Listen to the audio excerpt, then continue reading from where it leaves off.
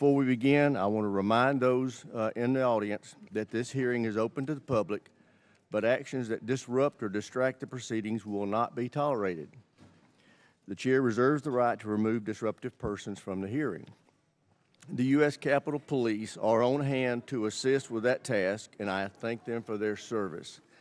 One housekeeping note before we get started.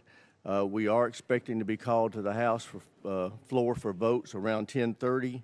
We'll go as long as we can up until those votes, and then I ask members to come back as soon as they can after voting. Upon conclusion, I also want to ask members, when you're entering and leaving the chamber, because there's hearings going on all across the Capitol because this time of day, please go in and out through the side door. Those doors make a lot of racket when you come in and out, so ingress and egress through the anteroom. All right, with that, I want to welcome our witnesses and thank them for their service to our nation. We are meeting today to review the Pentagon's FY27 budget request. Each year, the budget presentation gives us the opportunity to take a hard look at the threats we face and our ability to deter and defeat them. It helps us decide on a level of investment that will actually secure our homeland and protect our interests across the globe. Here are the facts that underlie this year's budget request. We are confronting an unprecedented global threat environment with multiple adversaries working together to undermine our security and that of our allies. They are building alliances and supporting each other with drones, munitions, missile technology, and energy supplies. And China is leading the charge against us. As you can see from this graphic, 25 years ago, the PLA was just a defensive force with little ability to project power beyond their borders. Today, the PLA is a modernized military force capable of projecting power well into the Pacific. Their rapid military buildup has delivered thousands of new ships, subs, missiles, and space assets that severely challenge our ability to safeguard our national security interest in the Indo-Pacific. China continues to invest heavily in the PLA's military modernization, announcing another 7% increase in defense spending this year. As a result, they are spending more of their GDP on defense than we are. In fact, as you can see from this graphic, all of our adversaries are spending more of their GDP on defense than we are. Meanwhile, our defense spending as a percentage of GDP has been steadily falling since World War II. That yellow line that you see on the graph cutting across that bar represents 4 to 5% of GDP spending. History has shown that meeting or exceeding that level of investment ensures we can truly deter our adversaries. That's also the level of investment we're asking our allies to make. But for years, we've chosen not to make that same level of investment ourselves. Since World War II, defense spending has shrunk significantly as a percentage of federal outlays, as you can see from the red line on that chart.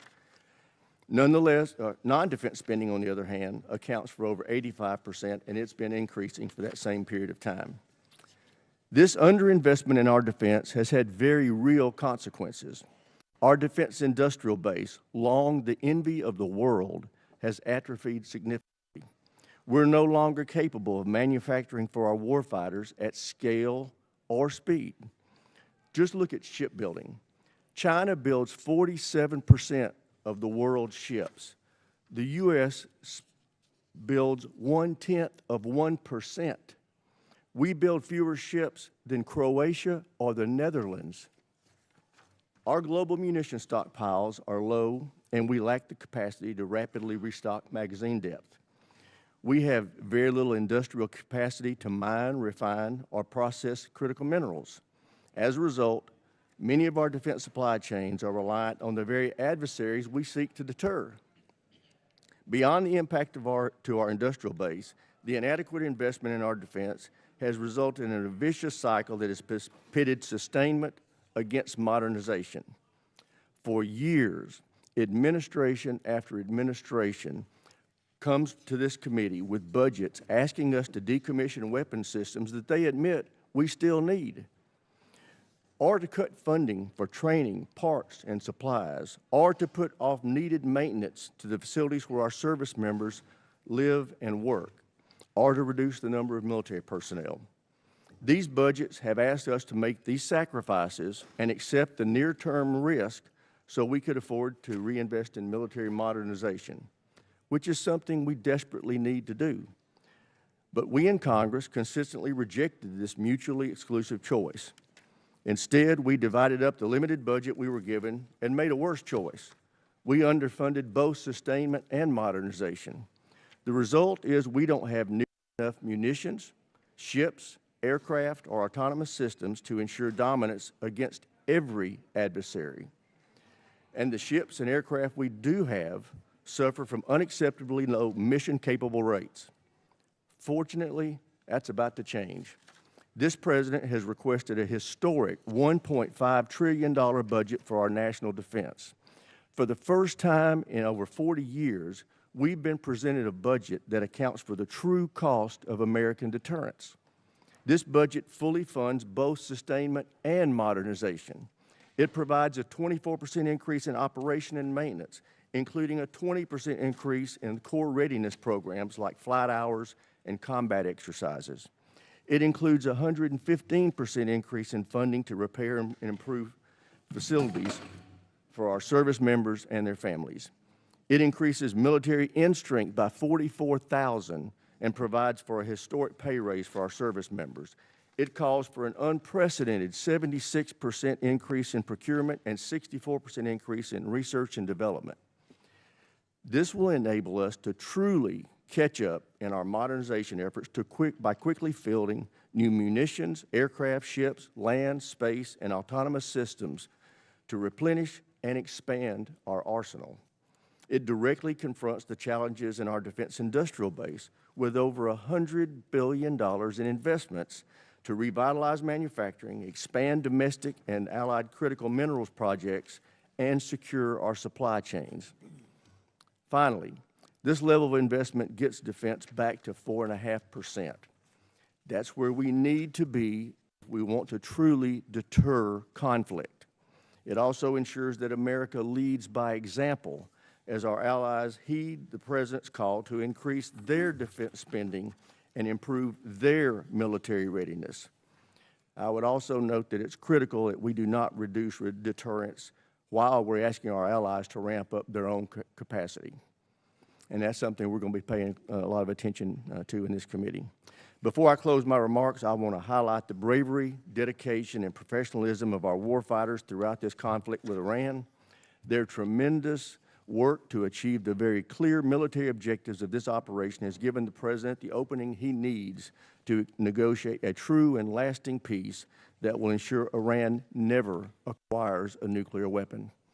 Mr. Secretary, General Caine, thank you for being here. I look forward to hearing how this budget request will ensure our military can preserve American deterrence for generations to come. And with that, I yield to my friend, the ranking member, for his opening statement. Well, thank you, Mr. Chairman. I appreciate those opening remarks. I want to start by agreeing with you on the last point. Our troops have performed incredibly well in the last 15 months. They have been asked to do more than anyone expected, and they have demonstrated the incredible capability of the United States military. I think we should all recognize that. Even if we question the strategy, some of the decisions behind it, our troops deserve nothing but our praise for the incredible job that they have done. It has not been perfect. Certainly mistakes have been made, but we have demonstrated to the world that we have a highly capable military. And I hear the chairman on the need for an increased budget. I think there's a whole lot of needs across the United States of America that would have the same attitude about health care, about education, about infrastructure.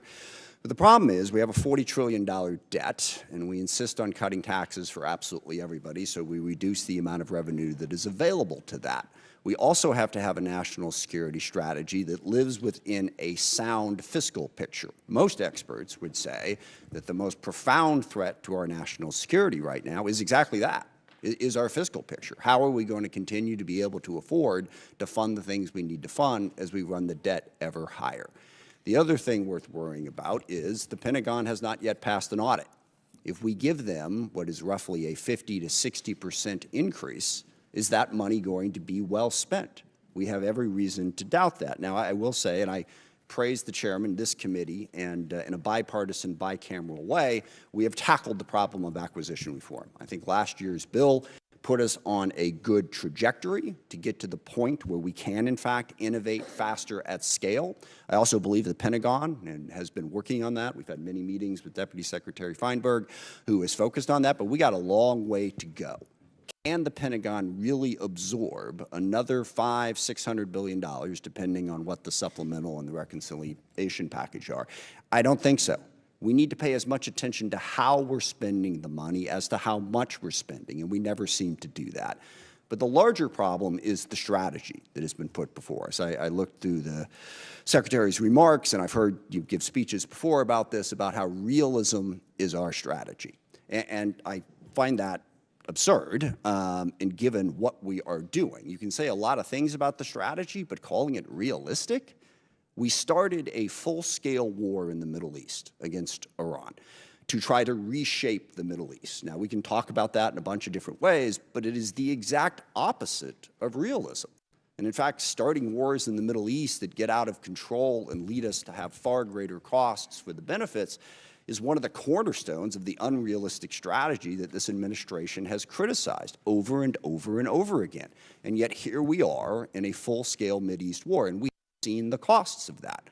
Certainly at the top of that list is 13 service members killed and hundreds wounded, but it goes way beyond that, that thousands of civilians have been killed. Over a dozen countries now have been dragged into this war in one way or another. The Israel-Lebanon war has exploded since this war started. We now have a conflict between the Shia militias in Iraq and Kurdistan that is straining, to put it mildly, our relationship with Iraq and also causing greater chaos throughout the Middle East. We've seen the impact on the economy. Certainly here at home, gas prices up by over $1. The impact of the fertilizer increase is going to come later as food prices skyrocket.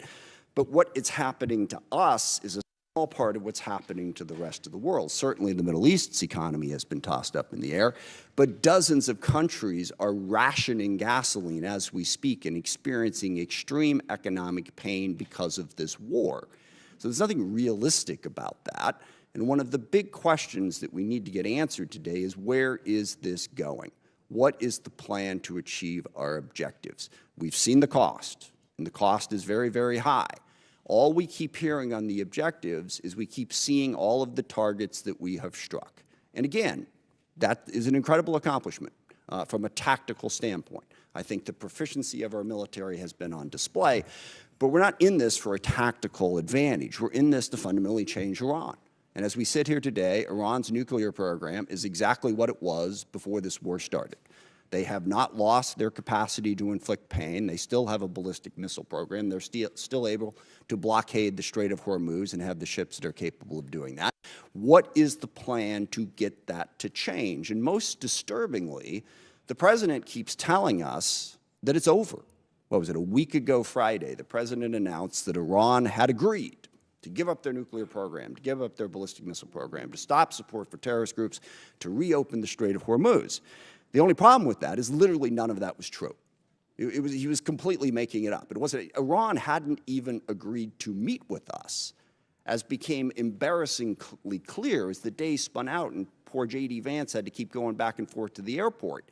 We never even had a meeting. So wish fulfillment is not really a strategy. I mean, maybe the president thinks he's doing some sort of Jedi mind trick and can tell Iran, you will give up your nuclear weapons, and they automatically will, but that's not working. So what we need to hear today is what is going to work. We have 50,000 troops in the region who are still at risk. How are those tactical victories going to translate into some sort of strategic success? And by the way, this is one of the things that realism recognizes. You can win a whole lot of little small battles and lose the war, which is why you don't stumble into the war in the first place. But at the same time, we're doing all of this on our own as we increasingly push away all of our allies.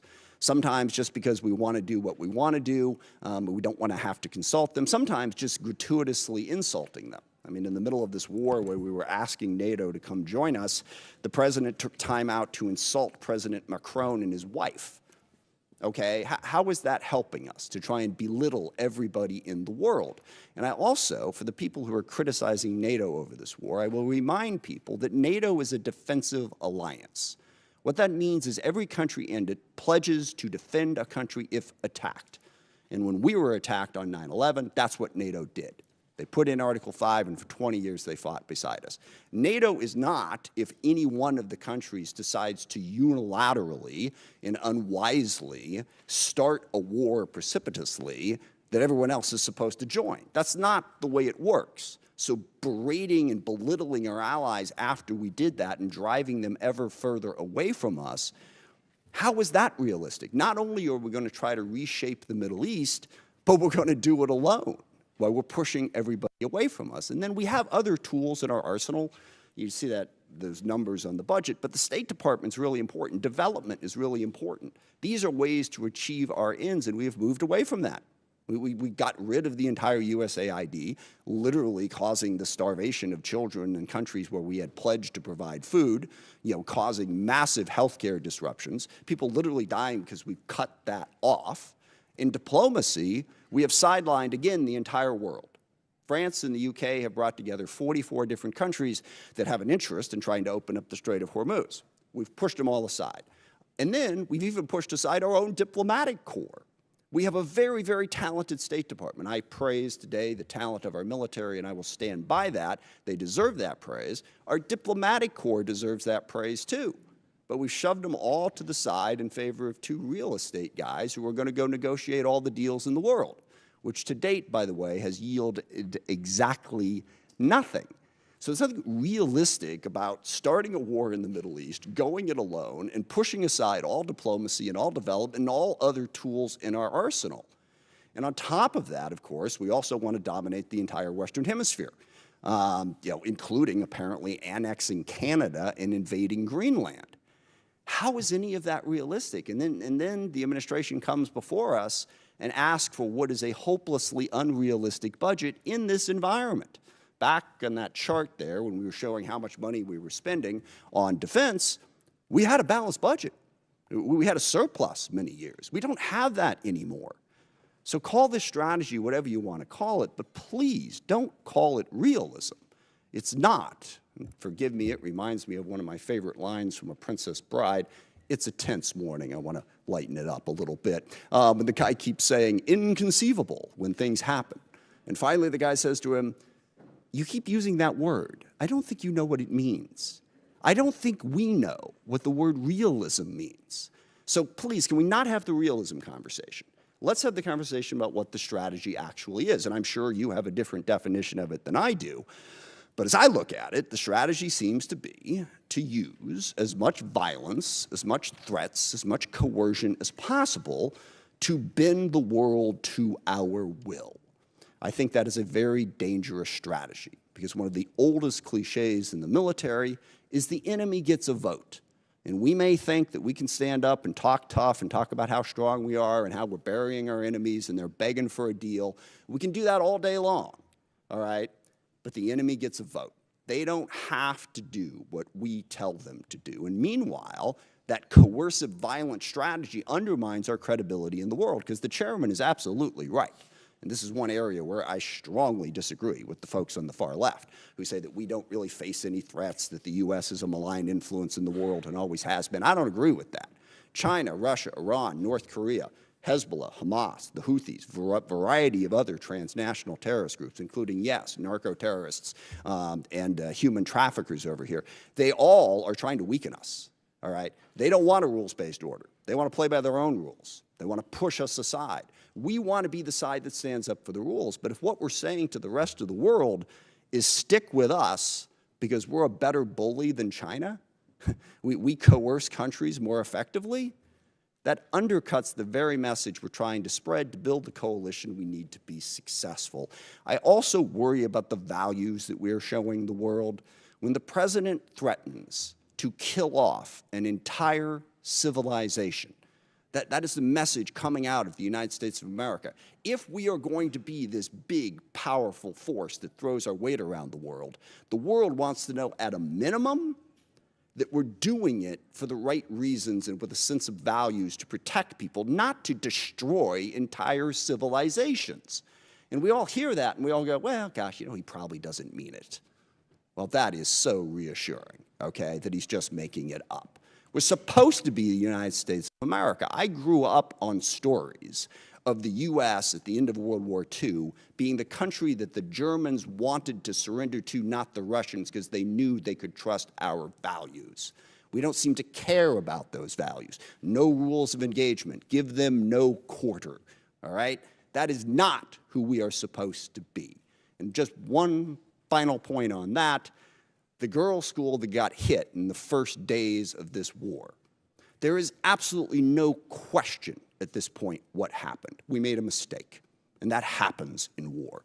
We identified this target based on earlier charts, and yet 2 months after it happened, we refused to say anything about it, giving the world the impression that we just don't care.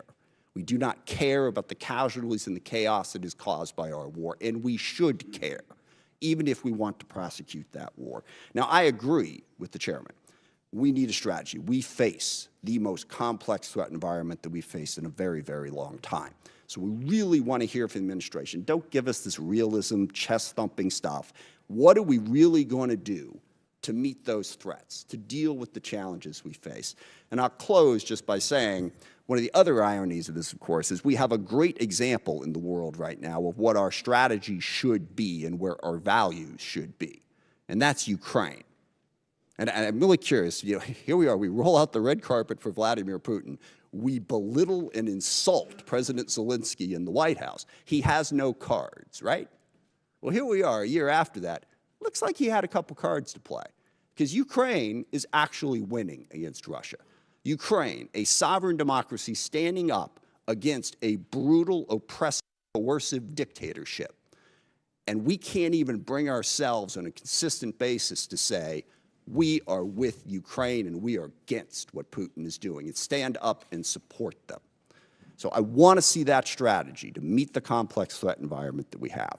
But simply saying we've already won and boasting and bragging and trying to belittle and insult the entire world, that's not going to get us to the posture that we need. So I hope we have a conversation about how we can build a strategy that makes sense and is actually realistic. With that, I yield back. I thank the ranking member for his opening statement. Now I'd like to introduce our witnesses. And we have the Honorable Pete Hegseth, Secretary of War, General Dan Caine, Chairman of the Joint Chiefs of Staff, and they are being accompanied by Mr. Jay Hurst, Acting Chief Financial Officer and Comptroller for the Department. I also want to welcome the Secretary's wife, Jennifer. Welcome to our hearing. Glad to have you here with us today. And with that, Ms. Secretary, we'll start with you. You're recognized. Well, thank you, Mr. Chairman. Ranking Member Smith, distinguished members of the committee, we appreciate the opportunity to testify in full support of President Trump's historic $1.5 trillion fiscal year 2027 budget request for the Department of War. The President's budget request reflects the urgency of the moment, addressing both the deferment of longstanding problems as well as positioning our forces for both the current and the future fight. We think divesting to invest is a strategy of austerity. I'm honored to appear alongside General Dan Caine, Chairman of the Joint Chiefs of Staff, as well as Jay Hurst, our Comptroller, or Chief Financial Officer. I'd like to start by thanking this committee and Congress for your partnership in securing the investments needed for a stronger, prouder, and more secure America. I think what our troops have demonstrated to the world over the last 15 months are a reflection of that. A nation's ability to build, innovate, and support the critical needs of its warfighters at speed and at scale is the foundation upon which its survival rests. However, upon taking office on January 20th, 2025, President Trump inherited a defense industrial base that had been hollowed out by years of America Last policies, resulting in a diminished ability to project strength. Under the previous administration, we were focused on offshoring and outsourcing, riddled with cost overruns and degraded capabilities. Under the leadership of President Trump, our builder-in-chief, we are reversing this systemic decay and putting our defense industrial base back on a wartime footing. If you ask anyone at our Pentagon, urgency informs everything we do. We're rebuilding a military that the American people can be proud of, one that instills nothing less than unrelenting fear in our adversaries and the utmost confidence in our allies. We fight to win in every scenario. The $1.5 trillion FY27 budget put forward by the President will build upon the historic $1 trillion FY26 top line and continue to reverse the 4 years of underinvestment and mismanagement of the Biden administration.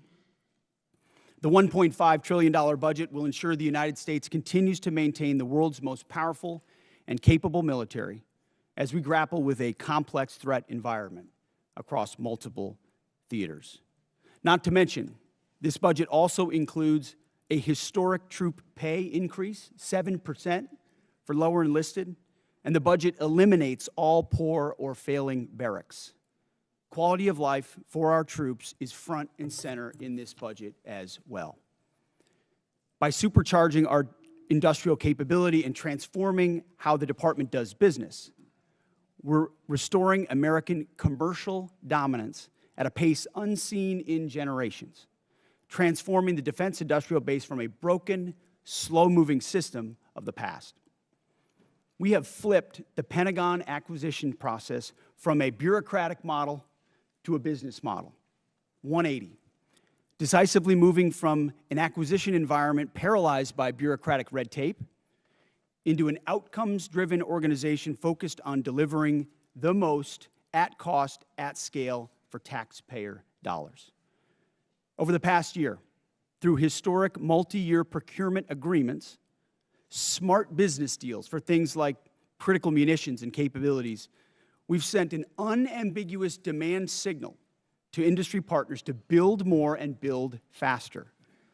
The result has been a surge, a revitalization of our great American factories and a massive reinvestment in the skilled American workers who serve as the industrial muscle behind our warriors. Let me briefly provide you with some concrete high-level metrics of what's been accomplished over just the past few months.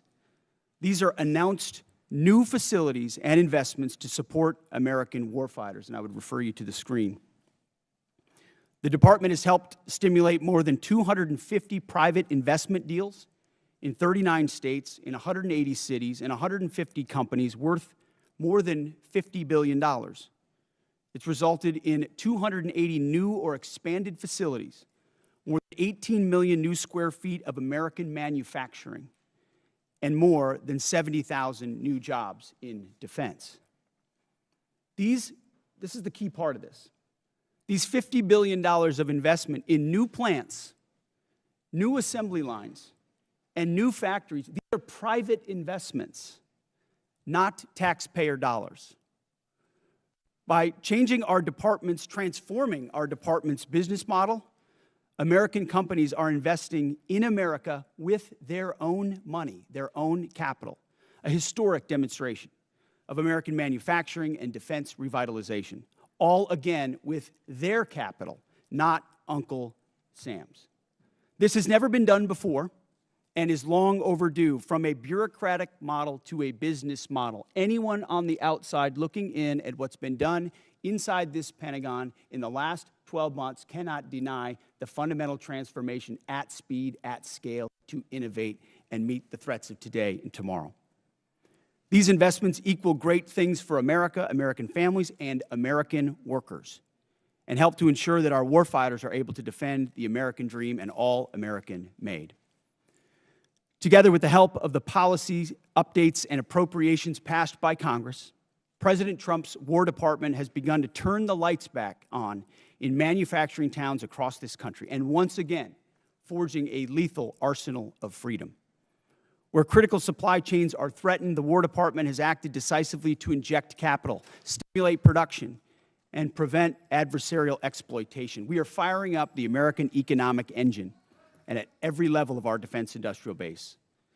Every policy we pursue, every budgetary item we request serves to ensure the department remains laser-focused on increasing lethality and survivability of our forces from the front lines to the factory floors.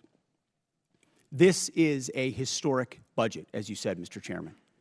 This is a fiscally responsible budget. This is a warfighting budget. And speaking of warfighting, the topic of Iran, I'm sure will come up today, which I very much welcome discussing. I look forward to sharing the incredible successes of our military, achieved in a matter of weeks. President Trump, unlike other presidents, has had the courage to ensure Iran never gets a nuclear weapon, and he's ironclad in that. We had the best negotiator in the world driving that deal.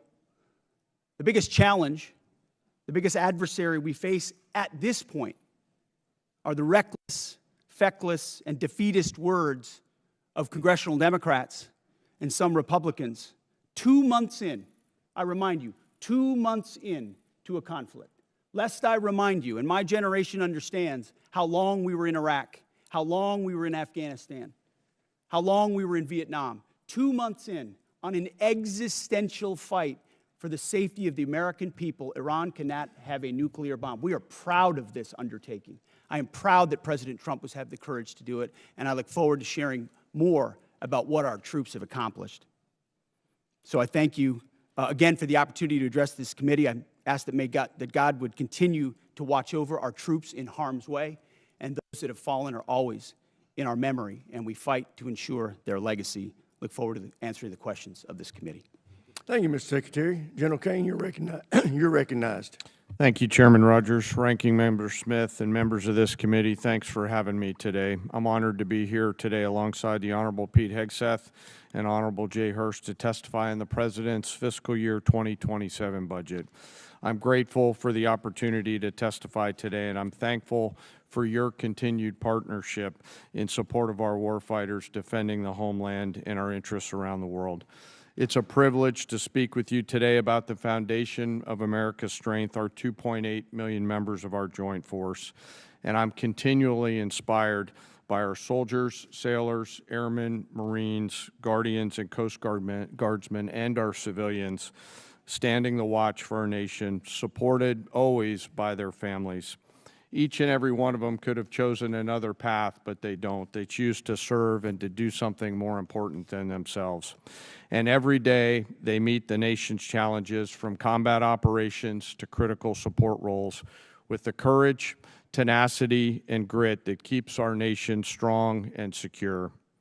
I would also like to express my deep gratitude for the 39 members of our joint force who've passed away during my time as the chairman, including 14 who've passed during Operation Epic Fury.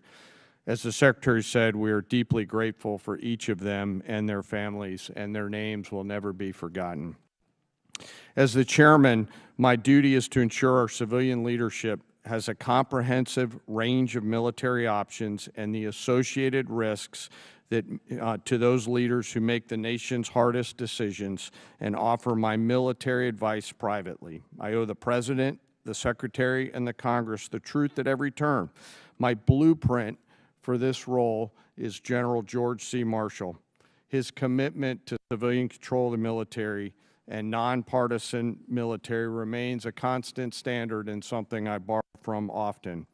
I strive daily to emulate his candor, delivering the facts to our leaders and telling them always what they need to hear, not always what they want to hear. And once a decision is made, executing it with absolute dedication, and that is the demand of our profession.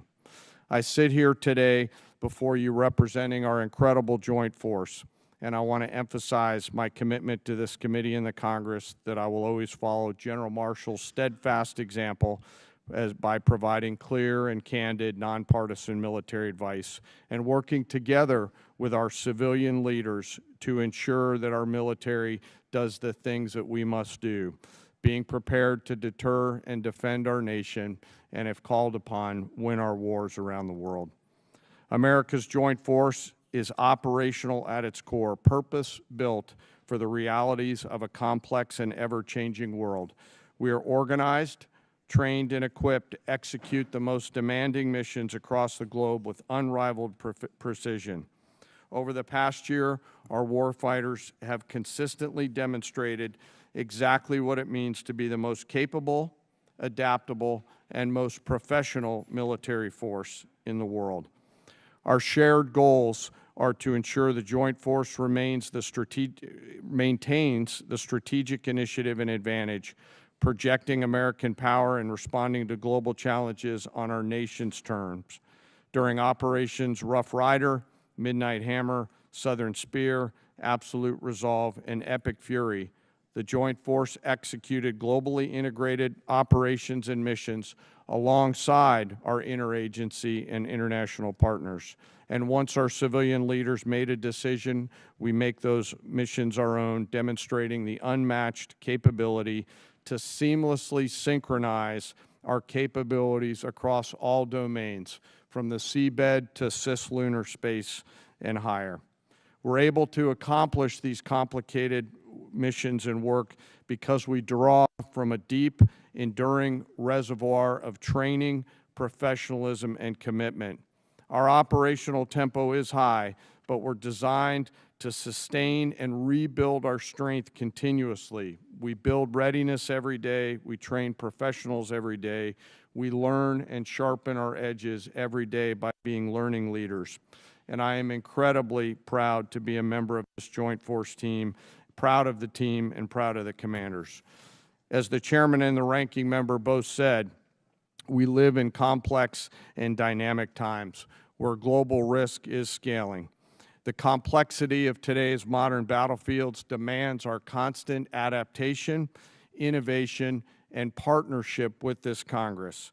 As a joint force, we're up to the challenge. We're built for this environment.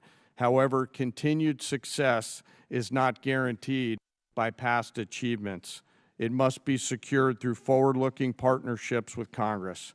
And to drive this pace and change and maintain our superiority, we need timely, predictable, and sustained investment.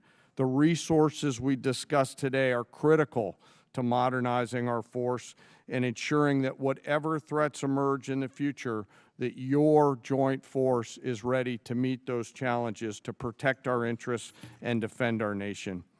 As the Secretary said, the President's fiscal year 2027 budget supports the Department's goals of recharging the defense industrial base and the national industrial base, ensuring our military is ready, securing our military advantage. Within the joint force, the uniform side, our priorities remain the same, ensuring our warfighters are properly armed, globally integrated, and ready, while always taking care of our people.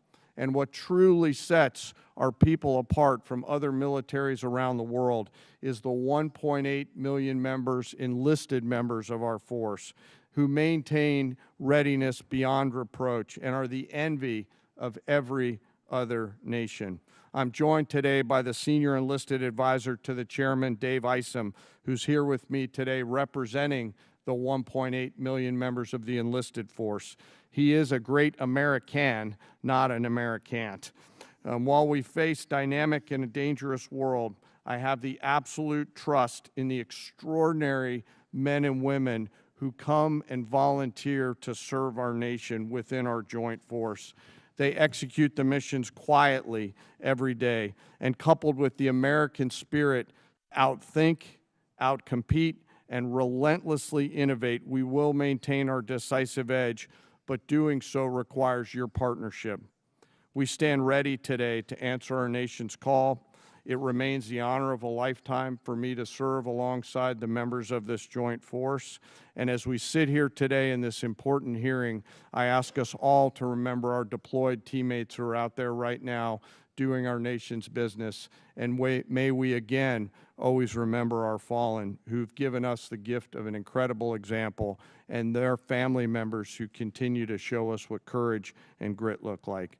Thank you again for your enduring support, and I look forward to your questions.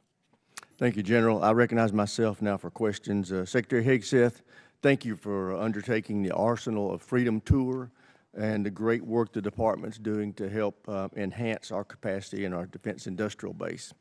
Could you tell us how last year's reconciliation bill helped enable what you have been able to do, and what you think this year's FY27 budget request will do on that front. Well, Mr. Chairman, thank you for your leadership and your support on that topic. I mean, coming into this position, we fell in on a lot of the reforms you and this committee have been advocating for a long time, looking for somebody that was willing to run with them. And our department have run with those. And that reconciliation bill last year was kind of the rocket fuel to initiate President Trump's priorities in this department. So we fell in on a department that was focused on a lot of the wrong things, going in the wrong direction. And with reconciliation, we were able to put $22 billion in shipbuilding, $22 billion into Golden Dome, $25 billion into munitions, established drone dominance, which we're continuing to do this day in this next budget funds. So getting in front of that budget cycle, which had been notoriously unpredictable, coming out of the continuing resolution of FY25, to fund this and then a historic bill in FY26, laid the groundwork for this historic budget to ensure that we're not coming at a cold start here. We came into this administration. Reconciliation was a beautiful tool. We were able to use that through that one big beautiful bill to fund the priorities of this department. We spent on $4 billion on barracks, started immediately getting after the quality of life of barracks. Because of the austerity of the Biden administration, we traded off of maintenance, traded off of quality of life to try to fund other things operationally. This budget stops that cycle and both invests in sustainment and modernization, which is something that's critically important. So without that reconciliation bill, I think, Mr. Chairman, we'd be in a very different place. So thank you for that. Great. Well, as you are aware, the expansion of the defense industrial base is the principal focus of this year's NDAA. So in addition to enacting this budget request that's been submitted, we want to work with you to enhance the department's statutory authorities to improve the capacity of our DIB. What additional changes in law, such as the additional multi-year block buy authority, would you recommend that we pursue in this year's NDAA? A few aspects of the acquisition transformation that's been undertaken by Undersecretary Duffy in acquisitions and sustainment. So there are some aspects of that we'd like to codify even more. But you mentioned it. Multi-year procurement is incredibly important and one of the most important parts of this bill. When this committee and this Congress funds those things, companies are already breaking ground on tens of billions of dollars of new plants. You name we've got 14 in our ammunition council that we're focusing on certain ammunitions. There are 14 that are critical. PAC-3s, SM-3s, SM-6s, THAADs, Patriots, Tomahawks, AMRAAMs, JASSMs, you name PRISMs, you name them. We were building them at too slow and too low a level. Now the companies are going to pay for those factories and those production lines. And when Congress gives those 5 to 7 year demand signals, they'll then fund it, not just, hey, can we get 10 more per month, but can we 2x, 3x, 4x the production, pay for it now, and the companies invest accordingly. So it's been a critical aspect of some of what we've done so far, but we need more of those 5 to 7 year investments. Great. General Caine, what does the $1.5 trillion budget mean for the warfighter and our ability to project forces and secure our interests around the globe? Chairman, in my view, this represents a historic down payment on future security. If the budget is approved and ultimately deployed, as we look at the character of warfare changing very, very fast, what's layered in to this budget by our civilian leaders will allow us to start getting ahead of where technology is evolving. And as I mentioned, the character of warfighting is changing pretty quickly. Mass, simultaneity, autonomy, undersea, space, cyber, information, all of those ways that are now manifesting themselves on the battlefields around the world require a higher end of capital investment, and that's why we're grateful for the opportunity to have this budget make its way to the joint force. So it's an important down payment on the future here, sir. Great. Thank you. Thank you, sir. With that, I yield to the ranking member for any questions he may have. Thank you. Mr. Hurst, drag you into the conversation here. We have not yet received from the Pentagon the costs of the war. So just for the record, we'd like to get that as soon as possible. Certainly the munitions expended, but also underreported is we've had a fair amount of equipment destroyed, including 2 C-130s with the rescue of our downed airmen. So Do you have either A, a cost estimate coming to us anytime soon, or B, a specific supplemental request? Thank you for that question. So approximately at this day, we're spending about $25 billion on Operation Epic Fury. Most of that is in munitions. There's part of that is obviously O&M and equipment replacement. We will formulate a supplemental through the White House that will come to Congress once we have a full assessment of the cost of the conflict. Sure. So you're saying the full cost at this point is $25 billion? Yeah, that's our estimate for the cost. Okay, interesting, because I'm glad you answered that question, because we've been asking for a hell of a long time, and no one's given us the number. So if you could get those details over to us, that would be great. Mr. Secretary, you mentioned the nuclear aspect of Iran and the war. And it is worth noting that every president prior to this one, including President Trump in his first term, also prevented Iran from getting a nuclear weapon without actually having to go to war in Iran. So we need to keep that in mind. But also, since the war started, Iran's nuclear arsenal has not been weakened in any way. And at the moment, in negotiations, what Iran is saying, basically pay us to open up the strait. That's their position, which is completely untenable. I agree. It's worth noting, of course, that the strait was open before the war started. Now we're negotiating to get back to status quo. And Iran's most recent offer is to say, we'll talk about nukes later. So what is the plan to actually turn all of this lethal kinetic action into an improvement in the nuclear situation? Because we haven't gotten there yet. Play it out for us. How does that happen? How does it actually lead to that result?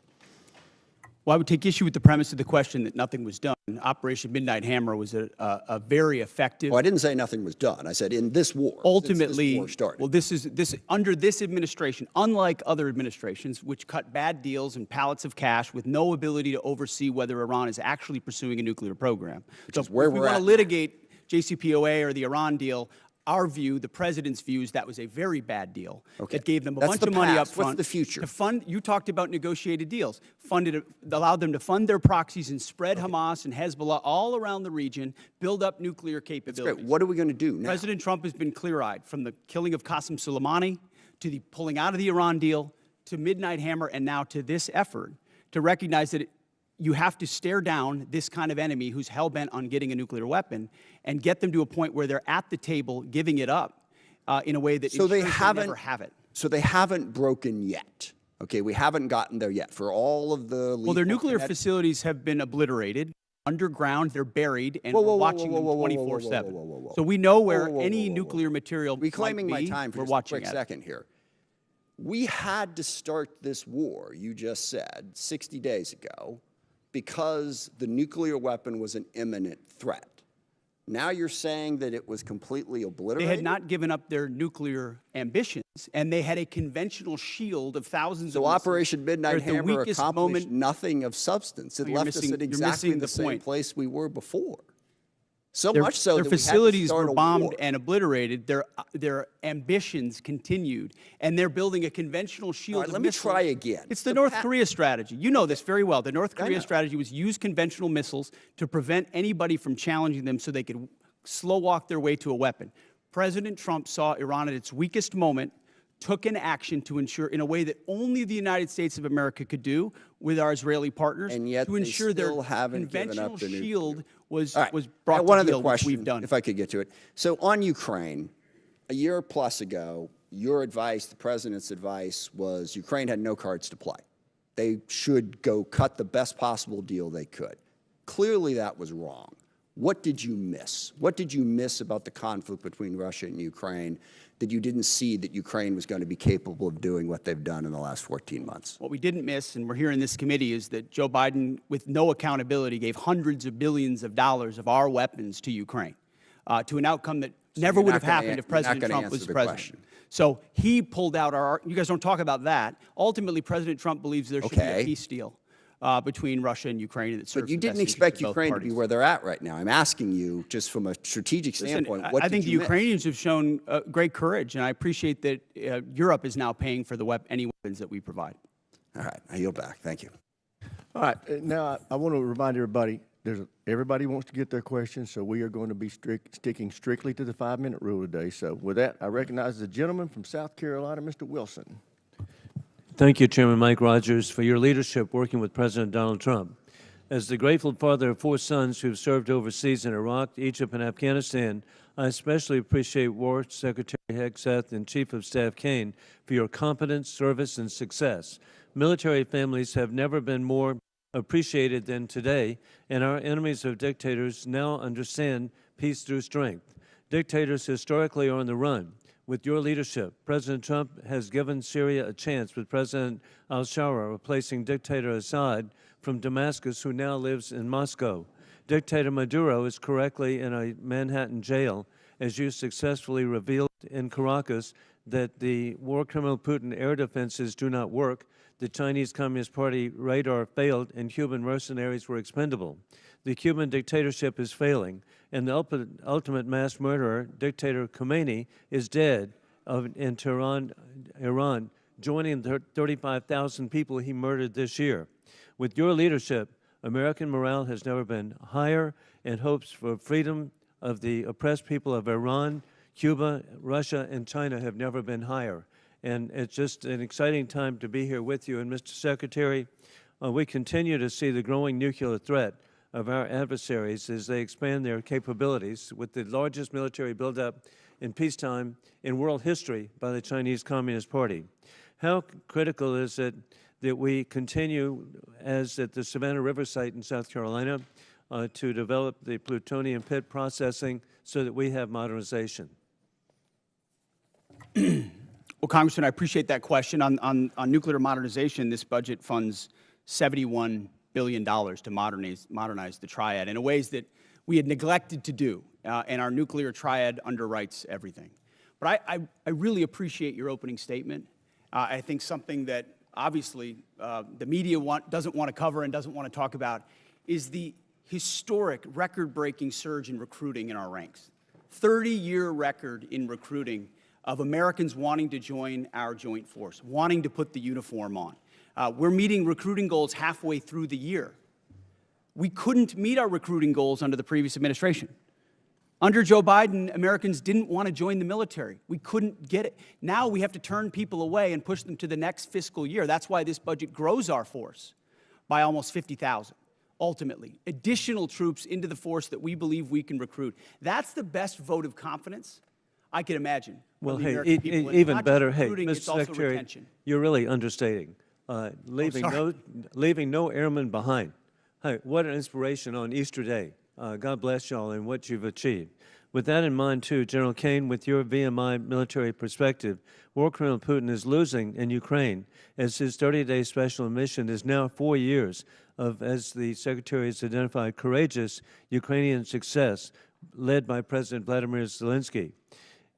I appreciate that NATO and the EU have unified for Ukraine as the U.S. ranks 17th per GDP in assistance for Ukraine. Ukraine is frontline, stopping war criminal Putin from resurrecting the failed Soviet Union, rigging elections in Belarus, invading Ukraine, keeping troops in Moldova, and with the Indvaishvili invading and rigging elections in the Republic of Georgia. As we're transitioning greater responsibility to our NATO allies, how do we ensure seamless integration to have deterrence during this shift? Congressman, we're very fortunate to have great leaders out in the European theater right now. General Grinkowicz and his leadership team are committed to ensuring that integration and transition takes place in a most combat-capable and effective way. Very entrepreneurial leaders out there across the components, and with General Grinkowicz, and he's doing a great job out there, as the committee knows.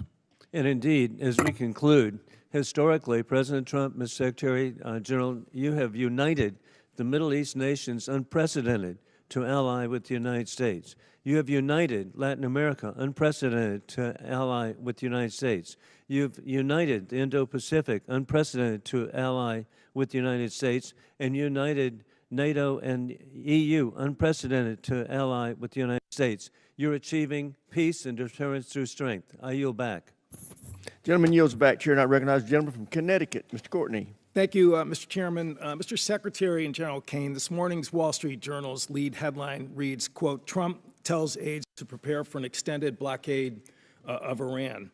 It goes on to describe, again, the thinking behind the strategy, but also talks about how prolonging the blockade is going to continue to drive up energy costs all over the world. Given the ever-changing messages from this administration on the war strategy and timeline, I really honestly don't expect you to confirm or deny the Journal story. But one thing is clear. The number of transits across the Strait of Hormuz has dropped to the lowest level since the war began, and commodity markets have stopped listening to the happy talk, and crude oil prices this morning have risen to the highest level since the war in Ukraine started in 2022. AAA reported this morning that the average price of gas is $4.30 a gallon, up 30 cents in 1 week. Diesel's average is $5.45. My friend Mr. Garamendi says in California it's closer to $8 a gallon. And fertilizer prices have also hammered farmers at exactly the same time they're beginning planting all across the country. Aside from the damage this war has done to American consumers, farmers, and small businesses, I want to focus for a minute on the cost of the war and our military readiness, particularly to other combatant commands.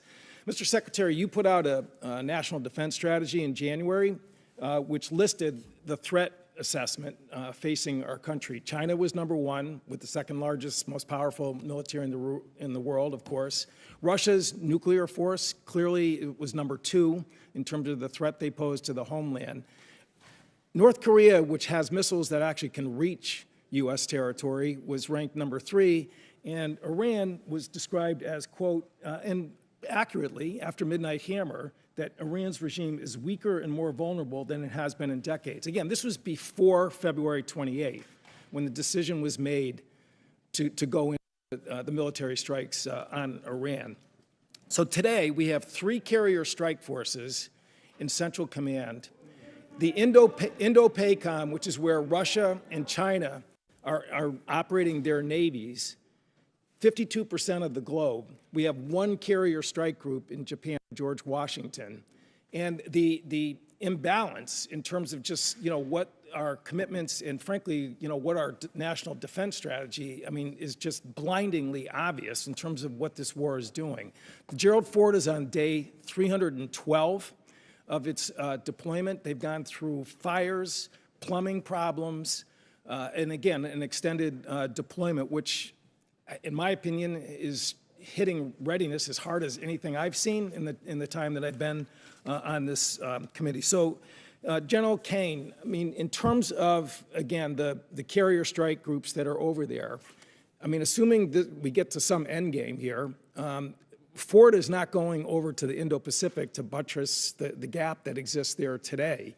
They've got to go back into pretty heavy repair and availability in terms of trying to recover from their deployment. So again, in terms of just, the decisions about where we're putting people and putting really the most powerful part of our Navy, can you explain, again, what that means in terms of the situation in Indo-PACOM, where China is watching? We saw Mr. Rogers' pretty powerful presentation in terms of the buildup that's happening in that part of the world. How does that align with the national defense strategy, which was just put out by this administration in January? Well, sure. First, I want to echo your comments on the Ford Strike Group. Fantastic work by incredible sailors, not just the Ford herself, but the other ships as well, on a historic cruise doing incredible work for the nation. But excuse me, how does that balance with the national defense strategy? Yes, sir. Happy to answer the way I think about this. The national security strategy and national defense strategy are frameworks, but a president will employ national force and power based on the political and security situations that a president deems appropriate to use that military force. There's always trade-offs in all of these things. I'm confident that the president always carefully considers these readiness trade-offs, and I'm sure he has done so in this case based on the military options that we've presented with the associated risks and advice. To make a trade going after a regime that's weaker and more vulnerable than it has been in decades, which is quote unquote from the Defense Strategies report, does not, in my opinion, in common sense. Gentleman's time's expired. As you can tell from looking at the dais, votes have been called, so we are now going to stand in recess to the end of this vote. I expect it to take 20 to 25 minutes, but we are now in recess.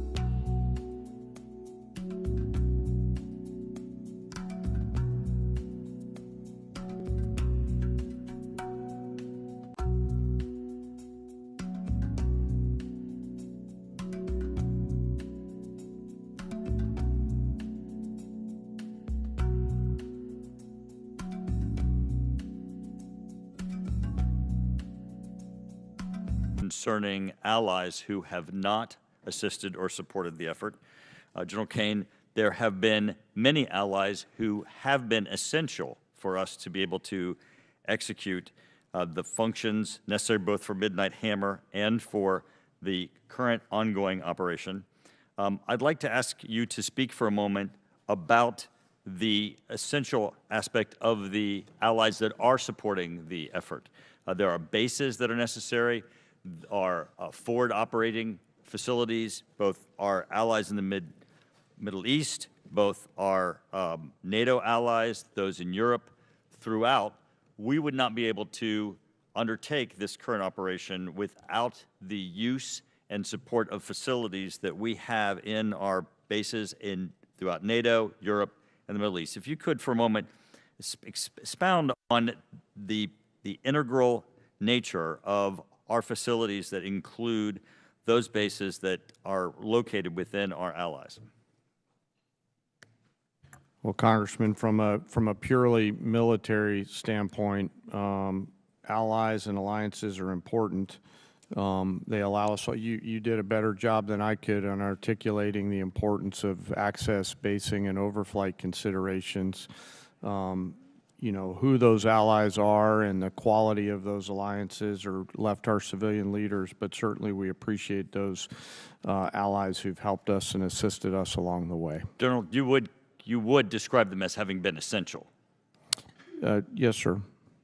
Because it's very important. I mean, we want to make certain that, you know, that we treat adversaries as adversaries and allies like allies, especially those that are essential.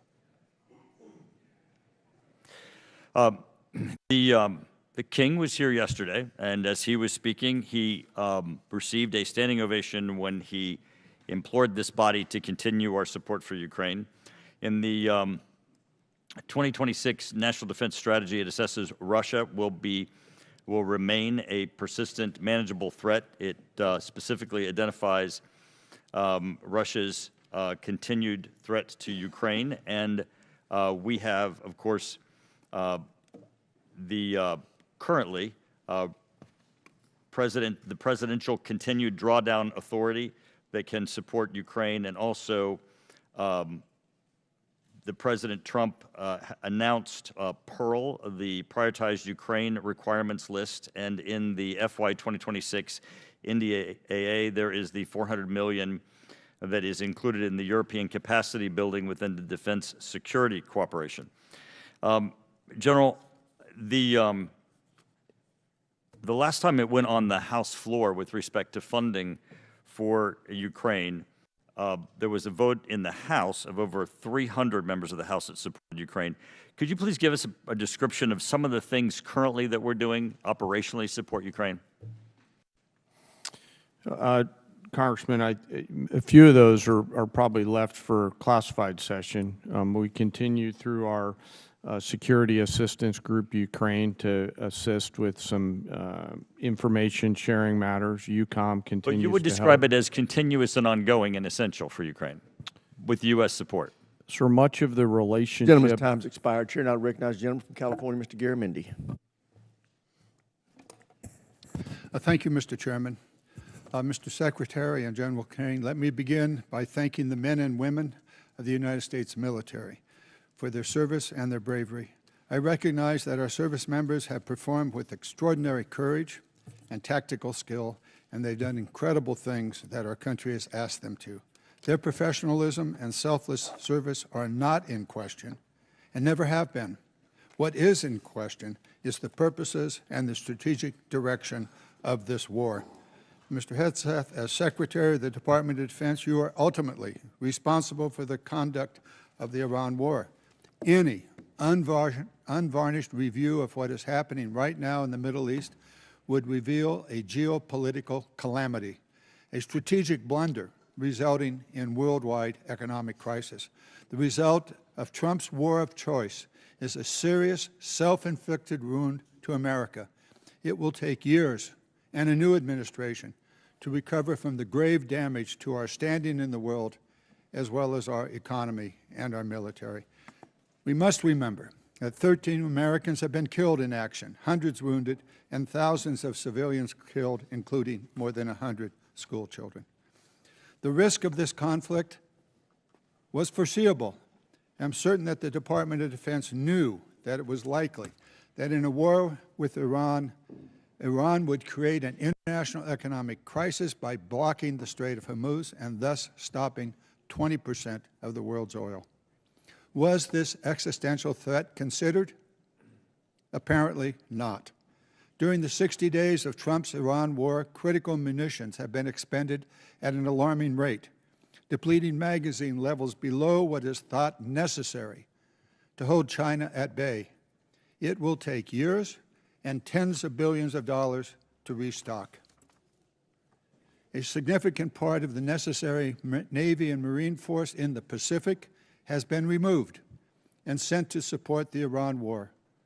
Our support of Ukraine has suffered as supplies and defense systems are diverted to the Iran war. America has lost irreplaceable aircraft, radar systems, and strategic bases have been shown to be vulnerable. The continued lengthy deployment of ships, equipment, and personnel has sacrificed readiness. We know what we have lost, but what have we gained? Let's consider that the regime in Tehran is still intact, with new and more radical leadership, as are Iran's ballistic missile and drone forces, as is Iran's ability to rebuild their military industries. Also, as is Iran's coordination with China, Russia, and North Korea, and Iran's ability to choke off global energy supplies, and their stockpile of highly enriched uranium, which they only built after President Trump shredded President Obama's Iran deal in 2017. Secretary Hegseth, you have been lying to the American public about this war from day one, and so has the President. You have misled the public about why we are at war. You and the President have offered ever-changing reasons for this war. You've misled the public about the progress of the war. While the military has executed this war with tactical success, the strategy has been an astounding incompetence, doing immense economic damage to America.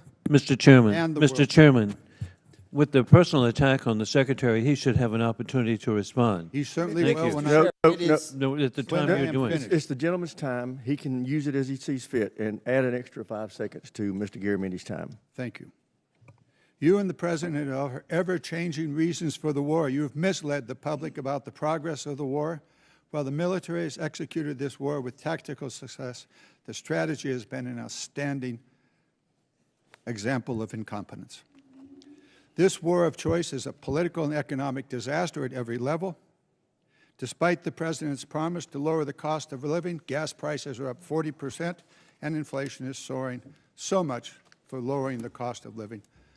The President has got himself and America stuck in the quagmire of another war in the Middle East. He's desperately trying to extricate himself from his own mistakes. It is in America's, and indeed the world's interest, that he succeed in that. I yield back. Gentleman yields back. Chair, and I recognize the gentleman from Virginia, Mr. Whitman. Thank you, Mr. Chairman. I'd like to thank our witnesses for joining us today. General Caine, Secretary Hegseth, Mr. Hurst, thank you so much. I want to go to a statement I've been making here for the last several years, and that is we are in the most dangerous national security position that this world has been in since 1939. And we know that it's a critical effort that we undertake to make sure we can deter through the concept of peace through strength. Ms. Secretary, I'd like to start with you. We know that peace through strength has a number of tenets. I think the most important of those is presence. And we know that the United States has the Marine Corps Amphibious Ready Group, Marine Corps Expeditionary Unit, that provides us that presence. We know there are over 2,000 Marines and an aircraft combat unit that are on board those vessels, and they let us do a number of different things. That's the crisis response team that gets to go around the world. Today, as we speak, we have 3 ARGMUs that are deployed around the world. Unfortunately, that's an anomaly. It should be standard. Secretary Hegseth, the President and the combatant commanders need maximum flexibility to respond in multiple places at multiple times to combat and deter these threats. I just want to get your perspective on your goal to make sure we have a persistent 3.0 ARGMU presence, and to look at how are we going to make sure through our shipbuilding plans that we assure that we have the adequate number of amphibs that are being built. I think that number is probably right around 40. And then what are we going to do to make sure, too, that the A sub O, the operational availability, is going to be at the level where we can maintain an ARGMU 3.0 with the effort we have to put in to maintain these ships? So thank you for the question, the substantive question. Ultimately, we support 3.0 ARGMU. That presence right now gives us a lot of flexibility. Yeah. And this budget supports moving in that direction to ensure that this administration and future administrations have that kind of strategic flexibility with the incredible capabilities the ARGMU provides. We saw it in Southern Spear. We saw it on the Maduro raid. We see it right now. It's a persistent capability. So I think you'll find our shipbuilding investments to meet that as well. But if I may, sure. Yeah. I didn't get a chance. I didn't see a question in the statement from the congressman. I hope you appreciate how reckless it is. When I said reckless, feckless, and defeatist of congressional Democrats at the beginning, that came after watching you say the same thing on CNN this morning, a quagmire. My generation served in a quagmire in Iraq and Afghanistan, years and years of nebulous missions and utopian nation building that led us to nothing. What we have right now, the way you stain the troops when you tell them 2 months in, Congressman, you should know better. Shame on you. Calling this a quagmire 2 months in. The effort, what they've undertaken, what they've succeeded, the success on the battlefield that could create strategic opportunities, the courage of a president to confront a nuclear Iran, and you call it a quagmire, handing propaganda to our enemies, shame on you for that statement. And statements like that are reckless to our troops. Don't say I support the troops on one hand, and then a 2-month mission is a quagmire. That's a false equivalation. Who are you cheering for here? Who are you pulling for? Our troops are doing incredible work. They've done incredible things for the entirety of this mission and achieved incredible battlefield successes. And you sit there and go on TV for your clickbait about quagmires. It undermines the mission. Your hatred for President Trump blinds you to the truth of the success of this mission and the historic stakes that the president is addressing, which the American people support. Iran's been at war with us for 47 years. You want to talk about a forever war? For 2 months, this president has stared them down. He's going to get a better deal than anyone ever has and ensure that Iran never has a nuclear weapon. I know the American people support that mission, despite your loose talk and words like quagmire. Thank you.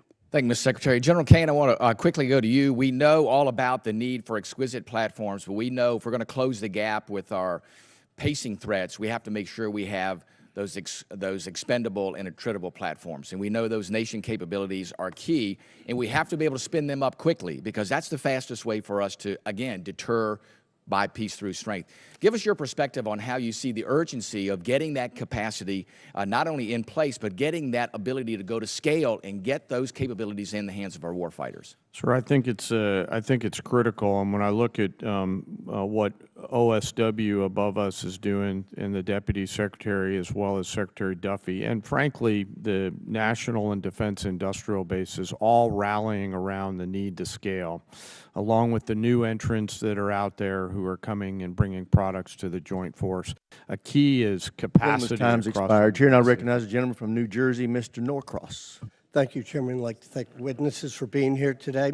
Mr. Secretary, it's well known that our Defense Industrial Base and Maritime Industrial Base has declined greatly over time. It's the shipyards. It's many of the things that you already spoke about. In my community, we used to have 3 shipyards, 40,000 workers. We've lost that critical job skills there and 40,000 people who know how to do it. And quite frankly, most of it went overseas because it was cheaper.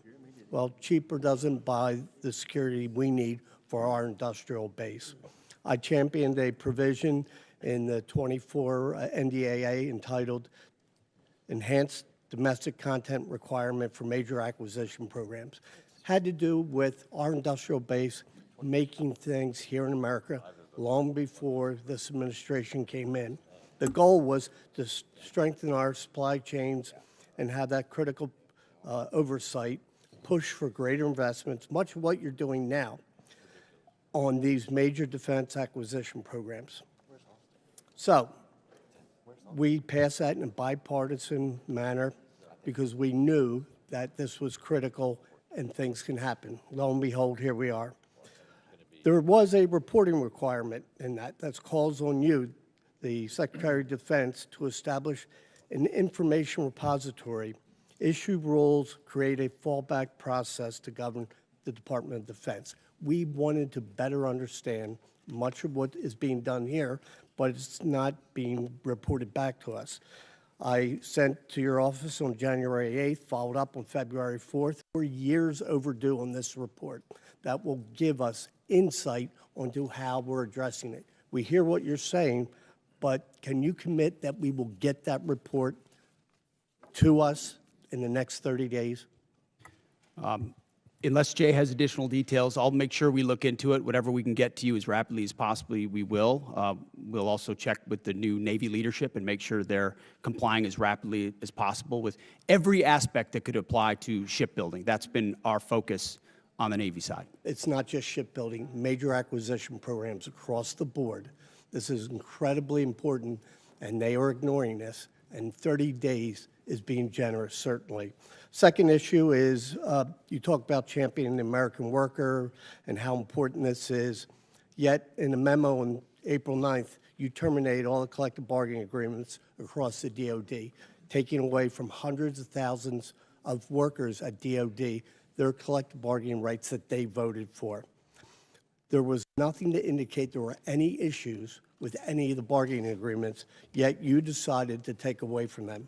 Over the last few years, we have increased the wages for those war fighters, incredibly important. This year, up to 7%.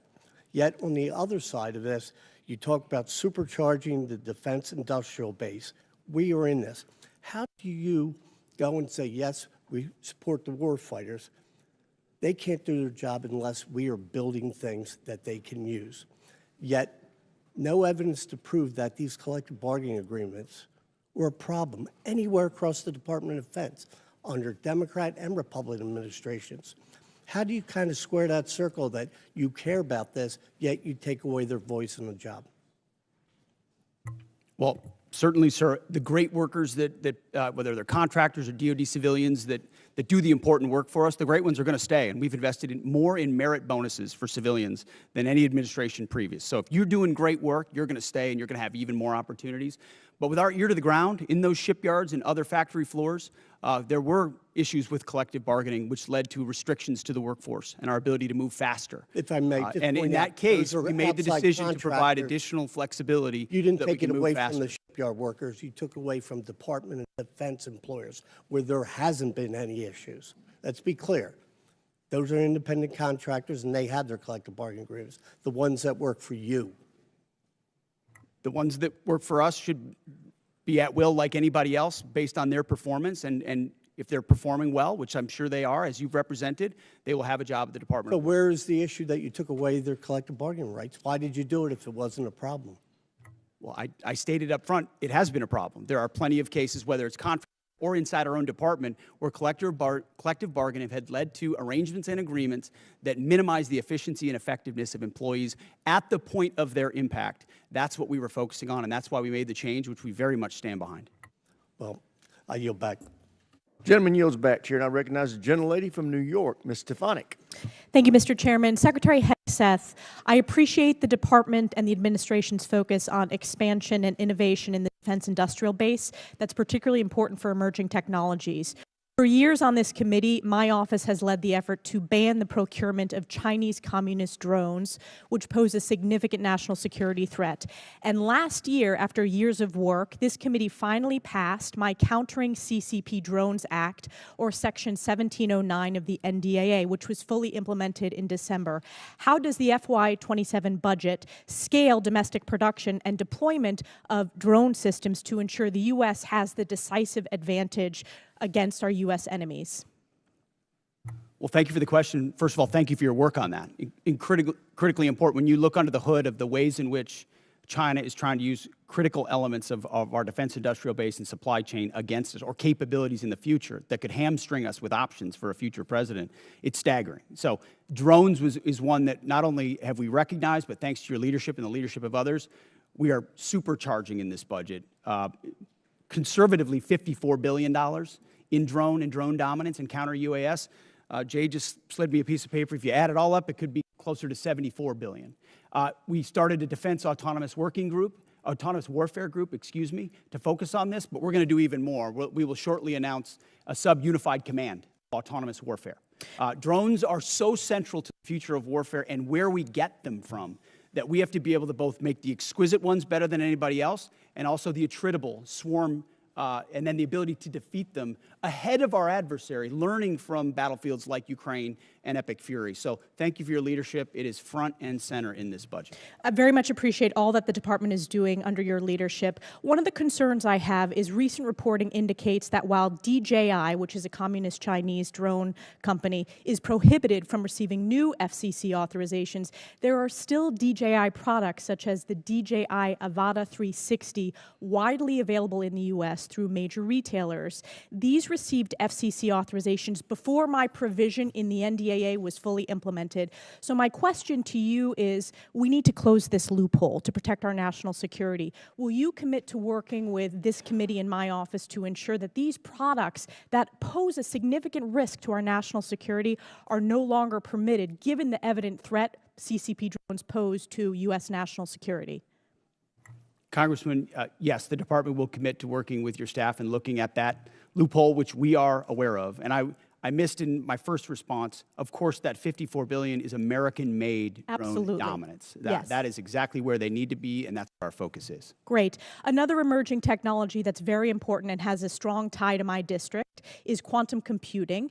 China continues to invest heavily in quantum computing, sensing, and secure communications for military advantage. I represent Rome Air Force Research Lab, which is a hub of research when it comes to quantum. Secretary Hegseth, how does the budget proposal position the U.S. to maintain leadership in operationally relevant quantum technologies? The country that dominates in quantum will dominate the future in C2, in comms, in every way that we fight. And so this makes the maximal investment possible here at home to ensure that quantum compute, and working across the interagency, by the way, this is not just a DOW issue, this is an interagency issue, to ensure that we've got the ability to scale and outcompute adversaries who are racing for the same code. General Caine, throughout my time in Congress, I've pushed for the department to optimize its approach to quantum and develop a strategic roadmap. In your opinion, which quantum capability areas offer the most immediate benefit to the joint force and should be priority investments moving forward? Probably some of the work in crypto and quantum to make sure we can see, sense, understand, defeat, and protect our own stuff. So that's where I'm most interested in it right now, ma'am. Great, and I also want to use my remaining time. I just want to invite both of you to visit Fort Drum, home of the 10th Mountain Division, the most deployed division in the U.S. Army since 9/11. In the first Trump administration, I had the honor of hosting President Trump, where he signed the NDAA in my district, and it's been a privilege to represent them. So encourage you to visit that installation before the end of this year. Thank you very much, and I yield back. Gentlelady yields back. Chair now recognizes a gentleman from Massachusetts, Mr. Moulton. Thank you very much, Mr. Chairman. Mr. Secretary, you and I agree that Iran is a national security threat to us and our allies. Now, earlier you called us feckless for questioning your war. Do you think Congress was smart or feckless when it failed to ask tough questions to the Bush administration and gave them a blank check for Iraq? Well, if you're trying to compare this war to the Iraq I'm just asking war, you, do you think it was hard hard or the first feckless? one to call a stupid war, then it's a false comparison. Okay, well, probably a good idea to ask tough questions. So let me just ask you a few questions. Did you advise the president that we should attack Iran? We were, first of all, in this position in the cabinet, we never talk about what we would advise the president to do or not. Do you think the president or you deserve more? I've been in every meeting. I understand with that, the Mr. chairman and Secretary. everybody else as those Secretary, critical I'm asking decisions the were questions. made, and he got every perspective possible when it came. I'm to just making asking what your perspective is. Are you afraid to take ownership of this? Do you think it was a good idea or not? As I've consulted the president, do I think it's a good idea to confront a nuclear bomb To start this in the war. hands of the? Imagine what the world would look like right now if Iran had a nuclear weapon. Okay, so let's just imagine. Which, by the way, if every they other, had one, every which the previous Obama deal was going administration, to allow them including to do, the first Trump administration, they had one. prevented them from having a nuclear weapon. So, listen, how is this war going? Do you think we're winning? militarily on the battlefield, it's been an astounding military success. No, but are we winning the war? Absolutely. Okay, so do you call Iran closing the Strait of Hormuz winning? Well, I would say the blockade that we hold that doesn't allow anything to come in or out of Iranian ports, which Okay, is so always we've blockaded their blockade. use. So they blockaded us, and then we blockaded their blockade. That's like saying, tag, you're it. Or, you know, if President Madison had said, well, the British just burned down Washington, but don't worry, we're going to burn it down as well. Chairman Caine, did the military have plans for the idea that Iran might blockade the Strait?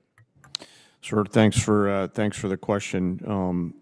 I'll answer it this way. You know, in this job, I have to maintain trust with a variety of constituents. To Okay, I'm include just the president. asking if the military Yes, had sir. plans. As always, my point in this is, as I explain the role, my point in this is we always offer a full range of military options that are carefully considered with the associated risks with those options and the considerations therein. So, and we Mr. always Secretary, do that. did you consider this risk? Of course, this department has looked at all aspects of this risk. And So then because why did you this send the department looks, minesweepers, the only minesweepers we had in the Gulf, to Singapore weeks before the war started? we have lots of capabilities that you may or may not be aware of at the classified level. Okay, and to deal so, with, to deal with by the way, would the mines. Trump-class battleships have helped with this? You're talking about a Minesweeping. prospective future battleship, which we welcome in the fleet. Okay, so you're supportive of the battleships? Yes, sir. Okay. How much has Iran profited from your administration lifting the sanctions on Iran when you started this war? I can tell you Iran is financially devastated right now. Okay, well, in conjunction with the they've Treasury earned about and $14 billion. Operation Economic Fury. They're at a point where between the blockade and what we've done to them militarily, remember, they don't have a Navy. They can't contest the blockade. Okay. Between what we've done to them What kind of militarily a and Navy can financially, they buy they're at a for place $14 billion? where they have very few options. How many Chinese missiles can they buy for $14 billion? Does that sound like winning? They're not. We're ensuring, and they're not buying Chinese missiles. Okay. You know, at the end of the day, this also has a cost to us. If let's say this war costs $100 billion, I mean, you've already said, give us more time. It's only been 2 months. It could go on for 20 years like Iraq and Afghanistan. Let's just say it costs $100 billion. What is that to the average American taxpayer? Do you have any idea? Well, unlike foolish previous administrations, it won't go on. No, I'm just asking. For years and decades. But let's just say sitting in it's this $100 billion. position, it's hard to imagine how you know it was that? allowed those things to happen. You were a part of You know that the war. answer to that? So was I. I never. I'm knew just what the end asking if state you know clearly what was. your war Now I costs know the what average end American state is. taxpayer. What is the cost of Iran having a nuclear weapon that they wield? I'm just over us? asking if you know the cost of the average American I'm asking taxpayer. you what It's the about cost would be of $600. that. So for the American taxpayers out there, my constituents, some of the constituents you wanted to represent in Minnesota, I'm just wondering if they have an extra $600 lying around to pay for your war. I think that's just a question that we ought to ask. Now, quickly, on March 13th in a press conference, you said, we will give them no quarter, no mercy. In order for no quarter or no survivors is a war crime under the Geneva Conventions. You understand that's murder. Do you stand by that statement? The Department of War fights to win, and we ensure that our warfighters have the rules of engagement necessary to be as effective Okay, so as just to humanly be clear, possible. you which called they are. Democratic members of Congress to be tried for sedition for reminding our troops to follow the law. But when you tell them to commit a war crime, you stand by yourself. For insinuating that the laws that we're giving them are Gentleman's unlawful. time's What a expired. breakdown. Chair now recognizes the gentleman from Tennessee, Dr. Desjardins. Thank you, Mr. Chairman, and I thank our witnesses for being here today. And I'd like to thank you for your commitment to our advancement in space, Golden Dome, and nuclear modernization, all which are critical. And also, I understand we're going to start some reproduction of the MQ-9 Reaper drones, which you, Mr. Secretary, and Ms. Secretary share my great state of Tennessee, and we know the 118th Air Wing, the National Guard operates Berry Field and conduct many of these missions, and they do so with great precision. So thank you for that. Secretary Hegseth, you commissioned as an infantry officer in the U.S. Army National Guard in 2003. You've been deployed to Iraq, Afghanistan, Guantanamo Bay. You have been awarded 2 Bronze Stars, the Combat Infantryman Badge, Joint Commendation Medals, 2 Army Commendation Medals, among other recognitions. You have seen military actions from both an operational and service member perspective. Have you ever seen operations with the scope and scale and complexity of Midnight Hammer, Operation Absolute Resolve, and Operation Epic Fury? Thank you for the question, Mr. Congressman. Not only have I not seen missions like that, but if you earnestly go into our formations right now, and you talk to colonels and majors and staff sergeants and 2-star generals, and you ask them about the environment of our military right now and its capabilities right now, compared to under the Biden administration, under Obama, they will tell you it is night and day. Even the ranking member acknowledged that the troops performed incredibly well over the past 15 months and have demonstrated to the world. These are not new troops in a lot of cases. These are the same troops with new leadership under President Trump, who gives them every authority, under a department that ensures they have what they need. I have operators looking at me saying, for the first time ever, we have everything we need to accomplish the mission, both in equipment and in authorities.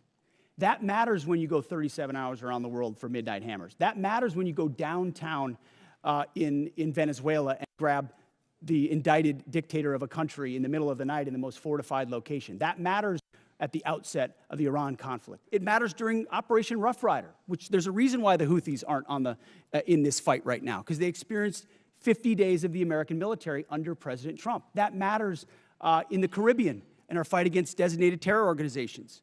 This military is unleashed, and morale is at a level that this country has not seen for decades and decades because of the leadership of President Trump and because this War Department allows them to get back to basics. No more distractions, no more debris. It's simple accountability, training, standards, lethality, and they respond to it. And it's that response that's manifest in highly and historic successful military operations led by our incredible joint force, who are grateful to have a commander-in-chief that has their back. Well, I can tell you for that, our nation, myself, and all of us are incredibly grateful. Secretary Hegseth and General Caine, with your vision and steadfast commitment to our nation's service members, you have both overseen the beginning of a generational transformation of our armed services. This budget request reflects that commitment by building and sustaining our defense industrial base, increasing service member pay, housing, and benefits, robust funding for Golden Dome missile defense and space capabilities, and the emphasis on the peace through strength doctrine outlined in the National Defense Strategy.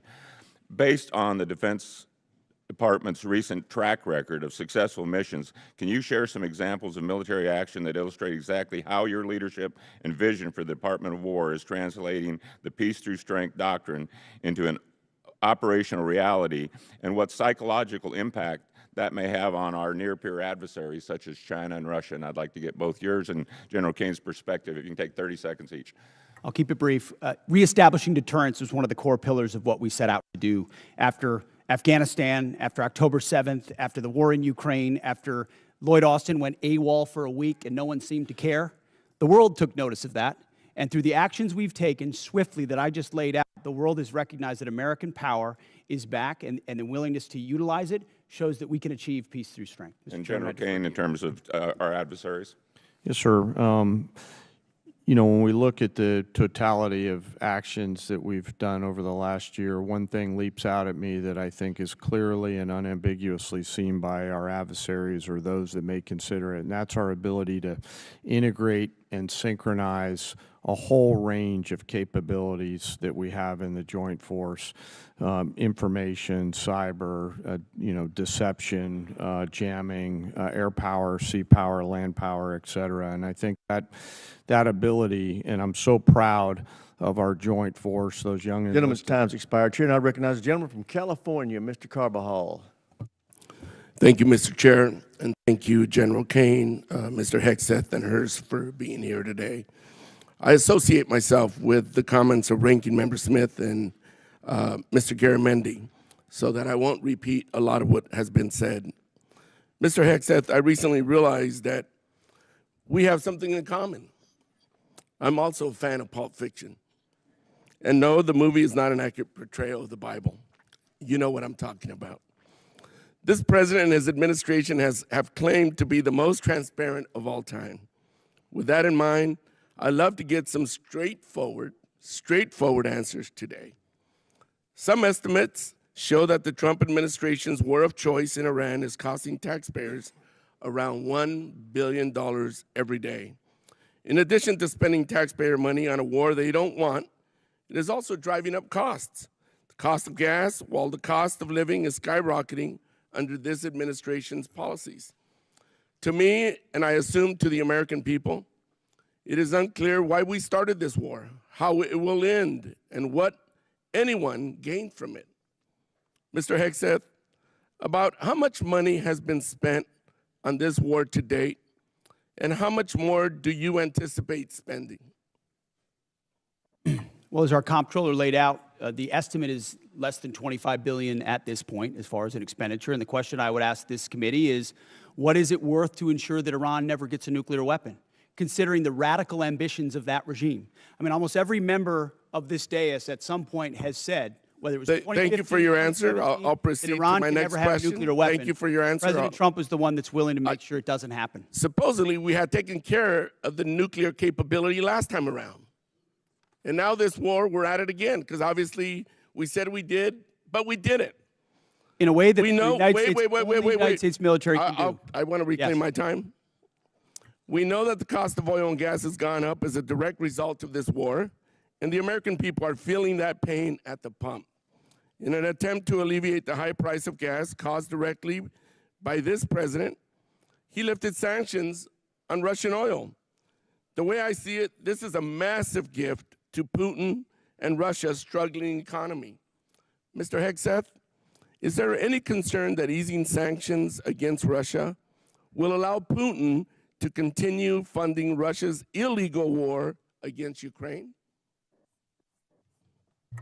Well, we've seen Russia's and Putin's inability to make effective battlefield gains, just like their inability to defend the Maduro regime with the billions of dollars of systems the Russians sent to Venezuela in order to defend him, which were defeated in 15 minutes. So Russia's military capabilities are no match for ours. And you don't believe easing the sanctions is helping Russia? Well, we have the best energy team in the planet it's just a yes or no. White House, and we're going to ensure that this is not deja vu. It's a simple yes or no. I understand the energy dominance that this administration has unleashed. All right, well, I'll proceed to my next question. Strategy. Last week, it was announced that the Department of Defense is no longer requiring service members to get their annual flu shot. Now, this is an easy one for you. It's a softball. Don't screw it up. The rationale was to, and I quote, restore freedom to our joint force. This has been a requirement since 1950 because it is an effective at preventing the spread of flu among our troops. It's not some new woke requirement, as you like to lean on for much of your rhetoric. This decision is actively making our military less safe and less prepared. Mr. Hegseth, at this time, are there plans to remove the mandatory requirement of other vaccinations like measles, mumps, and polio? We made very clear in our announcement that it applies to service members having a choice as it pertains to the flu vaccine. Don't you think that's a little reckless? No, I think allowing well-informed Americans who serve our country to make a choice is not reckless. And commanders will still have latitude, say, for a submarine or something else to make a decision for a unit about whether it could be mandatory in a particular circumstance. But overall, our troops have earned the right to be able to choose about something like that related to their health. Mr. Hegseth, I stand by what I said last time you were here. You were incompetent then, you're incompetent now, and you're the gift that keeps on giving when it comes to incompetence. With that, Mr. Chairman, I yield back. Gentleman yields back. Chair, now other than that, I'm doing the great. gentleman Thank from you. Mississippi, Mr. Kelly. Thank you, Mr. Chairman. Secretary, don't you think it was extremely reckless to mandate COVID vaccines for the healthiest and most unlikely to get COVID and kick them out of the service if they did not comply with a, although legal, crazy order from the previous administration? Don't you think it was reckless to require that those soldiers and Marines and sailors had to take that COVID vaccine? Congressman, thank you for the question. Not only do I think it was reckless, but we point out the nature of the emergency and lack of actual data on it. We think it may not have been legal. And as a result, we're working very hard to ensure that any service member who was pushed out is brought back in. If they were forcibly pushed out with back pay and rank and everything that comes with it, those soldiers and troops of conscience who had to make that choice, we think are the best troops in our force. Listen, I'm grateful that we have two great National Guardsmen sitting at that table today. As a longtime serving Guardsman who just retired, I'm so proud of y'all and what you mean for our total force. It's not a National Guard, it's not a Reserve, it's not an Army, it's not a Navy. It is a total force, and thank y'all for recognizing that. I just want to go back to some of the Iran stuff. I don't know, maybe they're in a different world than I'm living in, but from where I live since 1979, Iran has been at war with the United States, although we refuse to acknowledge it, whether that's Hezbollah, whether that's the Houthis, whether that is Hamas, whether that is trying to build nuclear weapons, exporting terror everywhere. I know for a fact when I was in Iraq, both tours, that EFPs made by Iranians killed our troops. I know for a fact that many of the munitions, I know for a fact many of the militias in Iran that were Shia-based were there to attack Americans at the willing knowledge of the Iranian government. Do you agree they've been at war with us and are still at war with us and the world since 1979? Of course, for 47 years from Beirut to Baghdad, Iran has sought the most dangerous weapons in the world to try to achieve death to America. And if they were to get the most dangerous weapon in the world, a nuclear weapon, they would most certainly use it, which is why this is at the level of seriousness that President Trump was willing to address it. And that's what I think so many in this body misrepresent. North Korea is the lesson. Everybody thought North Korea shouldn't have a weapon. Under the Clinton administration, they gathered so many ballistic missiles that their ballistic missile shield allowed them to blackmail the region and the world to say, we're going to get a nuke and you can't do anything about it. Under this administration, them weakened by the 12-day war and what happened with Midnight Hammer, the President made a bold choice on behalf of the American people to say never will Iran, with their view of death to America and death to Israel, have a nuclear weapon, because if they have it, they'll use it. And he's taken that bold action in a way I think the American people, when they understand the nature of that threat, and they do, they support it. Chairman Caine, wow, I've been around a long time. Can any other military in the history of the world pull off Venezuela, Midnight Hammer, and Epic Fury the way that our great warriors that defend and project power for our nation? Are you aware of any other nation in the history of the world that could have done that? I'm not sure, and I remain very proud of the Joint Force. I'll also say that we're a learning organization, and we're going to continue to look at the things that go right in any operations that we're tasked to do, and we're going to get better every day. So we do not want to sit on the successes and assume future successes. We owe it to the nation and to the citizens to constantly improve no matter how well something goes. So I'm incredibly proud of the Joint Force. That said, I'm even more proud when they come back after that. They go into a team room and they start debriefing to make sure that we do it better next time, whatever it may be. And my final point, I just want to talk about what a stroke of genius it was, greater than I would have thought, to blockade the ports of Iran. And that blow economically to their entire economy and to their leadership and everything else, it's going to take a little bit of time to play out. But that was so smart because it is more effective than any bombs, and those bombs were effective in Midnight Hammer. They continue to be. But until we kill their will to create a nuclear weapon, they will always be a nuclear threat because they've advanced far enough along. But that blockade was so important. And it amazes me now we're crying about high gas prices when they were $2 a gallon more just 4 years ago or 5 years ago under the previous administration. And with that, I yield back. Gentleman yields back. Chair now recognizes the gentleman from California, Mr. Caine. Thank you, Mr. Chairman. Secretary Hegseth, tomorrow is 2 months since the war has begun. You've testified that it was $25 billion in cost in terms of the munitions we used and what we paid for it. But when you add to that the damage that was done to our bases and today's dollars for buying replacement munitions and replacement aircrafts, what has the total cost been over the last 60 days? That number right now reflects the total cost that we're seeing. Including buying in today's dollars the new weapons and replacements, and including the damage there? That's your testimony. If there's under oath? adjustments to that, I would defer to the comptroller on that. And how much are you seeing in terms of, are you asking in terms of supplemental funding just for the Iran mission from this committee? If and when a supplemental is submitted, Yeah, how much? the majority of it would not just be for, But for what would be the Fury, it would be ballpark for Iran? munitions related to the entirety Just of a what number, we want to sir. get done. A number, what would you submit? What are It you would be requesting? within on Iran, it would be less than 25 billion, but there's a lot more we would ask for beyond Well, just Iran. you're saying it's considering- 25 billion. Okay, I would just, if you Okay. come back, you want to revise those numbers, because all the experts are disagreeing with you when it comes to today's dollars and damage, but you can revise it. How much did it cost American taxpayers in terms of the strike to the Iranian school where kids were killed? Do you have that number? In terms of the missiles we used? As I've said, that unfortunate situation remains under investigation. You don't know how much it 15-6 costs the investigation, but I taxpayer? wouldn't tie a cost to that, to anything. It's a reasonable question, no, sir? I mean, our taxpayer money was going there. Do you know how much it will cost Americans in terms of their increased cost in gas and food over the next year because of the Iran war? I would simply ask you what the cost is of an Iranian nuclear bomb. I'm going to give you that opportunity. I would simply ask you what you're playing gotcha questions about domestic things. I'm not. You're saying it's a gotcha question to ask what it's going to be in terms of the increased Why cost won't of you gas answer what and it costs to prevent Iran from getting a nuclear I bomb? give you that, sir. But let me. What if you would could it just cost? ask my What would you pay to ensure Iran doesn't But get a nuclear can you- bomb? Do you, What would sir, you pay? I reclaim my time. Do you not know? You had no one do the analysis of what the increased cost of gas and food on the American people are going to be?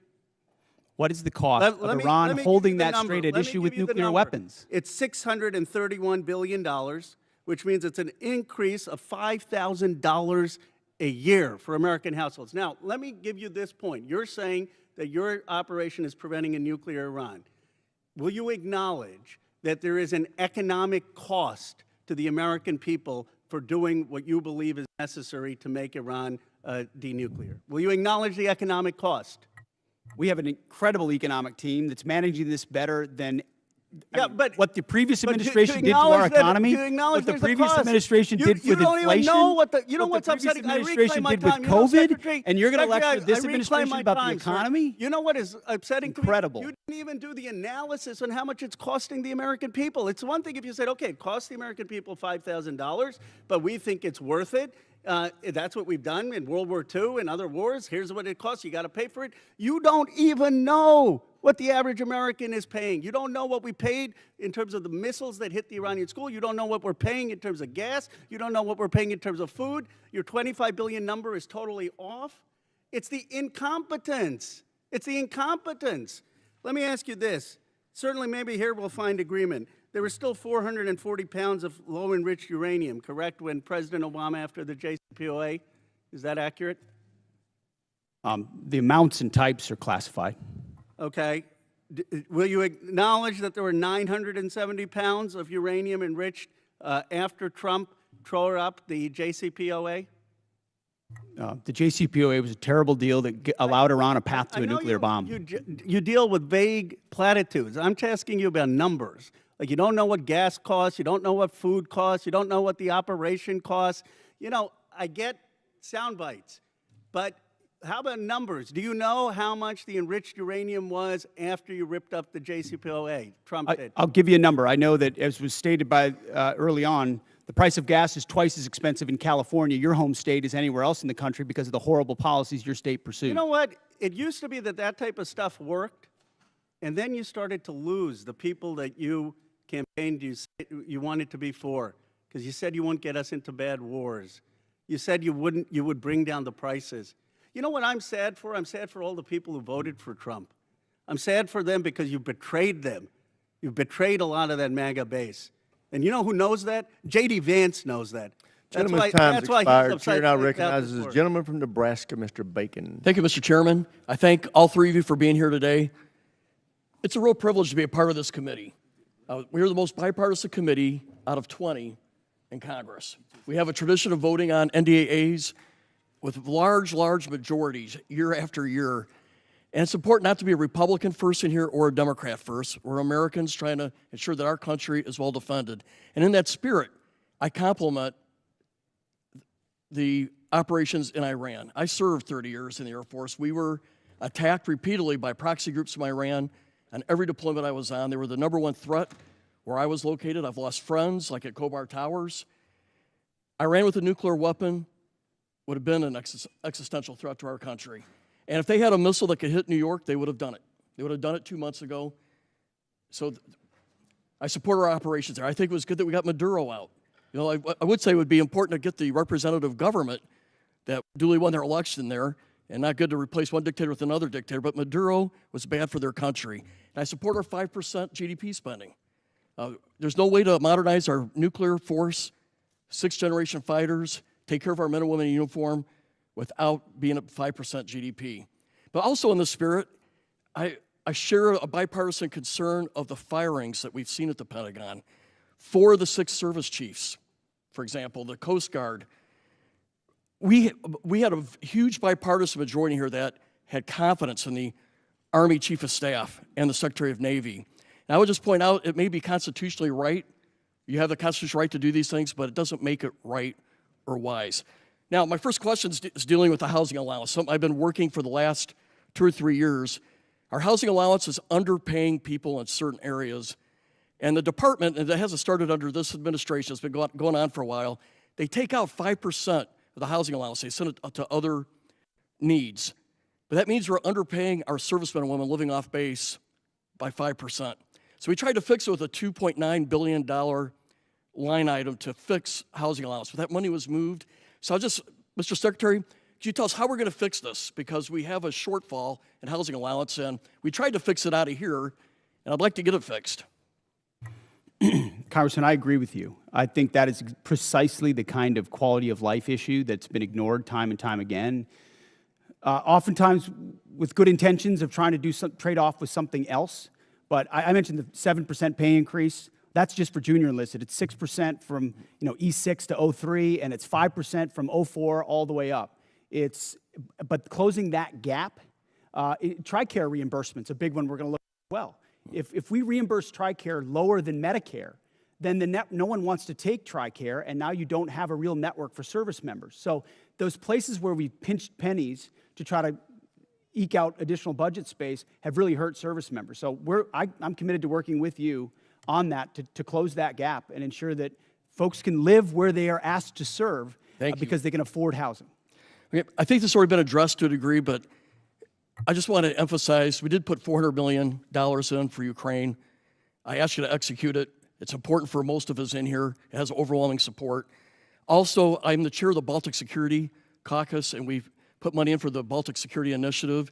These people love America. They love freedom more than anywhere I've ever been, and they need us. They're on the front lines with Russia. I have a question for the chairman. So we did 29 years of the nuclear alert, airborne alert, the Looking Glass mission. In 1991, we turned that off because the Cold War turned to our favor. But I think we're back to where we were at. Russia's a threat. China's building a nuclear force to match ours. I think we need a Looking Glass 2 and restore that nuclear command and control survivability that gives us deterrence. Russia, China needs to know no matter what they do, we can launch those 400 ICBMs.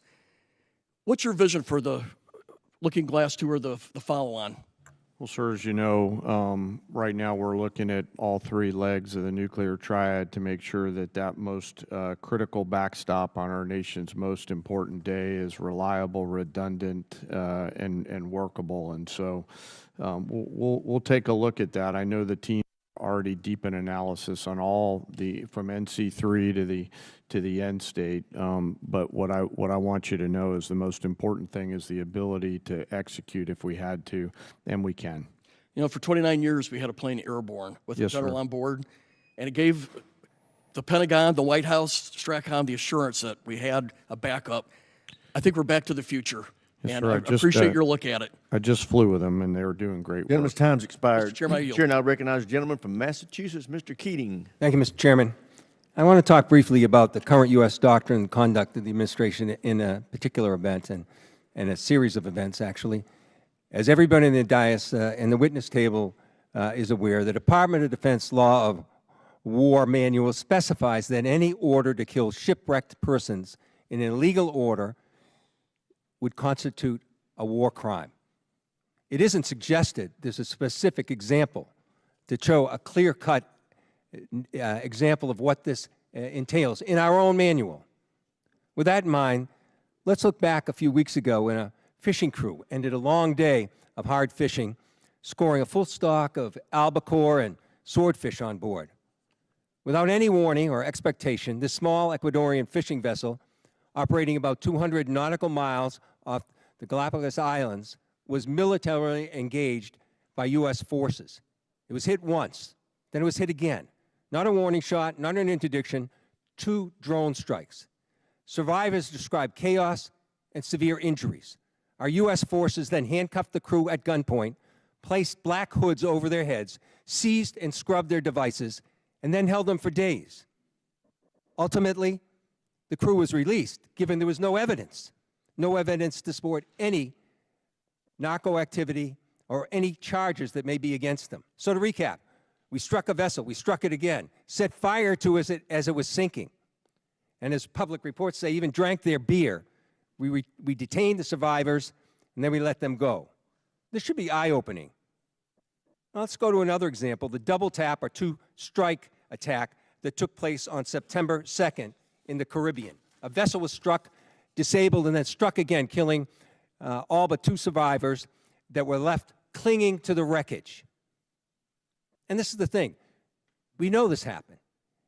We know how it happened, and the Defense Department still refuses to release the follow-up video of the killing of the shipwrecked survivors, even though they released the initial one to the public in major news networks worldwide. No difference in sources and methods in the 2 videos, but still not released to the public. Of course, the backlash was severe at the time and perhaps is being forgotten. An unpredictable but ignoble display of character from this administration. Fingers were pointed at one another as everyone scurried to cover, in a tacit acknowledgement that this was an issue potentially violating international law. Now, I've reviewed what's been available, the phony rationale that these attacks are about fentanyl trafficking, when we know fentanyl comes from China, India, through Mexico. Then the baseless argument that this was about narco-terrorism. You know, I don't believe a word of it. This was to create leverage for regime change in Venezuela. And now the president acknowledged that was about oil. Beyond the simple need for justice and exercising American values, it's important for us to discuss what the U.S. belligerence in the world stage means to our security, our ability to marshal cooperation with our allies, and most importantly, not to normalize these actions that could endanger the lives of our own service members put in similar peril. Let me be clear about one thing. Whether it's these particular strikes discussed here, the one that killed 11 others off the coast of Venezuela, whether it's the 178 other killings, with each of these extrajudicial killings, the administration is pirating American values.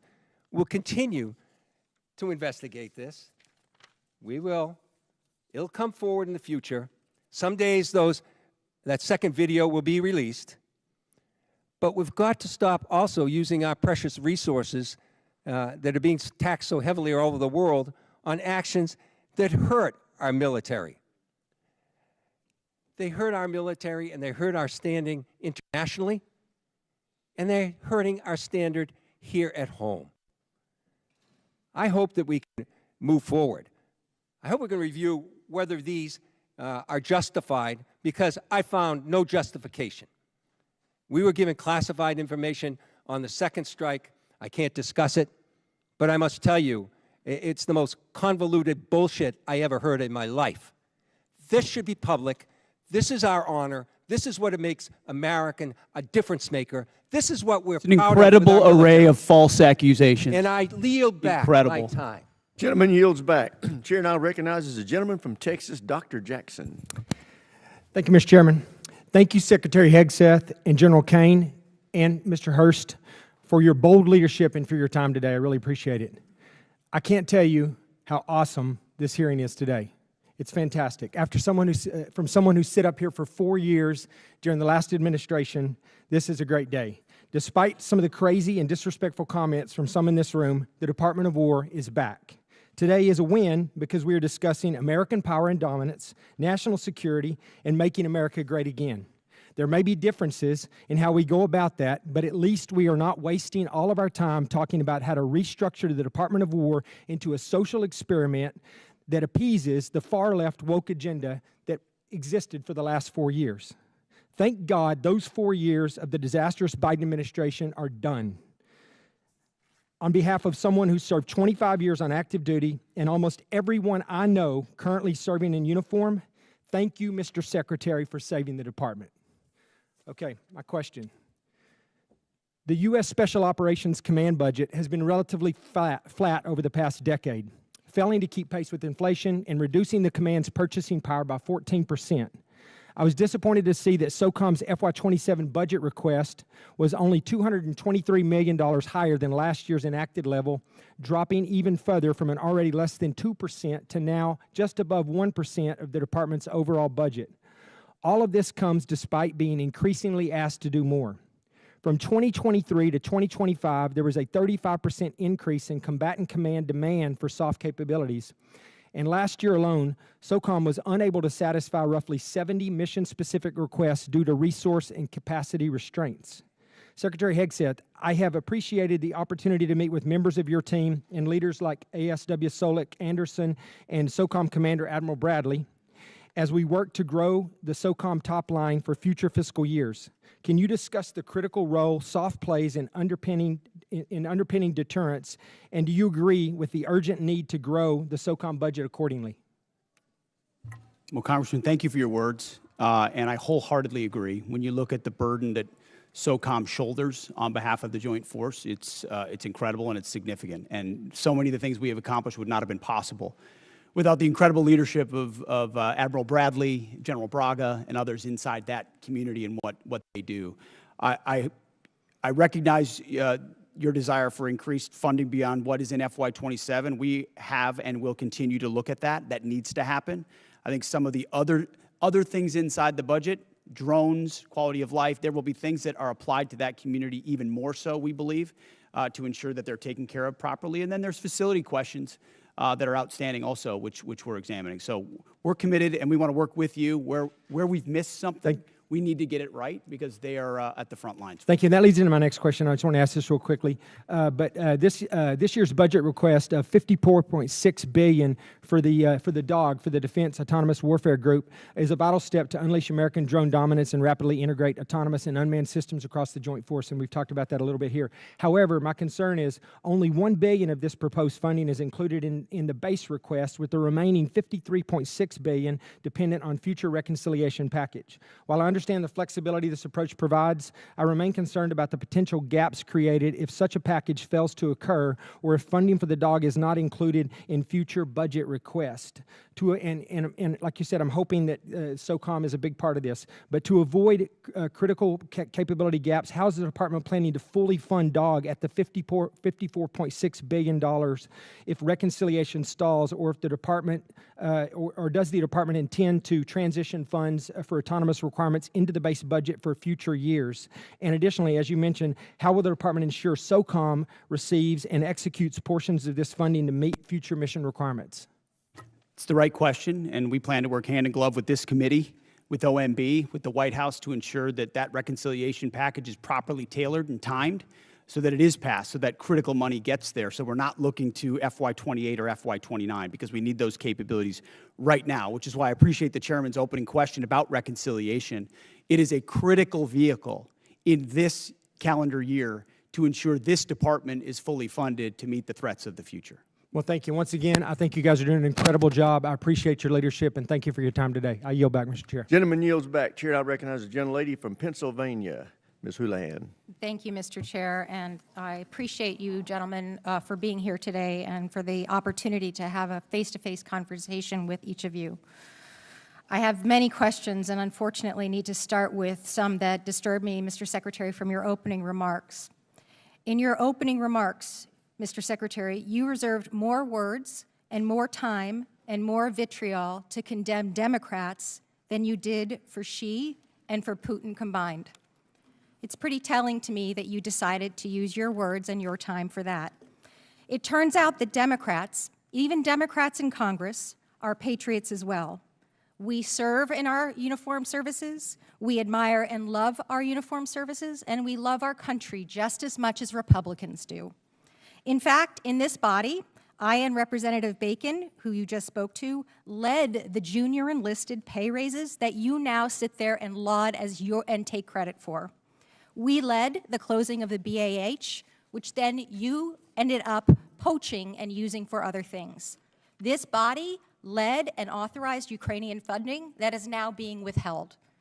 You also, in your opening remarks, strangely admonished us here for not being patient with the results of your 2-month war, a war of your suggestion to this president, a war of your choice, a war you executed without congressional consultation. And so it shouldn't be shocking, sir, Mr. Secretary, that we have questions. Indeed, it's constitutionally our right to do so. So to be clear, despite a brilliant performance by our men and women in uniform, despite thousands of tactical successes, Iran still has nuclear material, still has air defenses, still has small boats, and still has the Strait. So despite the fact that your recent comments indicate that operations appear to be finished, there clearly is more work that needs to be done. As mentioned, today is indeed 60 days. So, Mr. Secretary, how many more months, just order of magnitude, do you think that you're going to need to be able to conclude operations successfully? And how many more billions of dollars do you think you're going to ask this body for? Well, as you know, and as the President has stated, you would never tell your adversary, especially once you've that is the line that you always especially once but you've give me an order of decimated their military and you control their 3X, strait, 4X. how long you would be committed to the mission. And the next thing that you mentioned in your opening You know remarks, that. Mr. You would never do that. Secretary, is that you called on, which astounded me, examples of the Afghanistan war, the Iraq war, and the Vietnam war. Those are stunning examples to me of something that didn't go our way. We had the opportunity to execute on those wars quite well, but we didn't accomplish any mission, in my opinion, and I think you would agree on that as well. My point is this effort So is this not those efforts. That's exactly it. Is this war shaping up to be that war? Because it has every We're shaping up to get the indication same and kind of earmark for Democrats we that. got in those wars who were And once naysayers again, you from the go back to beginning, parties. undermining the progress Can we of just have troops. a conversation We're about the 2 country months and the in. nation and not about parties? The Democrat Party wanted to socially Again, engineer we're the having Department of War. conversations about We've had to undo that and get it to a point where it's country capable of and not projecting parties. power, and Clearly, that's you're not exactly able what to we've have done. that conversation. And So I will President Trump move has on, sir, rebuilt and it. I'm going to reclaim my time. General George, let's talk about a guy who's a patriot, somebody who every single person here in this dais and down there in that audience and out there in this world has huge admiration for. Why did he get fired? Well, as with any moves we make with general officers, first of all, I thank them for their service, and ultimately, My impression is you thanked him by a text or a phone call. You didn't even do it to his face. out of respect for these officers, we never talk about the nature of their removal, but every one of them, including myself, knows that they serve Sir, at the why pleasure did of you the fire President. him?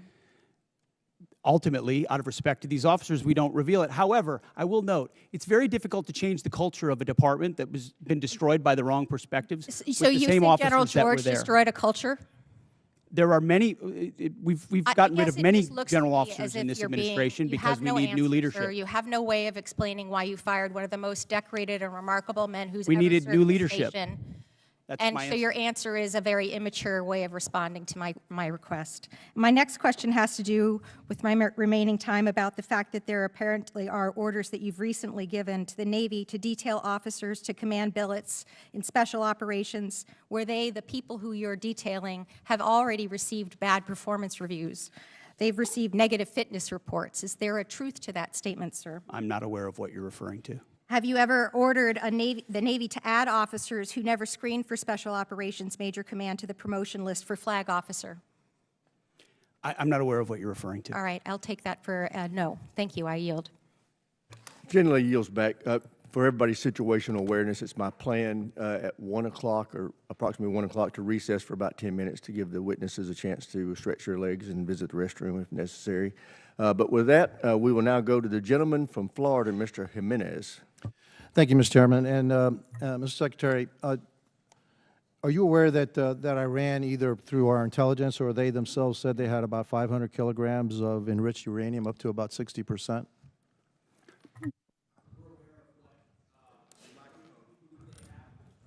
We're aware of what they have or what they believe they have and what we know they have, but all of that is classified.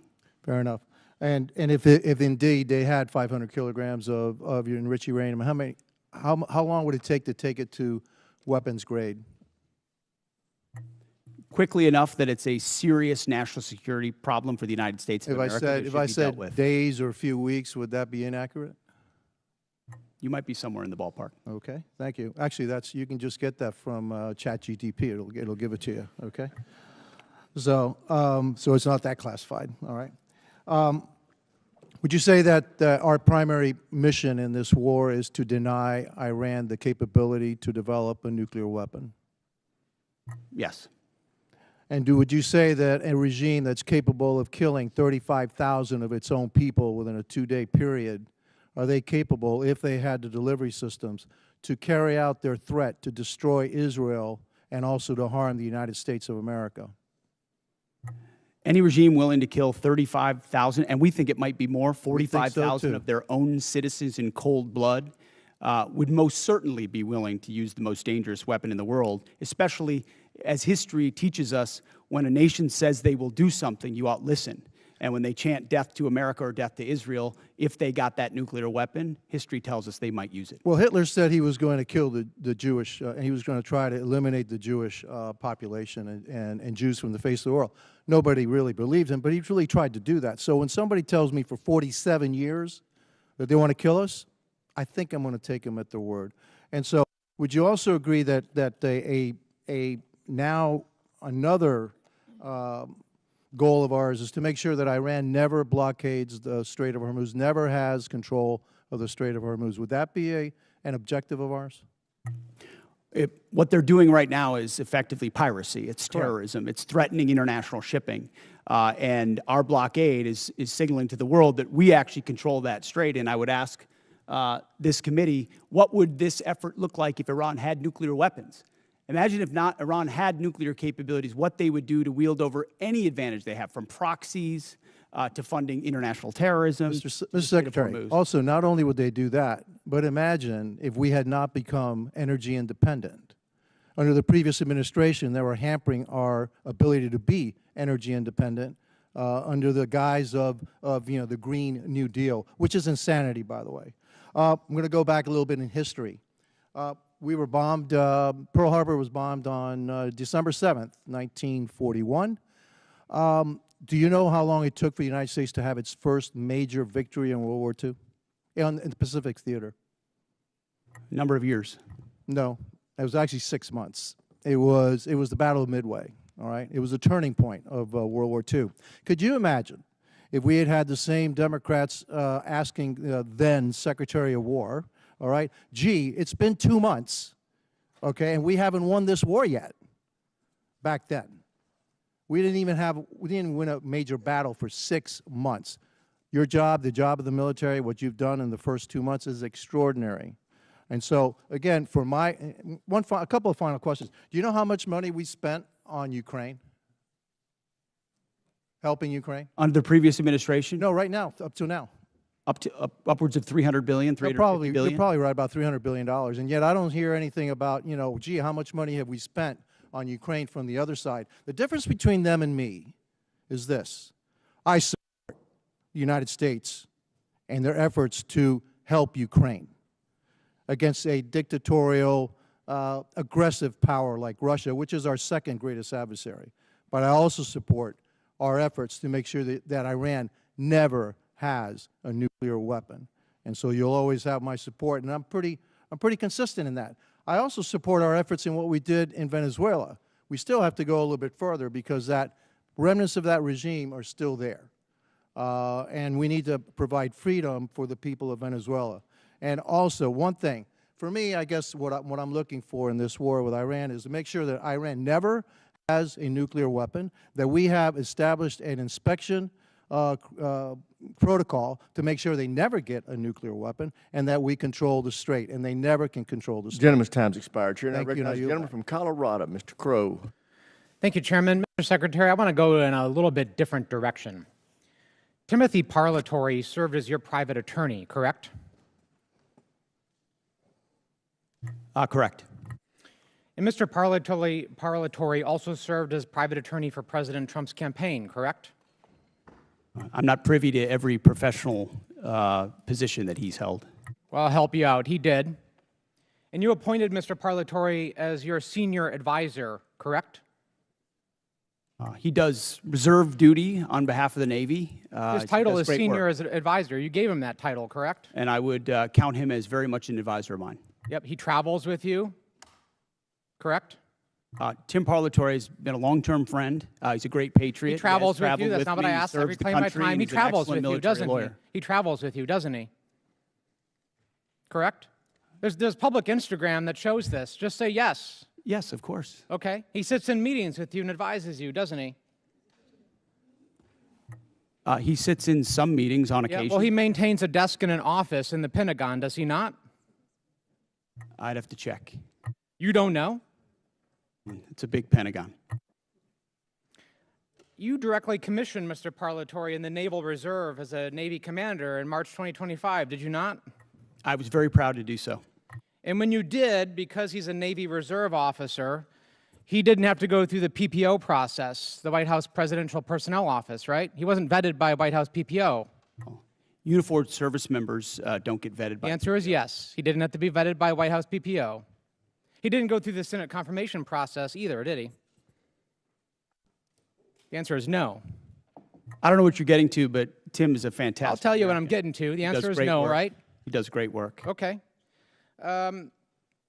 He didn't maintain a security clearance when you appointed him as special advisor. Is that right? I'd have to check. You don't know? I mean, anybody that has access to sensitive material is going to have the appropriate clearance. Okay, so when you appointed him as special advisor, he had a security clearance? You're trying to piece together a timeline. No, I'm asking that I a simple can't give you question. exact One of your dates for. special, most sensitive advisors, did he have a security No, clearance? you're playing a gotcha game like you do on TV I'm and asking everywhere else. questions. You're trying to thread together details that aren't connected about something else. Clearly you're concerned about my line of questioning, aren't you, Mr. Secretary? Because you know where it's going, don't you? I think you do. So does Mr. Parlatore represent foreign governments? He has a private law practice, does he not? From what I understand of his law practice, he does a lot of great work for service members in the military and other. He maintains a private law practice. Does he represent foreign governments or foreign persons in that private law practice? I don't know. You don't know. Somebody who's sitting in your meetings, a special advisor, you don't know. Does he represent any senior officers who are currently under consideration for promotion by you or your office? The only person that makes determinations about senior officers is me. Answer the question. Does he represent senior officers who are under consideration for promotion by you? No, I'm the one that makes decisions about choosing. Does he represent them, finding Mr. senior Secretary? Does he represent them? He doesn't represent anyone. He's a legal advisor and always has been. But he has clients, does he not? He's a legal advisor to me on reserve duty, and he always has been, and he does a fantastic job. Is it true that Mr. Parlatore was removed? I reclaim my time. Is it true that Mr. Parlatore was removed from an investigation by the White House last year? I don't know what you're referring to, but not that I'm aware of. You're not aware of it. Was it true that you were also removed from that same investigation? The answer is yes. No, not that I'm aware of. You're not aware of it. That's interesting. Well, is it true that Mr. Parlatore disparaged President Trump? I don't know what you're referring to, but no. Is it true that Mr. Parlatore was accused by President Trump and his lawyers of lying? What you're accused of is a cute line of questioning that's going nowhere. Well, it's going somewhere, which is why you're not answering the question. Was it true that he was accused of lying by the president's legal team? I'm not familiar to. You'd have to give me the context. Well, it's right of that here. article, You want to look at the statement from President anybody Trump's could blow legal up team? a quote and claim it says something, and that's what you're doing in a little stunt. Secretary Hegseth, what I'm really concerned about is you purport to have unfaltering loyalty to President Trump, and yet you are continuously going. Oh, you care a lot about reclaim President my Trump, time. don't you? You This are going is a behind cute his waste back of your 5 and minutes. appointing A people. huge, I reclaim cute my time. waste of your 5 minutes that I led reclaim nowhere. my time. You are Do not repeatedly pass go, going do not behind the collect president's Gentleman back. from Colorado's Failed. time. Go ahead, Mr. Carl. You are repeatedly going behind President Trump's back, appointing people who he has accused of lying, who the White House is Gentleman's accused of time's lying. expired. And you are not being honest with President gentlelady Trump. from South Carolina, Ms. Mace. Thank you, Mr. Chairman. Thank you, Mr. Chairman. I request unanimous consent to enter a number of documents into the record. The first of which is a statement from Corey Mills, First Sergeant, stating his forms and accounts of his military service are falsified. The second document is a picture of Corey Mills wearing a Bronze Star from 2019, before he ever got a Bronze Star. The third document is a document that conveys a Bronze Star medal and his life-saving care to the wounded, and according to the soldiers who were there, they said it never happened, according to the men who were there. The next document is a transcript of a conversation I had with Brigadier General Arnold Gordon Bray, who confirmed that he did not review, did not read, did not physically sign the form, DD, I guess 638, form 638, that Mills submitted for a Bronze Star. And to be candid, he said, quote, "I didn't look at it." I asked to review the email that he sent to Mills' staff about authorizing his signature for a form he did not review, and he said that he would not share it with me. That's a future subpoena. I would like to enter to record a picture of Corey Mills, who says this is the second time he got blown up, but what he wouldn't tell people, that the blood on the pant leg in this photo is the blood of Sergeant Ray. It is not Corey Mills' blood. In the same series of photos he shares when he said he was, quote, blown up, are images of a Humvee that exploded with severe damage. That is not his Humvee. His Humvee purportedly was 50 yards away and suffered no damage and was not blown up. This is a copy of Corey Mills' marriage certificate with a 9/11 imam at a 9/11 mosque, entered for the record and redacted, with family members' names redacted and protected. This is a picture of Corey Mills with a purported Russian hooker in Afghanistan, which he, of course, denies. And then last but not least, I would like to request unanimous consent to enter into the record a restraining order against Corey Mills for dating violence. Thank you. I just buried my father on Thursday, Mr. Chairman. My father died with shrapnel in his body. He had 3 tours of combat, 2 in Vietnam, 1 in 1965 during the coup d'etat of the Dominican Republic. And I take stolen valor seriously, because we have men and women in uniform that have given their lives. And an individual that steals the stories of dead soldiers or injured soldiers have no right to serve in this body, let alone on this committee. And so I take it very seriously. I want to thank you, Mr. Secretary, and the folks that serve under you in the Department of War. As my father lay dying on April 14th, there was only one thing that calmed him down, that gave him the courage to pass on to the next life. And that was for me to read stories and testimony from 3 different soldiers that we didn't have, our family previously didn't have. We've been doing a lot of research on my father's service when he received the Distinguished Service Cross with V device in 1968 in Dong Zai. He rescued every man in that battle, in that firefight, over a 2-day period. He rescued them dead or alive on his own. He stood up to take fire over and over and over again. He called on artillery, heavy artillery, onto his position. Within 100 meters of his position, the man should have never made it out of Vietnam alive. And in fact, his commanding officers kept him back in many cases because they thought he was on a suicide mission because he was just so dangerous out there. But he saved the lives of so many soldiers. And so as he was taking his final breaths, I was provided by the Department of the Army some testimony of soldiers we didn't have, and diagrams and information. It was the one thing that calmed him down so that he could pass away knowing that he was a war hero and knowing that Jesus loved him. And it changed our family's life, and it changed his life in his last moments, his last breaths, his last hours. And for that, I am so grateful for the ship that you're running at the Pentagon and the Department of War. I have heard from people in the way that you're trying to innovate and trying to change the way we do business there. And I'm glad that you're firing people. There are people there that are getting in your way. They need to go. And the efficiencies that you want to bring, whether it's shipbuilding, whether it's cyber, whether it's AI, whether it's public-private partnerships, we have never seen a secretary at the Department of War who has been as innovative as you have. So I can't say enough good things about you right now. I was impressed. I was concerned about troops on the ground in Iran early on, and I was impressed with where we are today, how those soldiers were evacuated that got in that flight that crashed. But everything I have seen, you have surpassed all of my expectations, and I just want to say thank you from the bottom of my heart, and God bless you. Gentlelady yields back. Chair now recognizes the gentleman from Maine, Mr. Golden. Thank you, Mr. Chairman. Good morning, Mr. Secretary and General Caine. I'd like to use my time to drill down on an important decision concerning America's surface fleet. That is the future of the DDG-51 Flight 3 destroyer. Everyone on this committee knows about the Navy's struggles to successfully design, manage, and field new classes of ships. To name a few examples, I'll highlight the Littoral Combat Ship, the Zumwalt-class destroyer, and the recently canceled Constellation-class frigate. By any measure, the Arleigh Burke-class destroyer has been a highly successful program that continues to deliver the Navy a large surface combatant it can depend on. So the Zumwalt-class destroyers were going to replace the Arleigh Burke. It's a ship with some interesting capabilities, but the Navy rushed to construction before the design was complete, and it lacked a workable weapon system that the Navy wanted to outfit it with. So the Navy scrapped the program at 3 ships and went back to the DDG. I'm in my 8th year on this committee, and the entire time I've been in conversation with the Navy publicly and privately about the latest Flight 3 destroyer and how critical a role it would play, and now is playing for the surface fleet. And yet, even before we delivered one to the fleet, the Navy was already planning the DDG-X. I'm skeptical about the transition to yet another new class of surface ship, given the troubles I've laid out already.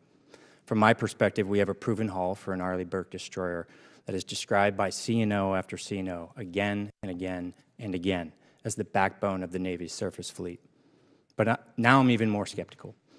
The proposal cuts production of the destroyer down to just 1 ship, scraps the future destroyer, and proposes $17 billion to build just a single new battleship, a class of ship the Navy decommissioned in 1992.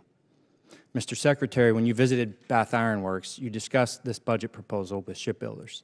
You said, quote, "We're maxing out on DDGs. It's a workhorse, and it's a damn good workhorse." You were right about the DDGs. They are a workhorse. They're cost-efficient, deadly effective, and feared by our enemies. And I'm wondering why would we move on so quickly from a relatively new Flight 3 destroyer that's the gold standard for ballistic missile and drone defense capabilities. It's a ship that's proven itself time and again, recently in the Mediterranean, Persian Gulf, and the Taiwan Strait. I understand the Navy wants to field hypersonic missiles, but look no further than the 3 Zumwalt ships that the Navy has in the fleet that have been refitted with vertical launch tubes capable of delivering hypersonic missiles at a great payload at over 17,000 miles this year.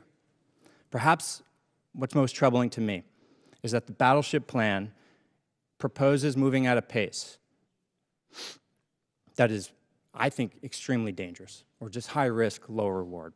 To begin construction so quickly, breezing right through design.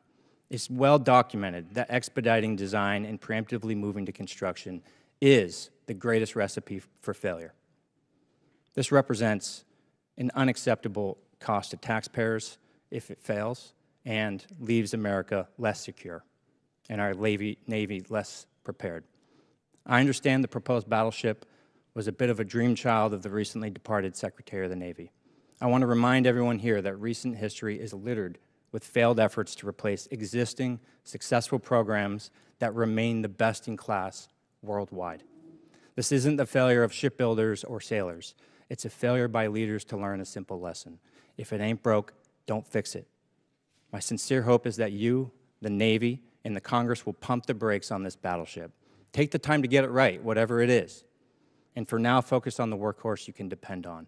America cannot afford a surface fleet without a backbone.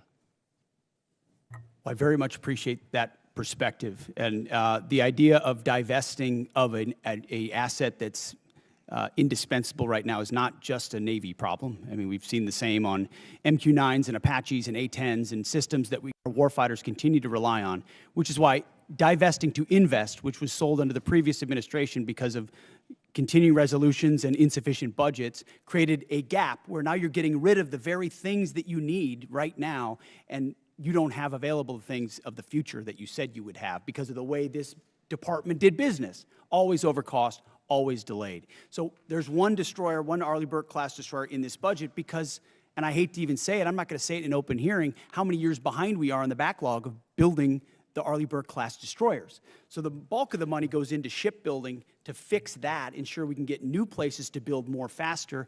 Then you can fund additional, either whether it's this class or the next class. But the Arleigh We're Burke almost over time. I'm going to reclaim and just say in my last seconds here, careful with the pace moving through design to construction so quickly as proposed by this budget. Thank you. Gentlemen's time's expired. As announced earlier, we're going to now recess until 10 minutes past the hour of 1.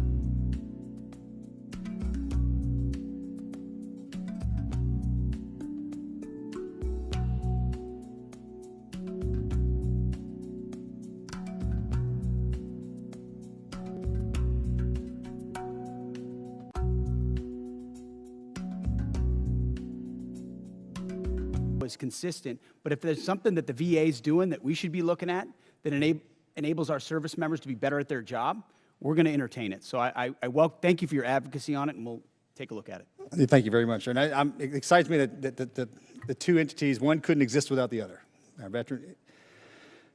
I've had the opportunity to not only travel the country, but travel the world and visit our troops, either OCONUS or CONUS.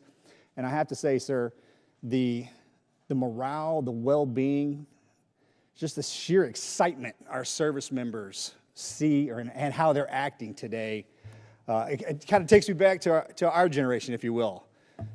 Just to see that kind of that forward momentum, that intestinal fortitude kind of glows on them. And I think that's a direct correlation to your leadership, sir, as well as the president. Can you, from your perspective, I'm assuming you're seeing the same thing. And I think that blue line that needed to be popped, got popped, and our service members are absolutely leading from the front. And the world has noticed. Tell me I'm not seeing that just from my own eyes. No, you're not, Congressman. And I meant this when I said it. I would encourage every single member of this committee to talk to lieutenants and captains and majors and colonels and sergeants and staff sergeants and sergeants major and specialists who are doing the job right now on the front lines or across the country, and they have seen a sea change in the environment and the morale and the spirit in their formations. And it isn't some secret sauce. It's don't treat us as a petri dish in your social justice exercise or your social engineering approach. Just let us do our job. Let us get back to basics. Let us train. Let us choose people and elevate people simply on merit and merit alone. That's motivating for people. That's why they join. That's why they do really difficult things like you did. And are away from their families for a very long time. They want to defend their kids and grandkids, but they don't want to have distractions and debris on the inside. So when we talk to them, they are so grateful for the fact that we're just getting back to the basics of readiness, training, accountability, discipline, warfighting. Commanders, squad leaders, you name it. And to those watching across the country, ask folks who have served, who've been in it, how they view it. And they see it under President Trump's leadership fundamentally different. And we haven't even talked about the border, which is now secure. I mean, there's the recruiting successes, the fitness and combat standards that have been restored. We're treating everybody at the same level. Sounds like basics, but it all translates into morale. And then morale translates into readiness, and that translates into capabilities. And then when you have a commander-in-chief that unleashes them, it turns into mission success. And then the world pays attention to what the American military is capable of doing. And it's on the shoulders of leaders like you who did it in previous generations, and we're simply doing it again. So thank you for your leadership. Thank you, Mr. Secretary. And for everyone in the room that's in uniform, God bless each and every one of you for your service, as well as your families. Mr. Speaker, sorry about that. I thought you liked me. I did. I'm sorry. That slipped. Gentleman's time to Karen, I yield expire. back. We now go to the gentlelady from California, Ms. Jacobs.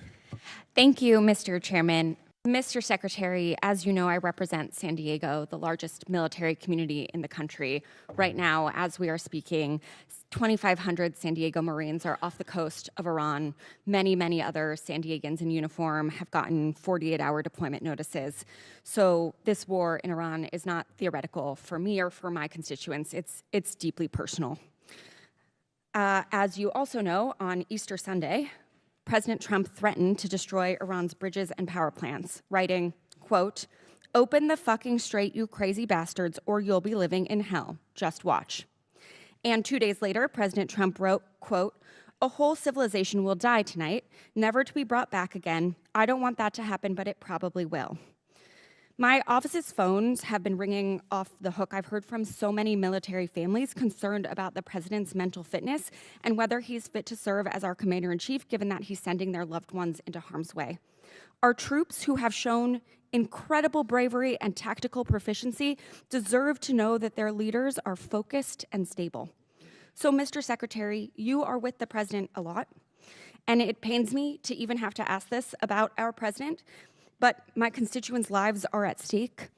Do you believe that the president is mentally stable enough to be the commander-in-chief? Did you ask the same question of Joe Biden for 4 years? Mr. Secretary, Joe Biden is not the president. Mr. Trump has been president for a year and a half, and I'm asking you did right not. now. And I won't even engage with the level of disparagement that you're putting on the commander-in-chief, who indeed is, meeting with him Secretary, every single day. Mr. Secretary, Biden is not the president. He's the sharpest, most insightful commander-in-chief we've had in generations.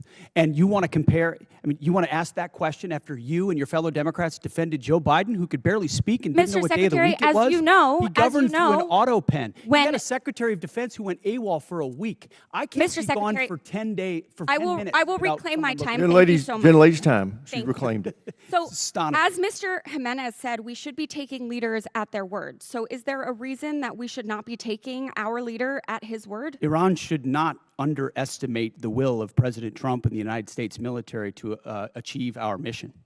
Okay, well, I want you to know this is not a partisan thing. In fact, many Democrats have had, many Republicans have had these same questions.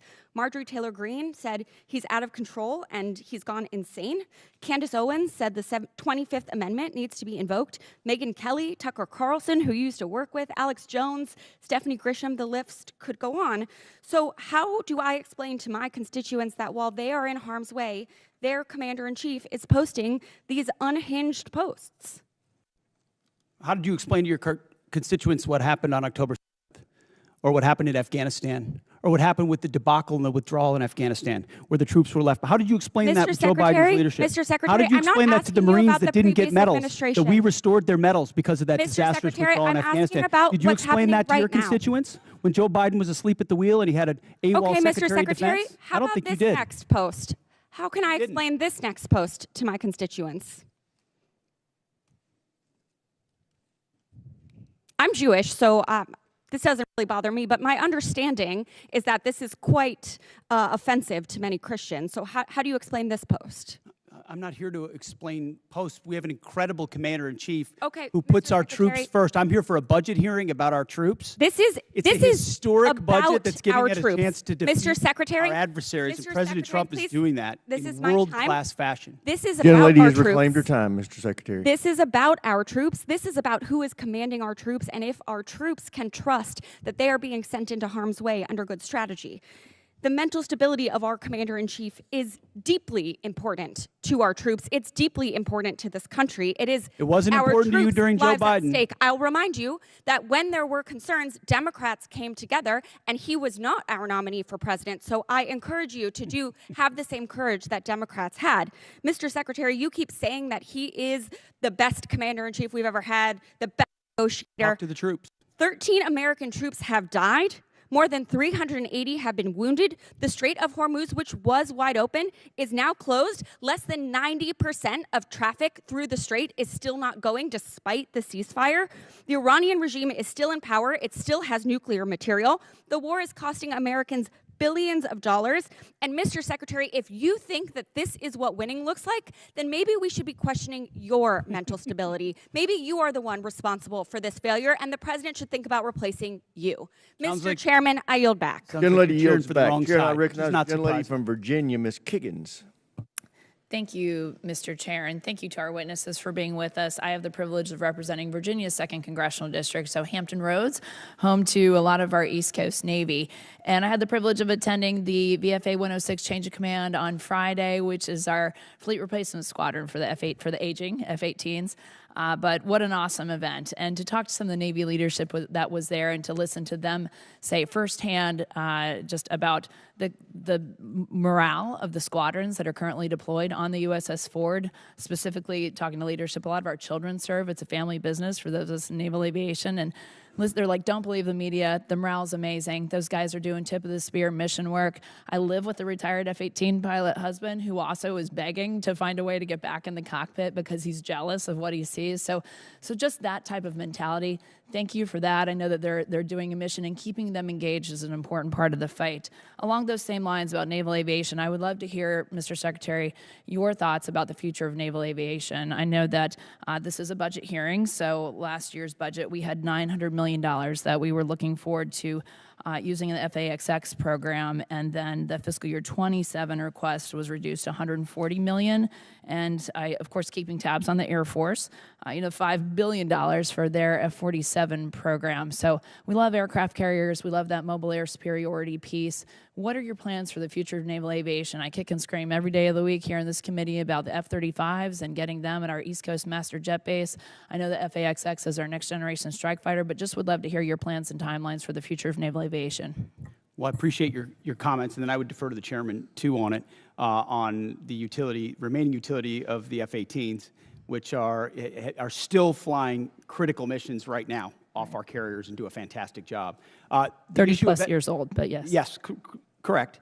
Which is why the issue of the FAXX is important. It's not a matter of if, it's a matter of when. It's a matter of trade-offs in industry and design and capabilities, ensuring we're not slowing other things down at the behest of others. So I think in August, the August timeframe is, I'm sure you're familiar with that, is what we're looking at. It's a critical capability that we need to fund for the future of naval aviation.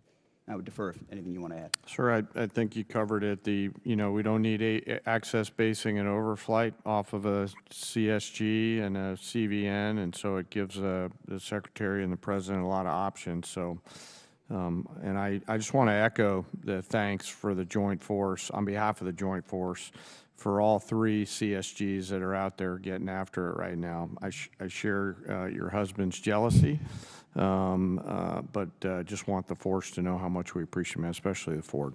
Thank you. Thanks very much, General. And then, Mr. Secretary, just again representing a big Navy district and having just a concern for the Navy, could you shed any light on why the Secretary of the Navy was relieved and what that timeline to replace him looks like for permanent leadership? I think that's one of the reasons why we struggle with even, I think, about the basing decisions and, again, naval aviation, and I wish we would talk more about just the contributions of our aviators, but could you shed any light on that issue?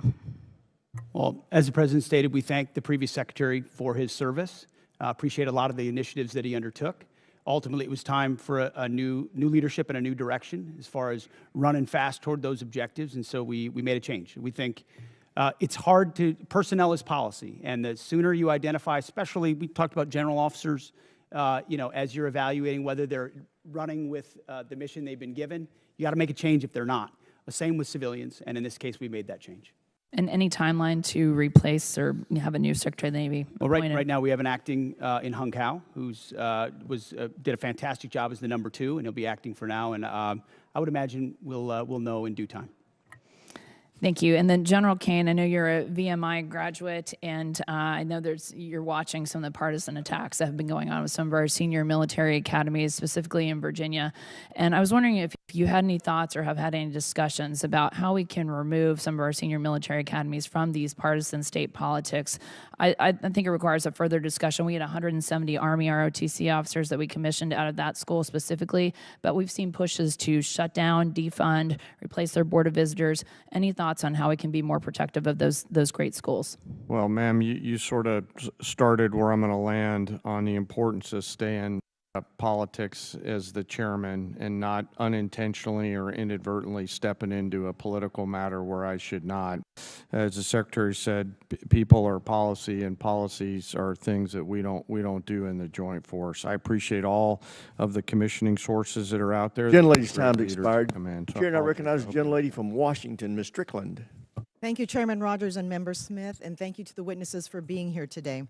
This committee is being asked to consider a $1.5 trillion DoD budget request that funds not only weapons and system programs, but the people, leadership, readiness, and trust required to make them effective. When senior leaders are removed abruptly or merit-based promotions are disrupted without clear explanation, Congress does have the responsibility to understand the rationale and operational consequences. So I'm going to focus on Secretary Hegseth. And to start, no one is disputing that senior officers serve at the pleasure of civilian leadership. The issue in front of this is whether the decision to remove General Randy George strengthened the Army or created an avoidable disruption during an active operational period. General George, who also served as commanding general at 1st Corps at JBLM, has been serving for 4 decades, including multiple command and operational leadership roles, culminating as Chief of Staff of the Army, responsible for readiness, force modernization, and the welfare of over 1 million soldiers and civilians. He was removed in the middle of an active conflict involving U.S. operations against Iran when leadership continuity is most critical.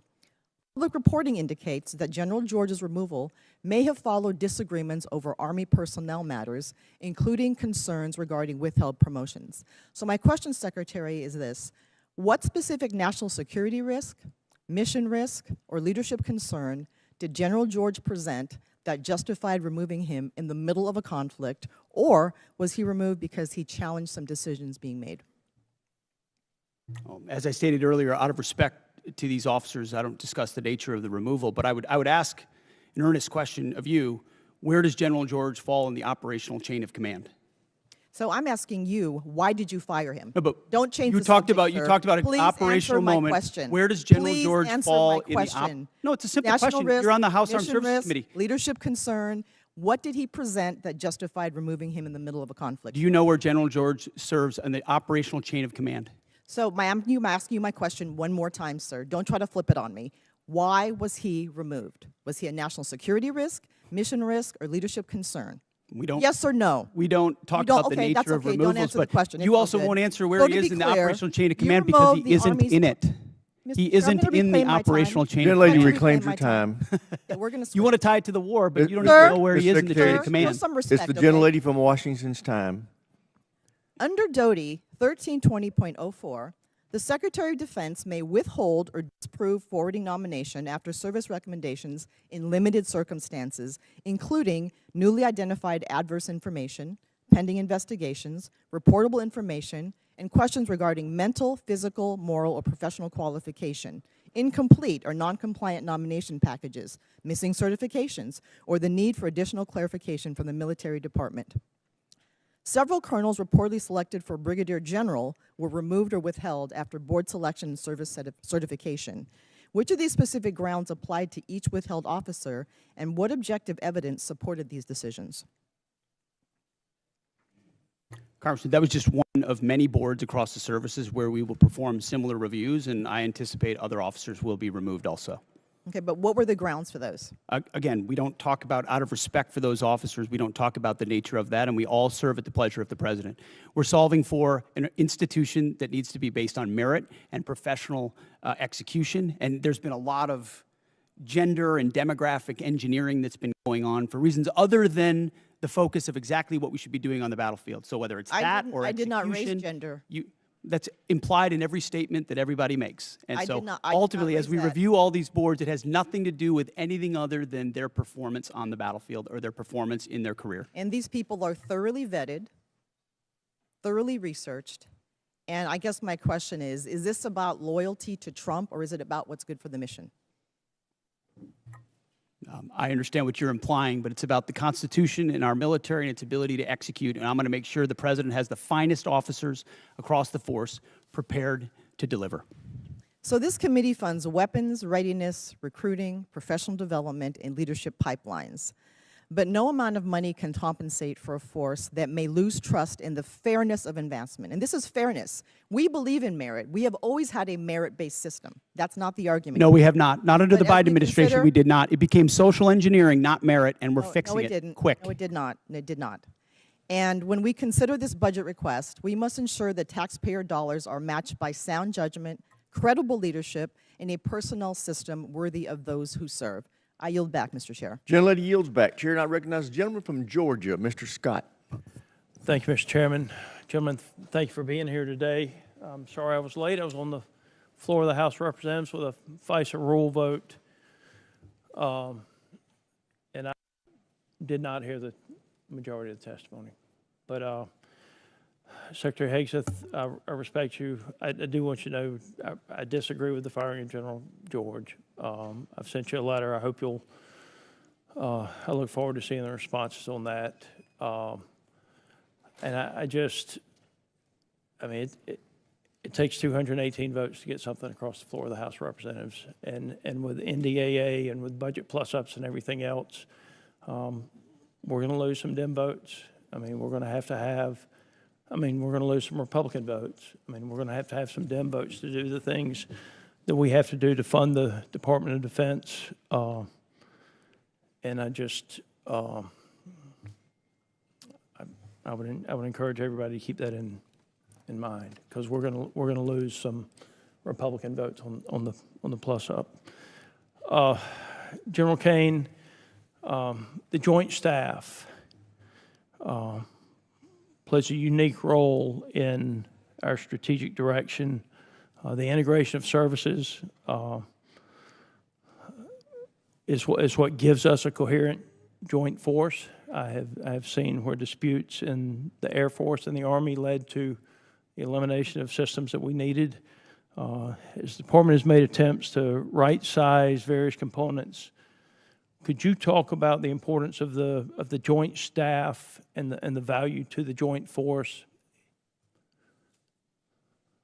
You bet, sir, and I'm incredibly proud of the joint staff. You know, our job is to integrate options, to deliver those options to our National Command Authority, work with all the services, and the one area of exclusivity we have pursuant to the 2017 NDAA is as a global integrator, and our J2, J3, J5, J7 team, J8 all do a fantastic job along with the 1 and the 6 every day and the 4 to really bring the totality of American combat capability together into a range of options and risks that we can then bring to the Secretary and the President. So they are extraordinary in everything they do, and I appreciate the chance to brag on them a little bit. Well, I have watched as the Air Force was paying for a system that was predominantly used by the Army in the past. I'm talking about J-STAR specifically. It was the ground moving target indicator that the Army used, but it was coming out of the Air Force budget. And then I think that dispute led to the stand down of a system before another system was ready to go. And that's a dangerous. It's a dangerous thing. I spent a fair amount of time in Africa from this committee's work and from HPSC's work. We lost Air Base 101 and 201. All of you at that table know what happened there. I blame that on State Department and the way the State Department handled that.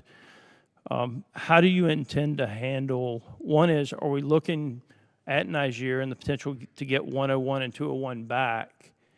And I do believe that an apology would go a long way with that country. As someone who's met with the ministers over there, and interestingly enough, Minister Toomba wanted tractors. He wanted John Deere tractors is what he asked for. But where will we base out of if we can't get Niger back? And are we looking at getting 101 and 201 back? Yes, sir. Well, we all want tractors. So I echo his thoughts there. You know, I know General Anderson is doing a lot of work right now, leaning forward, doing a fantastic job along with his Deputy Commander, General Brennan, on looking at the total requirements across the western flank for access, basing, and overflight. 101 and 201 are one of many things that they're considering. I think the key is what are they going to be able to do with the resources that they have, and we're always in a resource-constrained environment, Congressman, to put sufficient pressure on the CT adversaries there in order to hold them at bay. Well, the mill-to-mill relationships are still good. Yes, sir. I've been out with some of the ODA teams over there.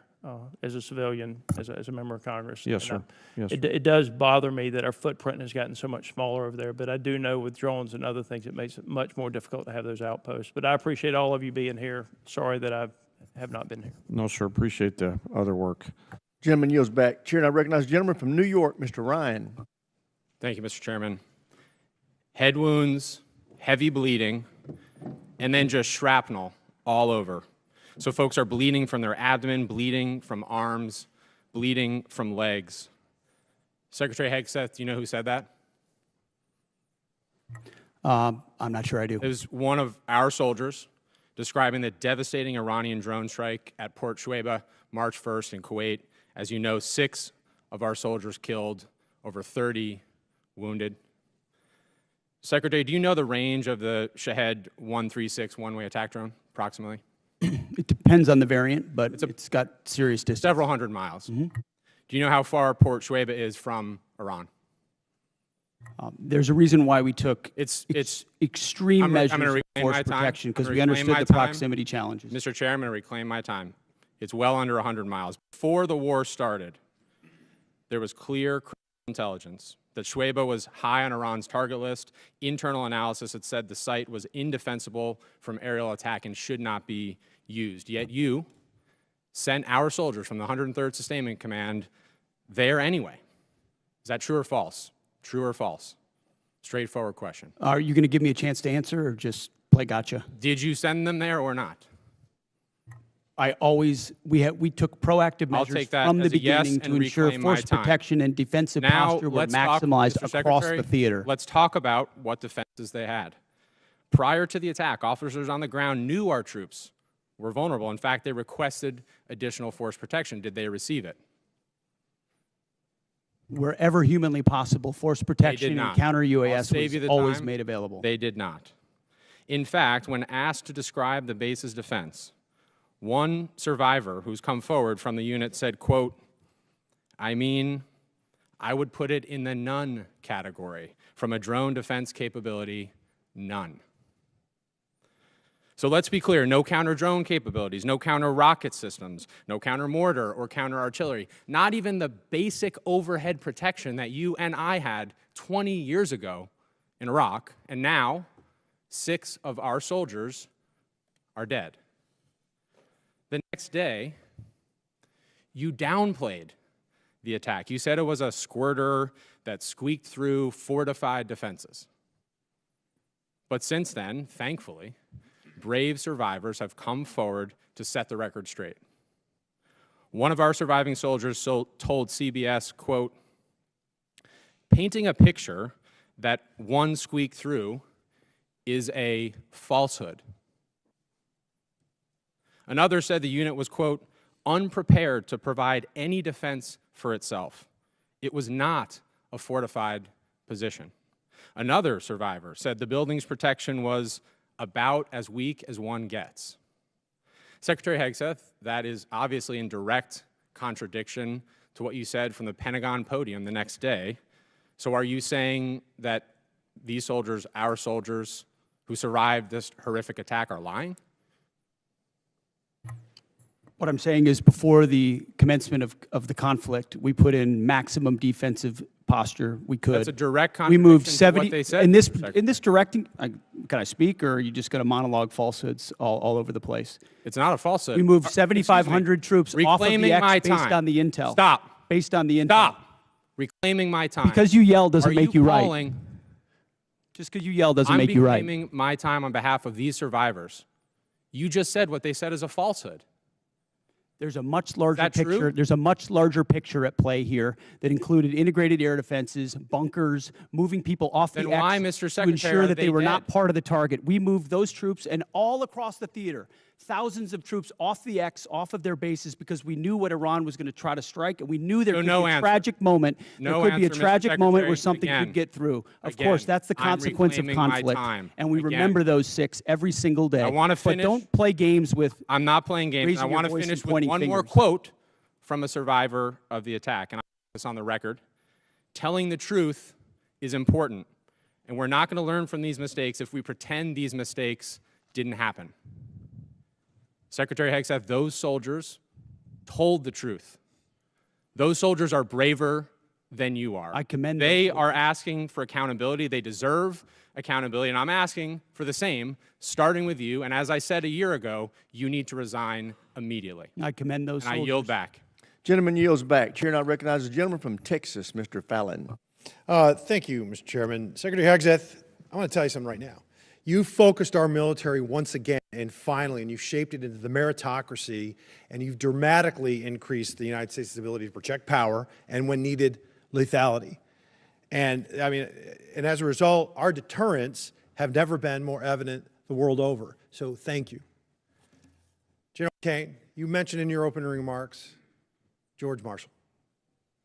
Unfortunately, some of your immediate predecessors were clearly one type of a general. They were Democratic generals. One of them, even in this committee, use politically charged rhetoric of the left. And I don't want Democratic generals. And for that matter, I don't want Republican generals either. I want American generals.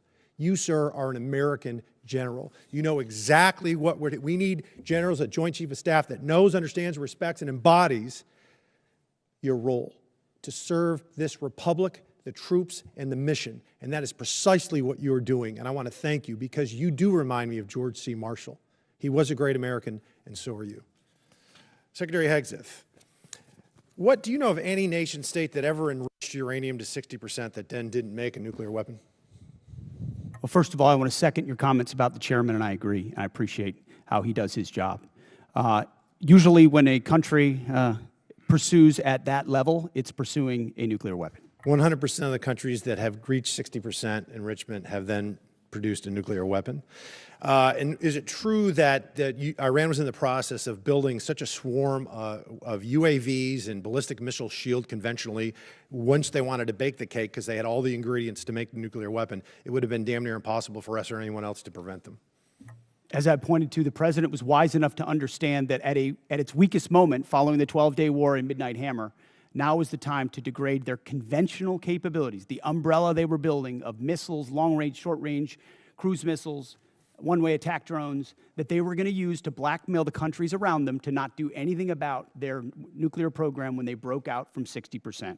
We know that to be they knew that to be their intention, and something had to be done about it, and President Trump had the courage to do it. Well, President Trump, there's been a lot of quotes that people have been mentioning his words, and I wanted to mention some that I thought were interesting. Here's a quote: "I will take no options off the table to prevent Iran from obtaining a nuclear weapon," Barack Obama.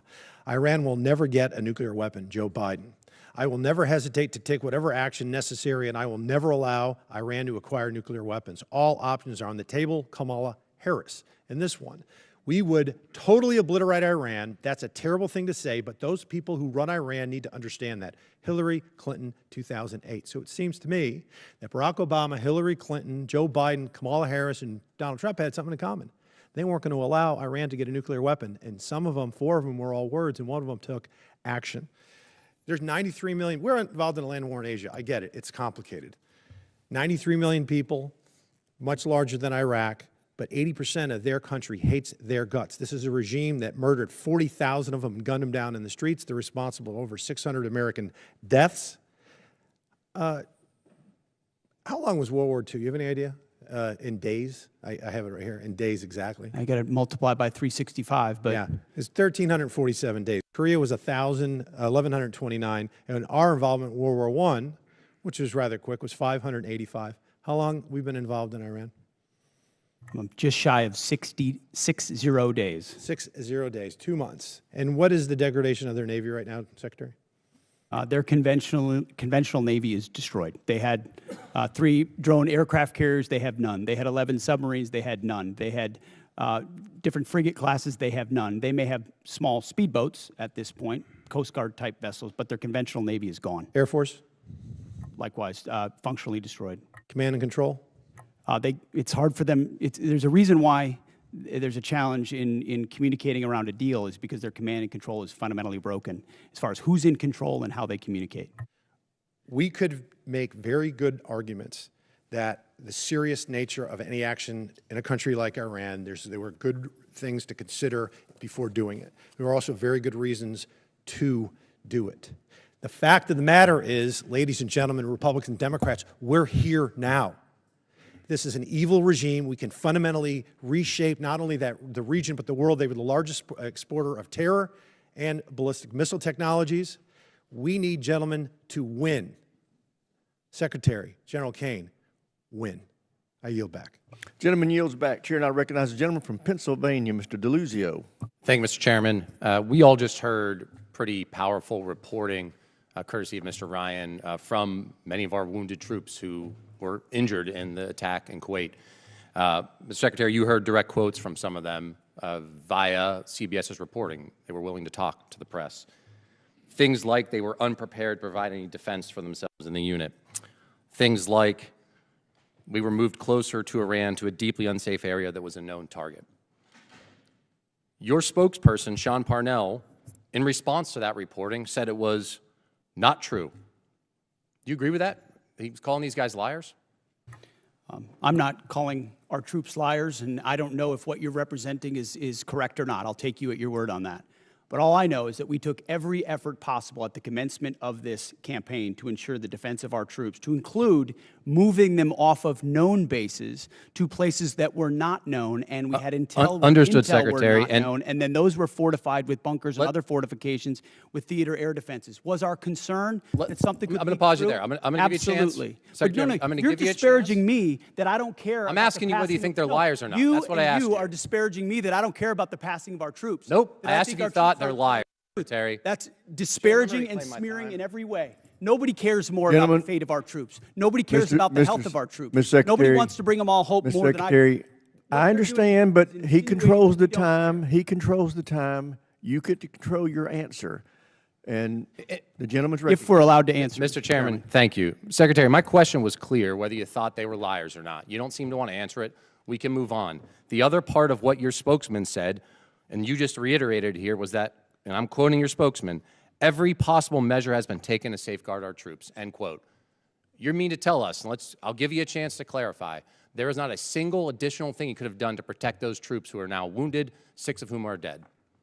I'm telling you that as a department, we did every conceivable thing at my level and every echelon down to ensure the maximum force protection for our troops. We live in a dangerous world, in a dangerous place against a determined enemy that can't have a nuclear weapon, and that requires sacrifice and risk. And it tragically, in this case, it meant 6 Americans lost their lives and others were wounded. And we all know that, and that's part of the cost. But it does not mean we didn't care. It doesn't mean we didn't commit. I didn't ask you that, It doesn't mean we Secretary, and I'm didn't not do saying everything that. possible, which we did. But let's be clear about what was done. There were T-walls there, essentially. There was no overhead protection. The known threat in that environment, and I think we all here understand it, is overhead drone strike. There was no protection for overhead drone strike. So I'm struggling to understand how your answer and your spokesman's answer is that every possible measure was taken. We can move on. Mr. Chairman, Chairman Caine, I want to ask you something on a different topic. Folks at home know you're the senior military officer in our armed services. They may not have as much of understanding of your role in the chain of command. You're outside the operational chain of command, but you are the President's and the Secretary's senior military advisor. So I want to ask a very basic thing, what you would expect our commanders in the field, our troops to do should the enemy lay down their weapons and try to surrender. What would you expect commanders in the field to do? Well, sir, I think I'll go back to something I said earlier with deep respect for your question, but I think you're trying to take me to a partisan place here, and I can't let you do that. General, as always, I respect your no, sir, desire I just, to avoid it. I'm not yes, trying sir. to put you in a partisan place. and I know that, but our officers and enlisted service members always follow lawful orders. There's a checklist for them to do that, and I'll stay in the middle. Very good. Understood, General. Secretary, let me give you a chance. And you've been asked about this earlier. You said in, I think, your press conference, essentially, and I'll quote you here, no quarter, no mercy for our enemies. That's the end of the quote. Is your guidance that you expect our troops in harm's way, if there's a foreign enemy surrendering, laying down their arms, they're supposed to provide no quarter and kill them? You denied it, but you were indeed trying to take the chairman to a partisan place. That was General Milley. That was the previous administration, which played politics. We don't play that way. It's a simple question. I'm asking you what you meant. We fight to win, and we ensure the rules of engagements are such that our troops have every authority possible to. I'll give you another chance. In saying that, are you trying to tell commanders that that's what you expect? You're in the chain of command. It's a simple question. I understand that. My commanders know exactly what the guidance is with each and every mission, and they know every tool. Secretary, every tool at in their disposal refusing to be to answer effective. it, I think you speak volumes. I think that's a dangerous thing. We all know the expectations. We know the law of war. We know what is lawful. I'd expect our commanders to understand that as well. I yield back, Mr. Chairman. Gentleman yields back. Chair now recognizes the gentleman from Guam, Mr. Moylan. Thank you, Mr. Chairman. Secretary Hegseth, thank you for your continued attention to Guam. Really appreciate it, and while leading the War Department here, and I'd like to remind my colleagues that one of your first official trips as Secretary was to visit Guam. And during your confirmation hearing, you identified the island as America's most strategic location globally. And this commitment does not go unnoticed, sir. So I thank you, Mr. Secretary, for that. And as we continue our buildup for the defense of our nation in Guam and the people of Guam, we have many active duties personnel, but we also have a lot of Department of War civilian personnel too. And right now, my most consistent question from my constituents have been asking is, when would the living quarter allowance authorization for War Department civilians in Guam, when will it be implemented? And recently, your office confirmed that the guidance should be published early May. Will you work to keep that timeline? And will you work to ensure living quarter allowance will properly incentivize local hires to stay on Guam? Well, if that's what we stated, we need to stick with it. That's been our pledge. And I think it reiterates that the amount we're paying on to pay for housing and for quality of life and living at certain, especially unique locations, is usually mismatched, and it causes staffing and workforce problems that we need to address in a tailored nature to some of those unique locations, like Guam, like Hawaii, and others in Europe. So yes, we're committed to that. And I would just note that in our budget, we've got almost $1 billion for the Guam defense system. Also, we're investing in ensuring that that critical location you described is part of our theater umbrella. Excellent, sir. Thank you for that. Another longstanding request I have from the War Department has been the increased support for Guam's power grid. As you know, we all, the one island approach there and working together, our water, our power, our port, our airports, our hospital, it's all in support, working together with the military. But one of the important ones for us is Guam's power grid. And most of Guam's grid is owned by the department and is leased to the Guam Power Authority. And as the military demands upon the power grid increases, do you see either O&M funds or military construction funds being the best path for the department to support Guam's power grid needs? I would welcome your input, first and foremost, as we have throughout.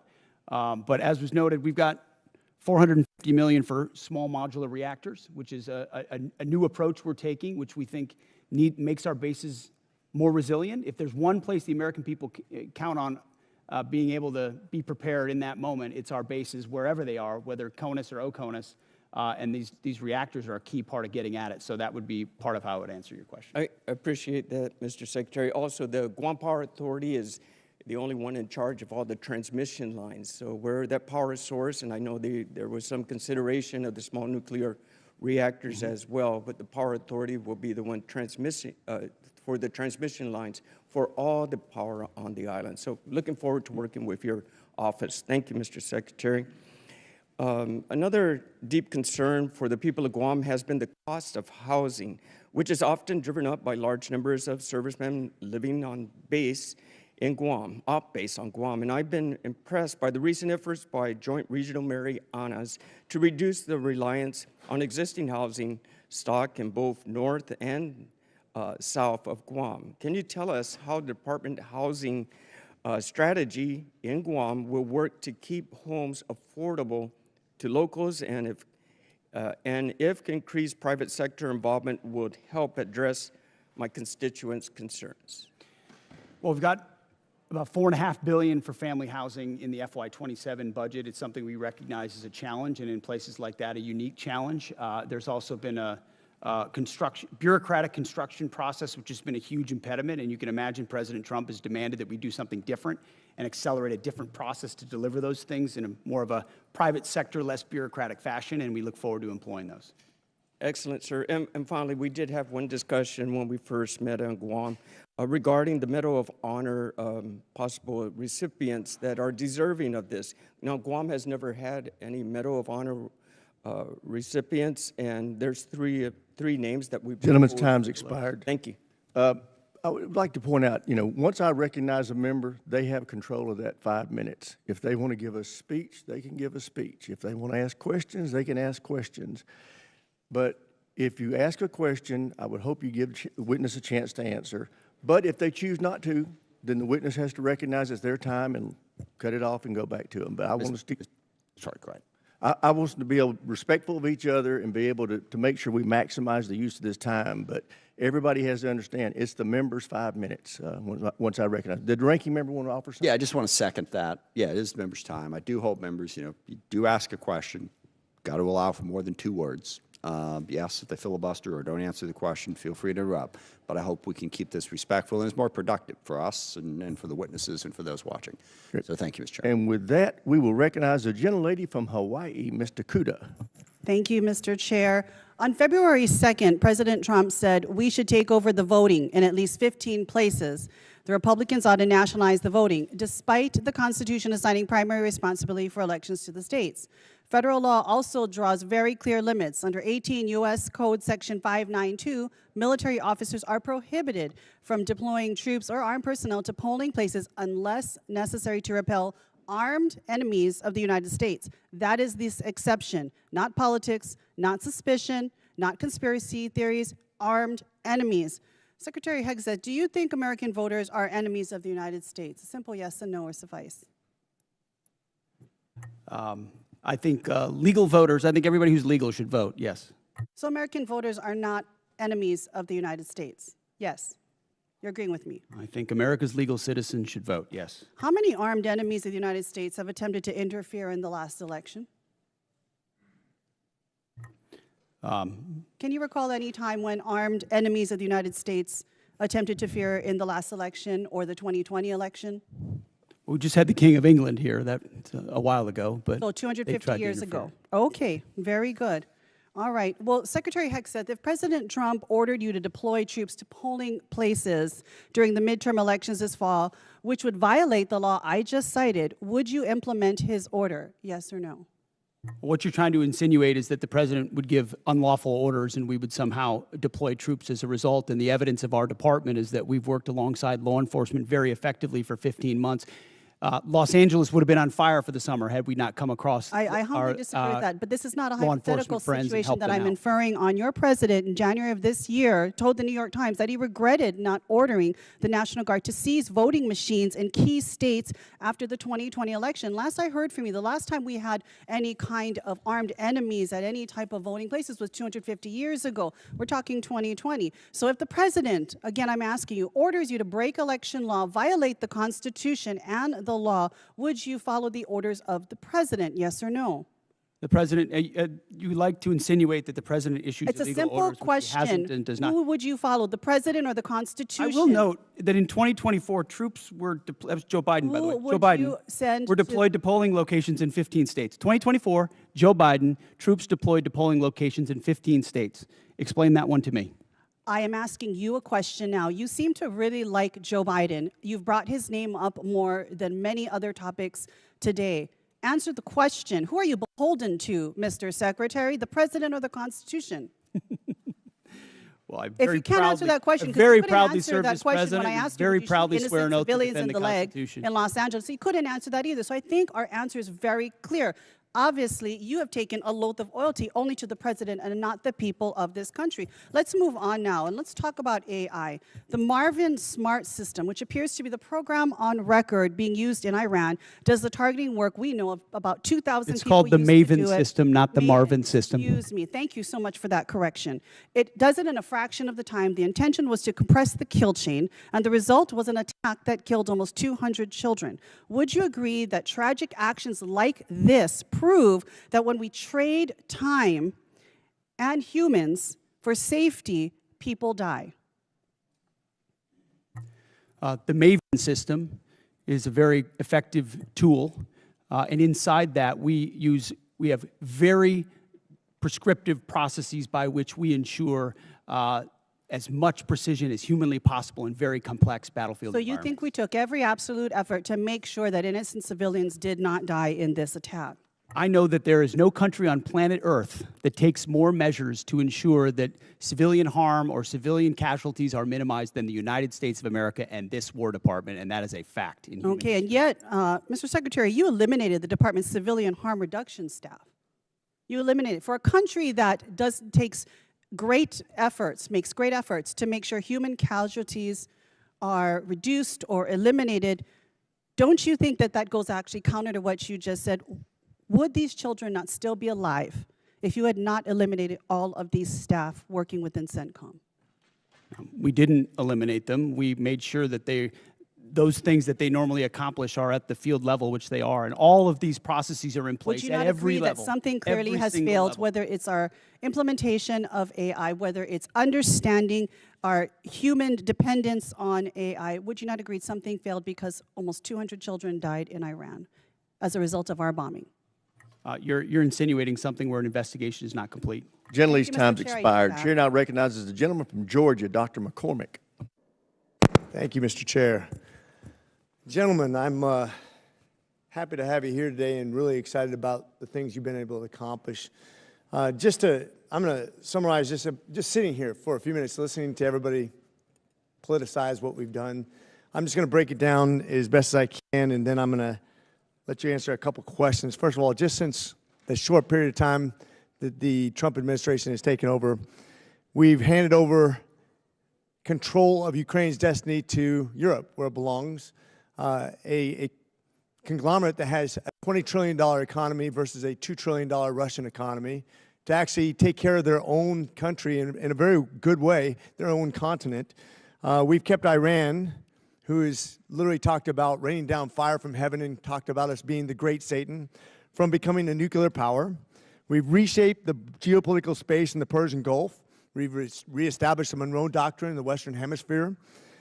We've basically executed two of the most amazing raids in history, almost flawlessly, that will be studied for a generation at least. We reduced senior administrative billets, thank you. We've defeated Iran with under $30 billion spent, with minimal civilian casualties compared to any other war. People forget that in World War II, in one night we lost 100,000 civilians, totally innocent, in firebombings. That's before we dropped the nuclear bombs. War is a horrible thing, but I think we've executed it as best as possible in a very hard and consequential environment. That's just to sum up a few things, not to mention the recruiting that went from dismal and really something that could have crippled our military to now a surplus just by a change in administration. That's pretty impressive for a short period of time. Thank you, and I commend you for your hardship, overcoming those hardships. A couple things that I wanted to get through. One thing is we talked about the Incentivized Savings Act, which is something I wanted to apply to all bureaucracies. But when I was in the military, as both an operational officer and a logistics officer for my squadrons and my jump places, we got to the end of the fiscal year. If we didn't spend it, what happens? We lose it, we get our budget shrink. Everybody knows that in the military. Everybody knows that in every bureaucracy in America. One of the things that I came up with is, at the end of the fiscal year, if you don't spend it, you don't have anything. You know, we save 10% of our budget for emergencies like we're facing right now.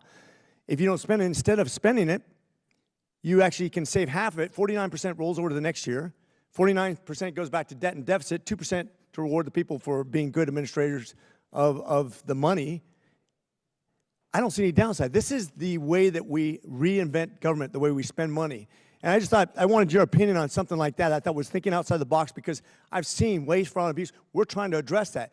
This should be a bipartisan, bicameral approach to actually doing something right as we expand the budget, but also give us some wiggle room for putting money back and being good stewards of people's money. What do you think about an idea like that? I very much like an idea like that, which creates all the right kinds of incentives.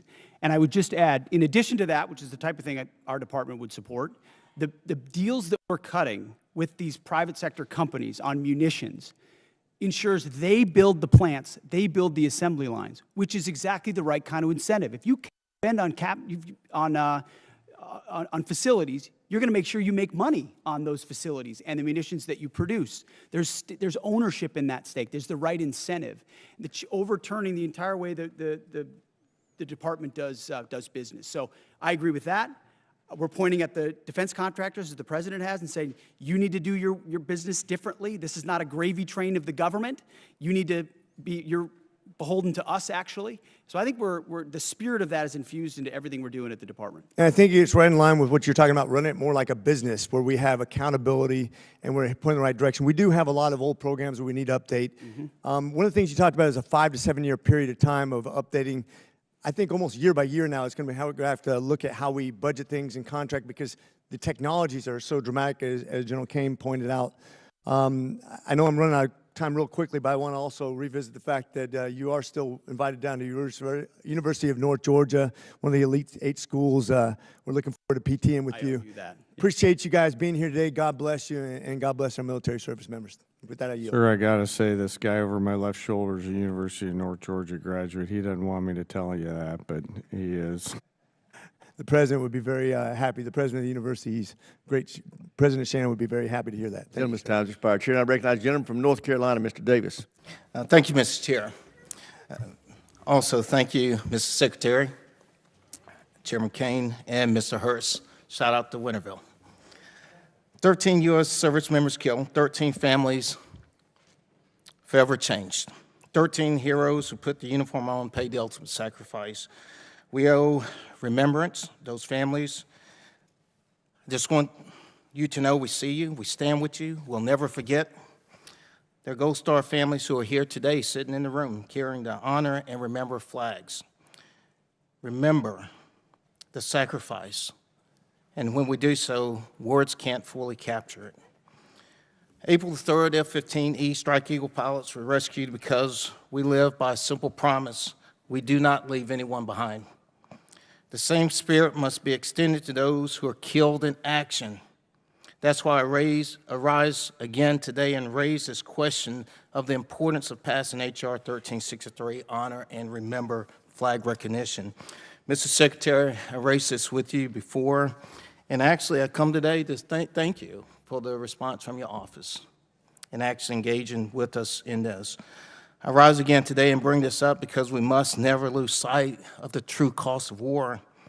As we commemorate 250 years in this country, the first call for independence, Halifax County delegates moved forward with the first official action in my district. Our service members are the reason we are here today. They've delivered freedom, and I believe it would be amazing if we could deliver for their families, those who've sacrificed this flag, something to help them, ideally by Memorial Day, or at least commemorate their families. I was simply asked, do you have any thoughts whatsoever how we continue to lift and honor those who have been killed serving our country? Well, thank you for what you do on that topic. I think first and foremost, we do it by doing right by the legacy of those that we lose, whether it's those 13 from this conflict or any other conflict. I've been at Dover every single time, as is the chairman, as is the president, the vice president, when they can, to greet that and respect and honor that. In our department, we established the first ever Gold Star task force, where we've got a Gold Star advocate right in our front office, working these issues on a daily basis, which is why it doesn't surprise me that we so quickly got back to you. These are deep in our DNA, things that we care about. How you treat a family who's given everything in that moment, not just at Dover, but in every step of that process, is a reflection of how Mr. Secretary, thank you truly just for time here. And I've served mortuary and I've been to Dover. I deployed to Dover, so thank you there. I want to shift to Army Cadet Command. The Senior ROTC Programs Rebalance Optimization Plan, North Carolina Central University in particular, there are real access and logistical challenges that are before the cadets. And when we think about building the next generation of leaders, I would just ask us to think about how we're putting barriers in front of some. And I would just ask if you could please take a closer look at the impact on the cadets. I want to shift to another topic and really spend the last moment here as I'm running short. Your memo, April memo, the non-official personal protection arm in the Department of War property. My son is at Fort Benning right now, infantry. He's training, ideally, he wants to be 11 Bravo. And I shared the memo with them, and he shared it with his battle buddies to see the response. And he's definitely Second Amendment enthused, an advocate, and they're really interested, in this. My question is simple. How do you plan to provide any guidance on the denials, and how do you plan to track it? That was the intent, is to make sure those men and women out there feel like they have their Second Amendment rights even when they're on post. And the burden of proof is on the command as to why they would deny, as opposed to the burden of proof on why they should allow. So the presumption is the same rights they would have outside the gate of a base they have inside for personal protection purposes.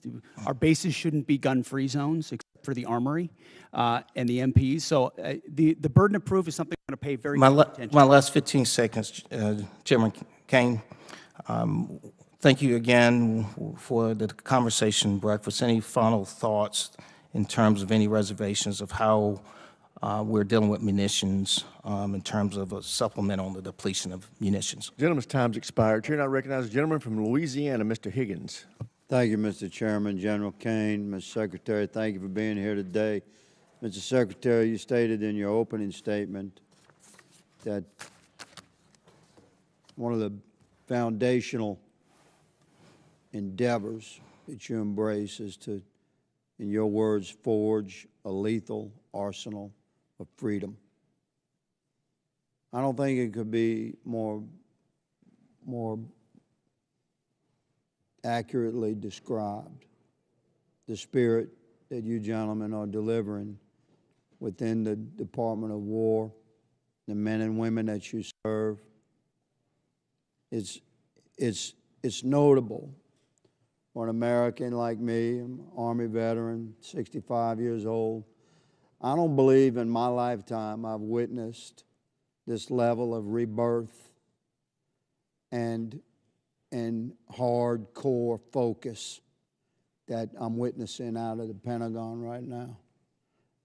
And I just commend you for driving that. And please know that you have a great deal of support, not just in this body and on this committee, but across the country. Regular Americans that have served or have families that have served have taken note. General, you said in your opening statement that if called upon, we win our wars around the world. Those are your words. And we're going to make certain through this committee that you have the support, the equipment, and the funding that you need to, if called upon, win wars across the world. But we expect a lot out of you, gentlemen. We expect you to liberate and secure the entire Western Hemisphere. One of my colleagues across the aisle stated that in a negative way. Let me flip it to positive. We absolutely do expect you to liberate and secure the entire Western Hemisphere. We expect you to drive Iran to its knees and free the world of the Iranian terrorist threat. We expect you to leverage NATO into an indomitable force. We expect you to set China back on its heels worldwide. We expect you to drive peace and stability through the projection of military power. We expect you to secure the transit of affordable, transportable American energy product as the indisputable cornerstone of economic prosperity for every allied nation. That's a lot of expectations. And what you gentlemen have laid out today, as you've answered questions, solid, you've made it clear that that's the path we're on. And I support you. My Democrat colleagues have made it clear today that after careful study and thorough research of world history, they've come to the conclusion that soldiers, sailors, airmen, and Marines are far safer if they're never deployed into conflict. You've made it very clear that you take your business seriously, and we support you. I certainly do. Mr. Secretary, in consultation with your staff, reflective of your goals and your mission and your stated intentions, in consultation with your staff and personnel and readiness, I propose legislation to codify your guidance that combat fitness standards must be rigorous with no separate scoring scales, adjusted standards or accommodations, but there to be only a single uncompromising standard, not to exclude any American from any opportunity, but to ensure we have the best, most capable Americans in the most critical positions. Would you welcome this body making your guidance into law in the NDAA? I would welcome, Congressman. Thank you, Mr. Secretary, for clarifying that. A question about Iran, and I'll give you the final 30 seconds to answer. Was Iran moving precipitously towards nuclear weapons capability, Mr. Secretary? Even after the obliteration of Midnight Hammer, what was clear is that the intention of Iran remained in the pursuit of nuclear weapons. And after, as hard as they were hit by Israel, it created an opportunity to get rid of the conventional shield. That's why we talked about missile production and the Navy and the defense industrial base, to set them back from blackmailing the region and the world in pursuit of nuclear weapons, because we understood how much they could continue to pursue them. Roger that. Thank you, gentlemen. Mr. Chairman, I yield. Gentleman's time's expired here, and I recognize the gentleman from California, Mr. Cisneros. Thank you, Mr. Chairman. Thank you and the ranking member for bringing us here today for this hearing, very important to the nation. I want to thank our witnesses for all being here today.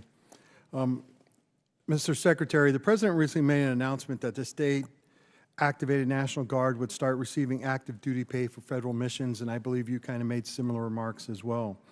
I'm happy to see that announcement because it brought the much-needed attention to this disparity. Whether you agree with missions or not, when guardmen are called up for active duty and they really have no choice in the matter for homeland missions, often they are receiving inconsistent pay and benefits depending on their status. This issue has persisted for decades. This is why earlier this year, Rep. Bergman and I introduced Duty Status Reform Act, which would address the issue head on. I believe this is the right time to push this over the finish line. It's something the National Guard Bureau supports, the Council of Governors support. Just the other week, the service personnel chiefs are all here. They support it. TAG support it. So, Mr. Secretary, as a former member of the National Guard, I am asking you here today, would you consider supporting consolidating the 29 duty statuses for the military reserve component into a balanced and equitable system that would also help the National Guard receive retirement points when they're called up for these federal missions? Would you support that?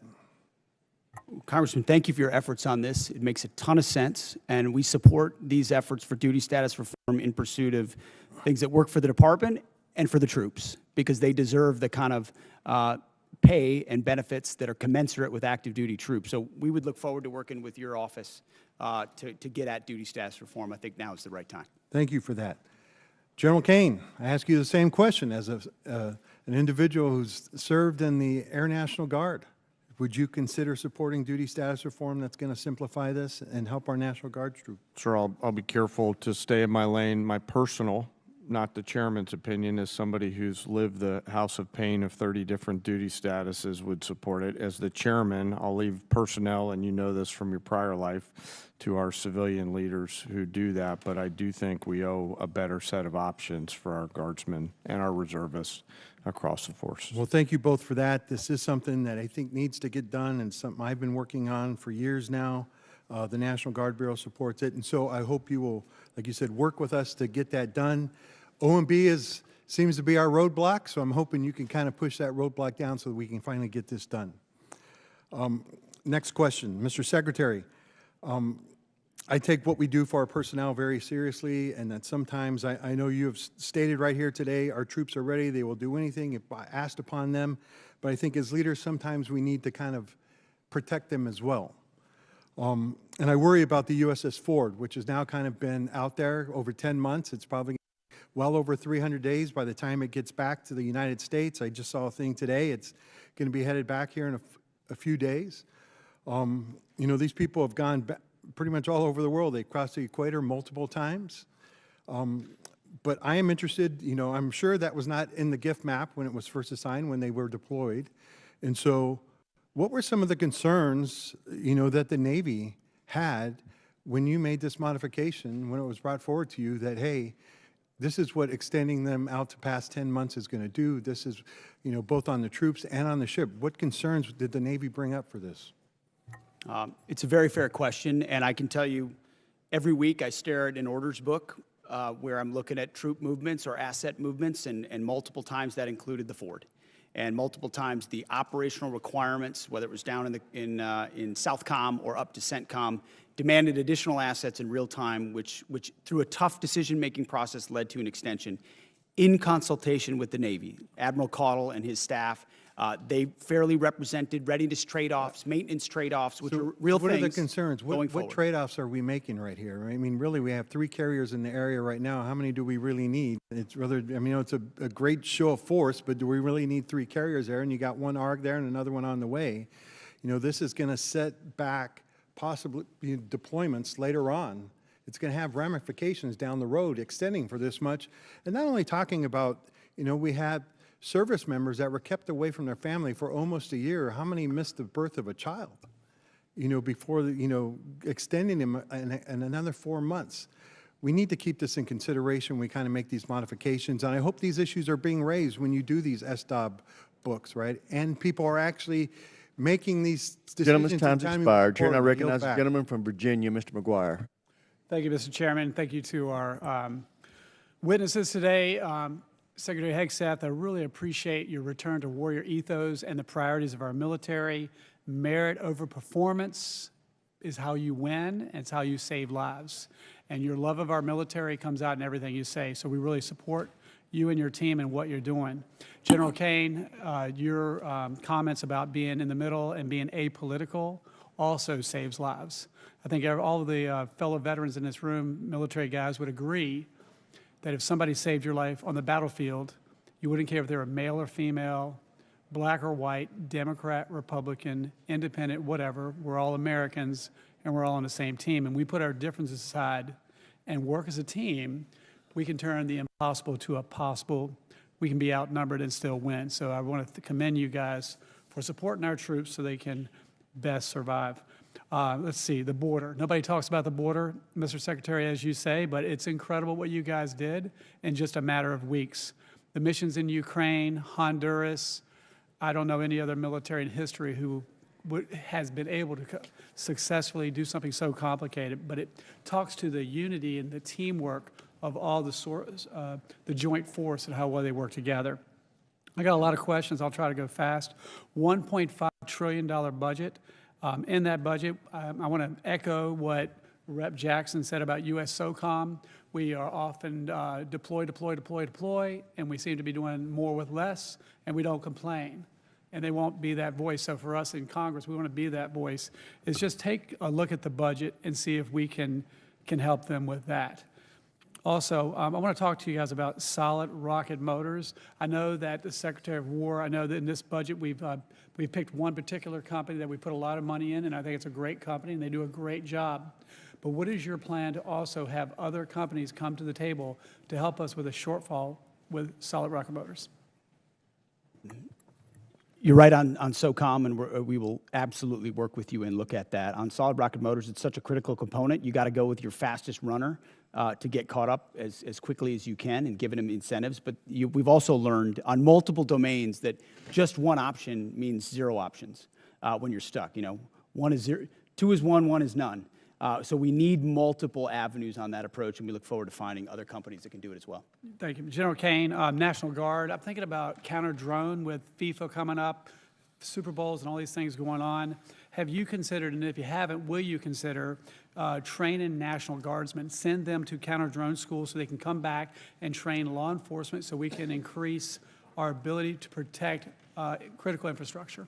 Sir, for sure. They may already be doing that. Please let me take that one and come back to you. I know the Title 32 force, in advance of all the domestic things that are on the horizon here with America's 250, are looking at a range of capabilities. So if you'd be okay, we'll get back to you. Thank you. On Ukraine, whoever could answer this is, you know, they have 60% enriched uranium. They say they have enough to build 11 bombs. Even at 60%, is that enough to make a dirty bomb? Is that a yes or no? Does anybody have an answer for that? I mean, I wouldn't want to state anything that might be classified, so I wouldn't talk about that in this setting. And by the way, in World War II, a congressman was in a closed briefing and learned that the reason the Japanese hadn't sunk any U.S. submarines is they didn't know our submarines could go below 250 feet. So he went out to the media and told them that, and we started losing submarines and losing American sailors. So a lesson for all of us in Congress, be careful how we, so thank you for considering that. I would say this, if they had a nuclear bomb, would that kill hundreds of people potentially, thousands of people potentially, or millions of people potentially?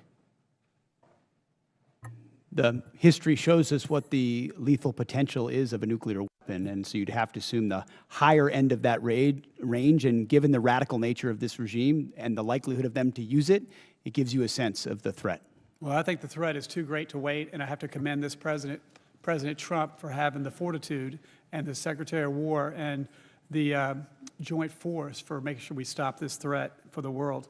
Also, I'm a big supporter of the AH-64 Apache. I understand in operations Absolute Resolve and everything else, it's been very effective in countering drones. I'm glad that in the NDAA, we're keeping that program going. And I just saw that you're going to keep the A-10 program going. And a good friend of mine said, long live the Warthog. But if there's ways that we can bring some of the Warthogs back, and or are there any other capabilities that can replace the Warthog? I don't think so. Is there anything that can do what the Warthog does? Gentleman's time's expired. Chair, and I recognize the gentleman from Illinois, Mr. Sorensen. Thank you, Mr. Chairman. To General Caine, on behalf of myself and my constituents, we thank you for your service and your leadership. To our military men and women, to our service members and the veterans that I see in our committee today, thank you for your support of our great country.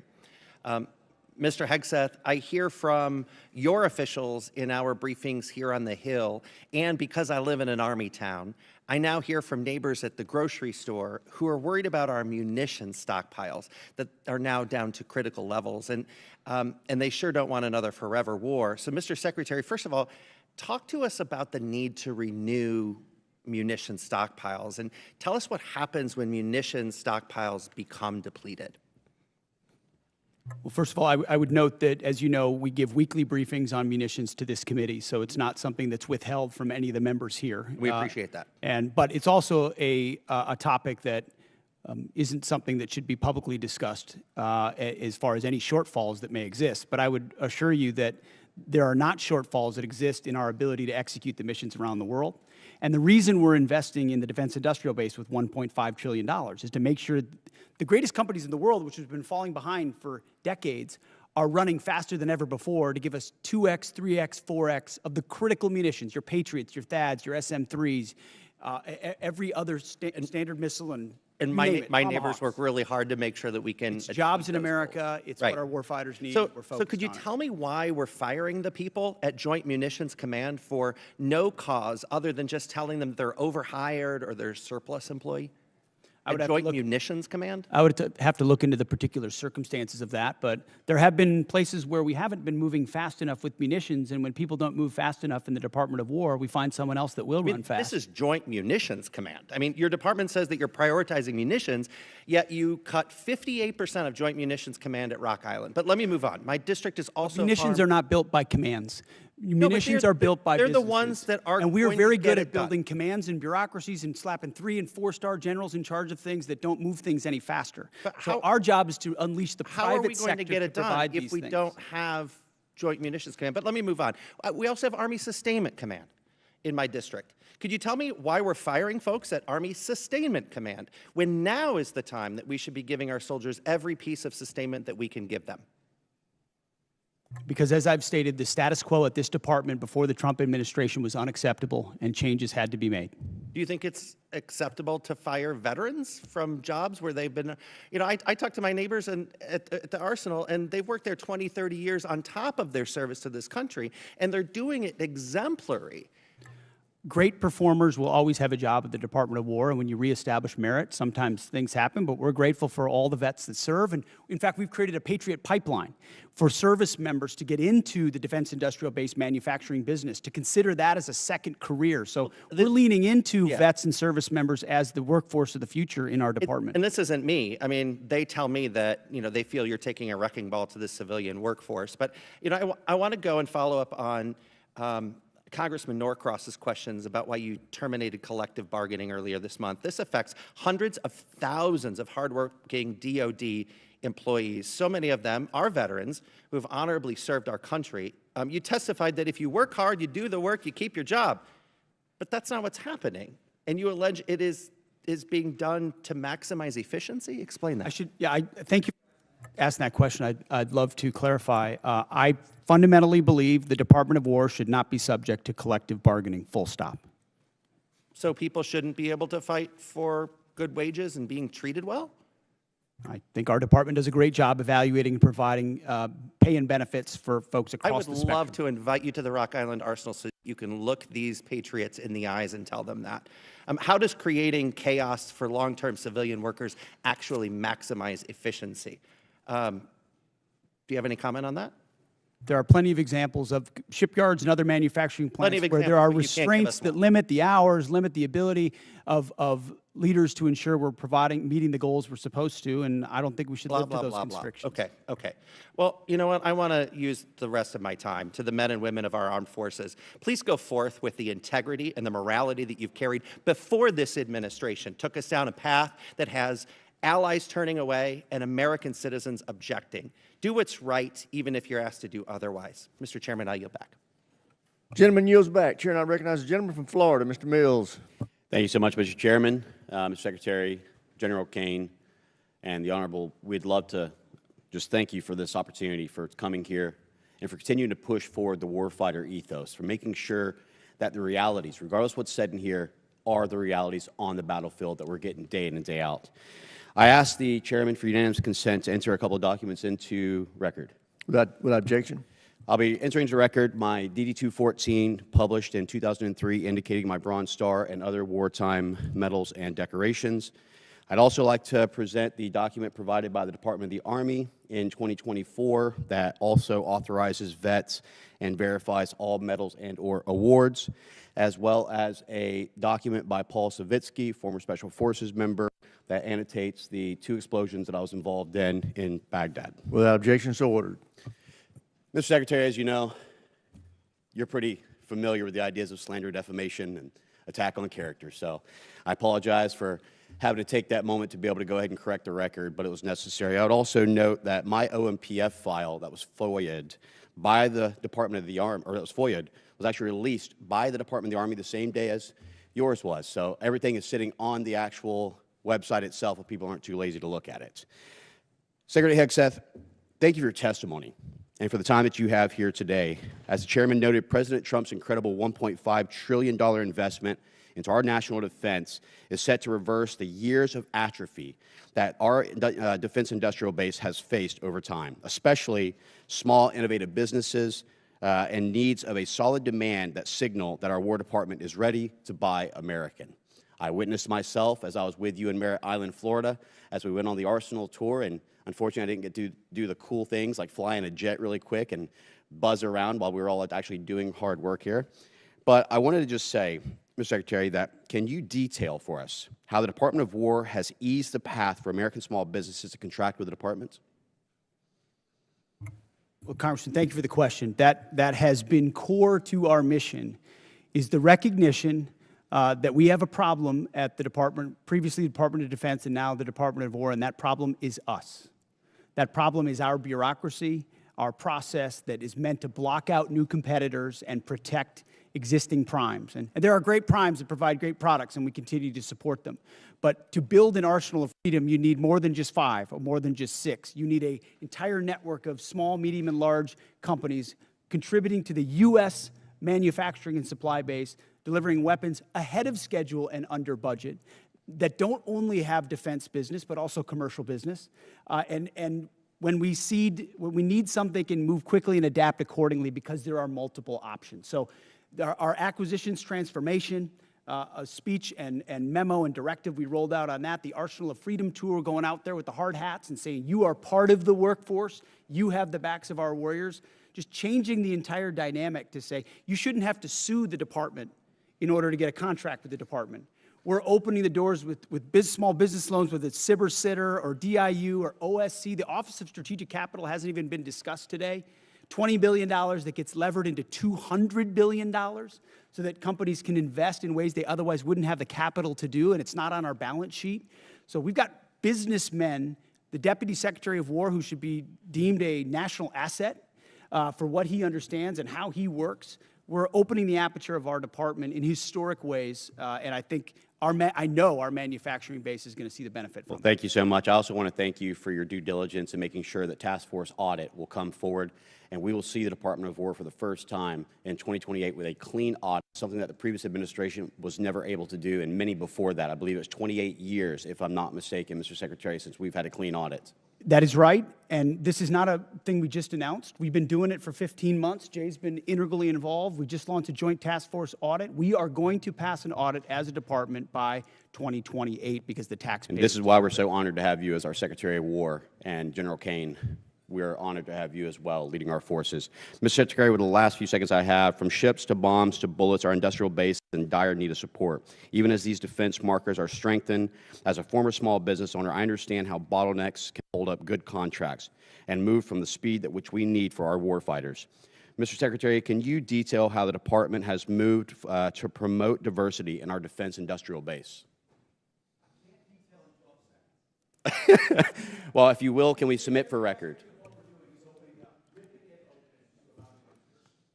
Sorry, every aspect is opening it up to provide as much running room for new entrants as possible. Thank you so much, Mr. Chairman. I appreciate it. With that, I yield back. Chair now recognizes the gentleman from New Mexico, Mr. Vasquez. Thank you, Mr. Chairman, and thank you to our witnesses for being here today. You're here before us requesting $1.5 trillion for the Defense Department, the largest one-year increase since World War II. While I will recognize that your budget does include increases for pay and quality of life, these increases are outweighed by the rising cost of living and the department's ongoing failures on child care, education, medical care, and other quality of life factors. Just like other families, the soaring cost of gas, groceries, housing, and child care have left military families underwater. Yet the department continues to put other priorities, like a $25 billion war of choice in Iran, and just lately, photo ops with Kid Rock, ahead of improving the lives of our troops and their families. It's deeply troubling to me that the department received a historic $1 trillion last year, including $9 billion under H.R. 1 for improving troops' quality of life, but the New Mexican service members that I have talked to are still living in barracks that are at capacity, sending their kids to run-down schools and lack access to on-base child care. Here's an example. During my most recent visit to White Sands Missile Range, I saw severely aging on-base infrastructure, specifically an elementary school that is in need of a complete rebuild. Secretary Hegseth, last fall you said that quality of life for our warriors is a critical component of reviving the warrior ethos. In a video you posted to social media last November, you said that the places where our warfighters reside need to be safe, comfortable, and clean. And in your opening statement today, you said quality of life is front and center in this budget. But when it comes to our troops' quality of life, I fear that this is more of all talk, because I can tell you the outdated barracks that I saw at White Sands Missile Range were anything but safe, comfortable, clean, and I haven't heard from service members about any improvements since you've assumed this role.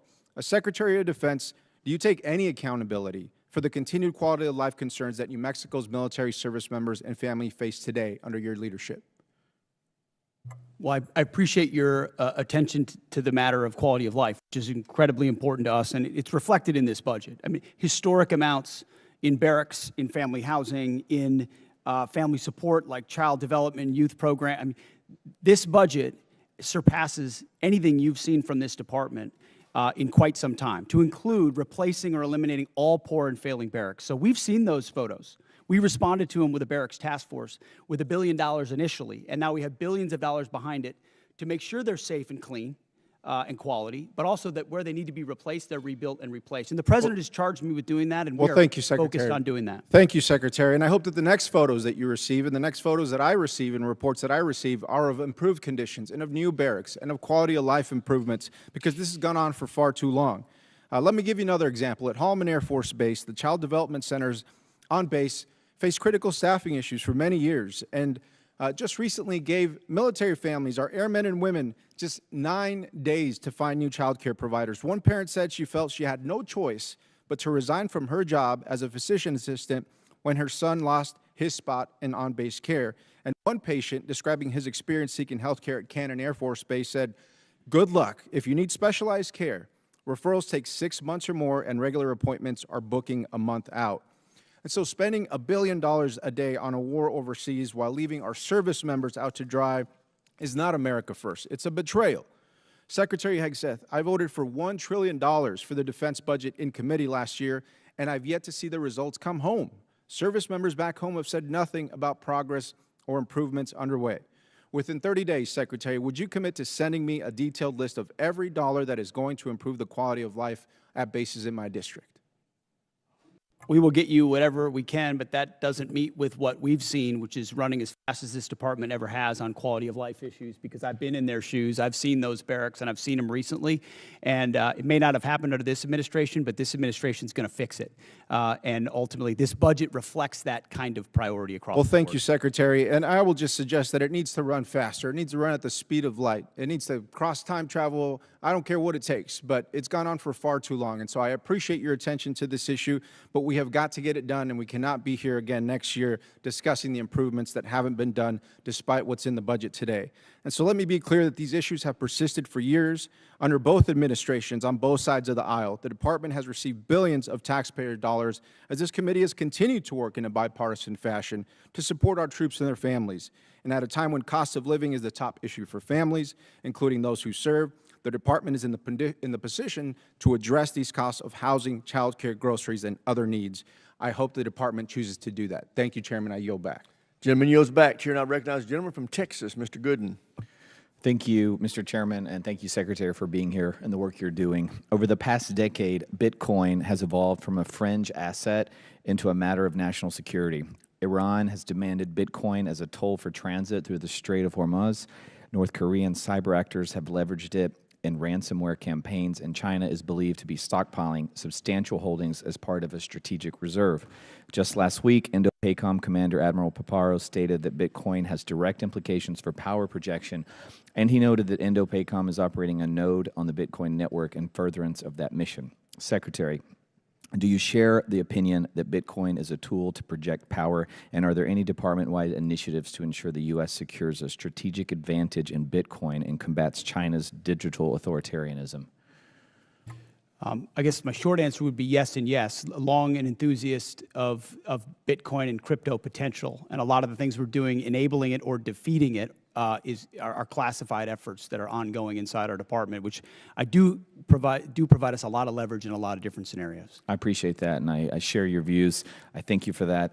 I also wanted an update with our operations in Qatar. How are those going since the Iran war, and how have Qatar been as a partner to work with over these last few months? I think it's fair to say that the Gulf states, to include Qatar, have done a nice job integrating on air defenses specifically, and then providing access basing and overflight. Qatar being one of them, UAE, Saudi, Kuwait, Bahrain. They've lived the threat of Iran. There's some complicated aspects with Qatar, but ultimately they've provided support to what we need in the theater. I appreciate that. I also appreciate the job that our men and women are doing there at that base. I realize they're going through a lot. We really appreciate the work you do, and I'll yield back to you, Mr. Chairman. Chair, I recognize the gentlelady from New Hampshire, Ms. Goodlander. I want to thank our witnesses for being here today, and I want to begin by getting right to it, since my time is limited, on this $1.5 trillion budget request. Mr. Hegseth, you testified last year and you testified again today that you will be accountable for every American taxpayer dollar that comes to the department, where it goes and why.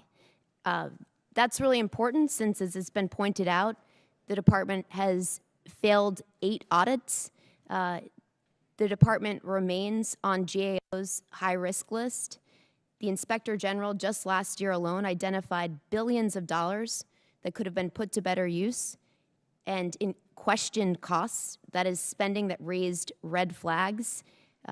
So this is a crisis right now in accountability of where the dollars of the American taxpayers who are in the middle of a cost crisis, where this money is going. I want to ask about your war in Iran. And Mr. Hurst, you testified earlier today that $25 billion has been spent to date. I just want to clarify that that is money, that taxpayer dollars that have been spent already in this war. $25 reflects the costs of the war, right? So we've already spent the dollars on munitions and things like that. So we're factoring in cost of munitions expended in that total. So how much of that has gone towards munitions? Does that include the munitions that have been spent to date? Yeah, that reflects the munitions that have been spent to date and other operational costs. Can you give us a breakdown of what those costs are? We'll work to get you guys a product that has a detailed breakdown of those costs. Yeah, my concern here is, Mr. Hegseth, you've testified repeatedly that you're going to be accountable for each and every American taxpayer dollar that you spend, that you're going to be accountable for the rationale. Here we are 60 days in to your war of choice in Iran, and you can't give us an answer on a breakdown of the basic breakdown of American taxpayer dollars that have been spent in your war of choice? That's a question for Mr. Hurst. Right now, as you sit here now, you We're cannot... happy to give you a breakdown. We'll provide you a product after this hearing. Well, I would love for you to give us this breakdown now and explain to us, was this unbudgeted costs, or was this something the department planned for in advance, since you were appropriated $1 trillion last year? The department deals with contingency operations all the time within its normal budget. So this was not budgeted for. My point here is, you know, and General Caine, you've testified to this. We all understand, for you to do your jobs, you need Congress to pass budgets. For us to do our jobs, we need you to give us the details and to be accountable to American taxpayers.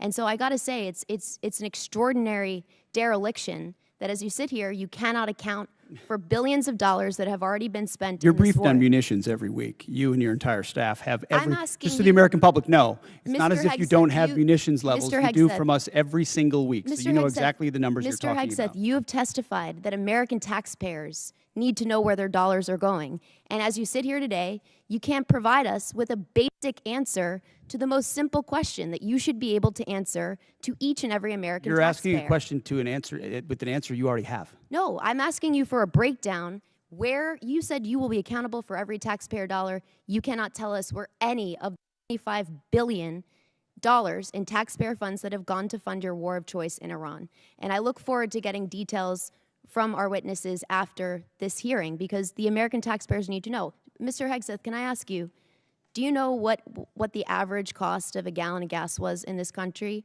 on February 28th? Well, it depends on where you live. If you live in California, it's $8. $2.83. Do you know what the average cost of a gallon of gas is today? Much higher in California. $4.23. I gotta say, Mr. Hegseth, you said you've got a crack economic team that's looking at the impacts of this war on the American taxpayer, and you can't answer this basic question. That should shock the conscience of every American. General Caine, I want to come back to something, a really important principle, and my time is limited. You testified to an important and bedrock principle of American law, that our service members follow lawful orders and lawful orders only. Is that right? Do you agree with the statement, quote, the military won't follow unlawful orders? I do. Mr. Hegseth, do you agree with that statement? I do, but understand what you're insinuating Thank you. at a partisan point. I'm not. I'm actually quoting you directly, Mr. Hegseth, from April 12th, 2016. And I appreciate that on the record, you've clarified this important principle of American law. Gentlelady's time's expired. Chair, and I recognize the gentleman from North Carolina, Mr. Harrigan. Well, thank you, Mr. Chairman, and thank you, Mr. Secretary and Chairman Caine. It's always a pleasure to have you here.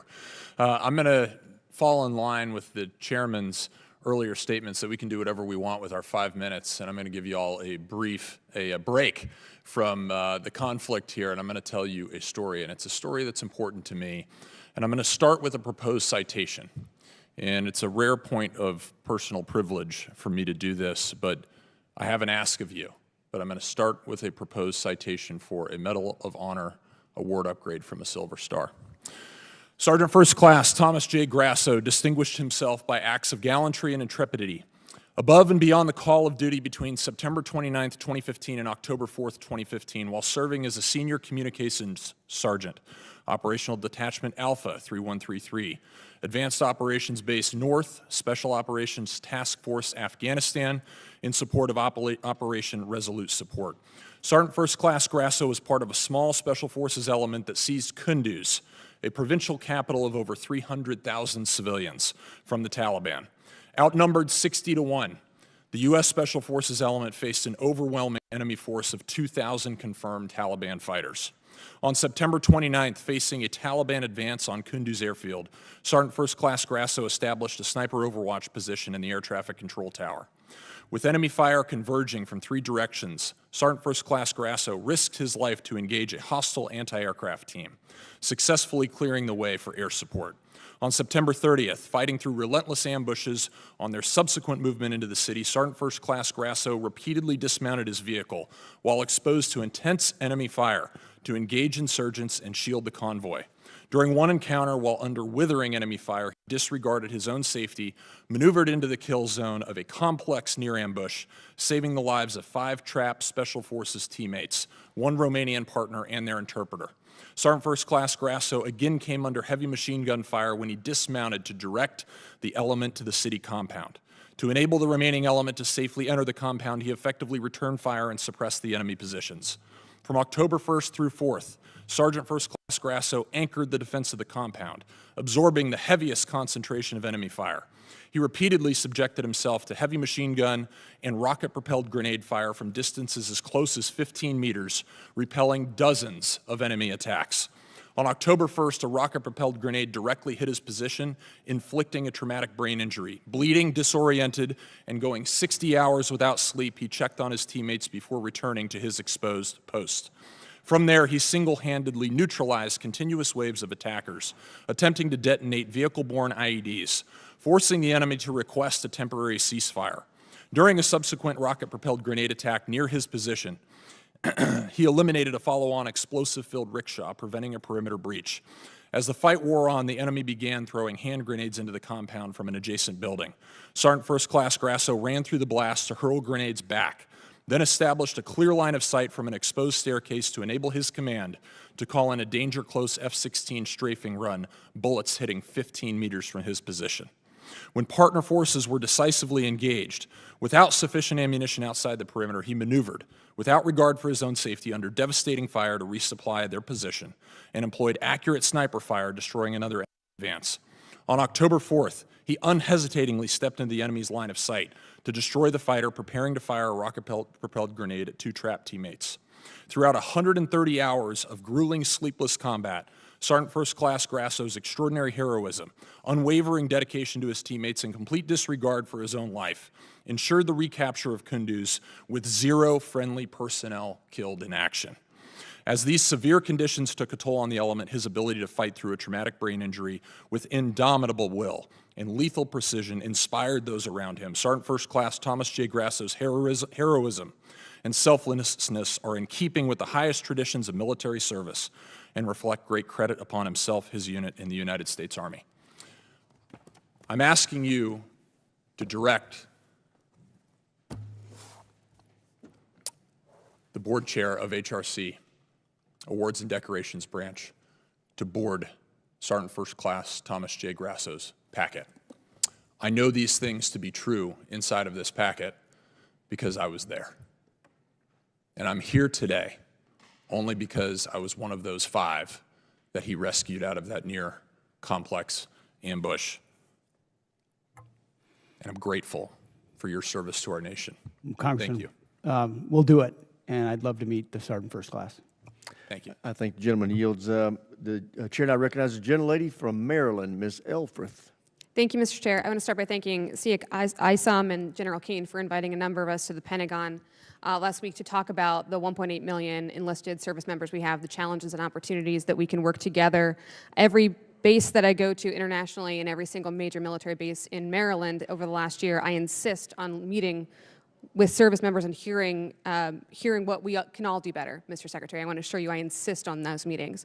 There's a whole lot we could talk about today, war in Iran, and I too want to thank the families of the 14 service members we have lost in this war so far, boat strikes in the Caribbean and the East Pacific, firing of a number of people we all respect on this dais on both sides 61 days into this war.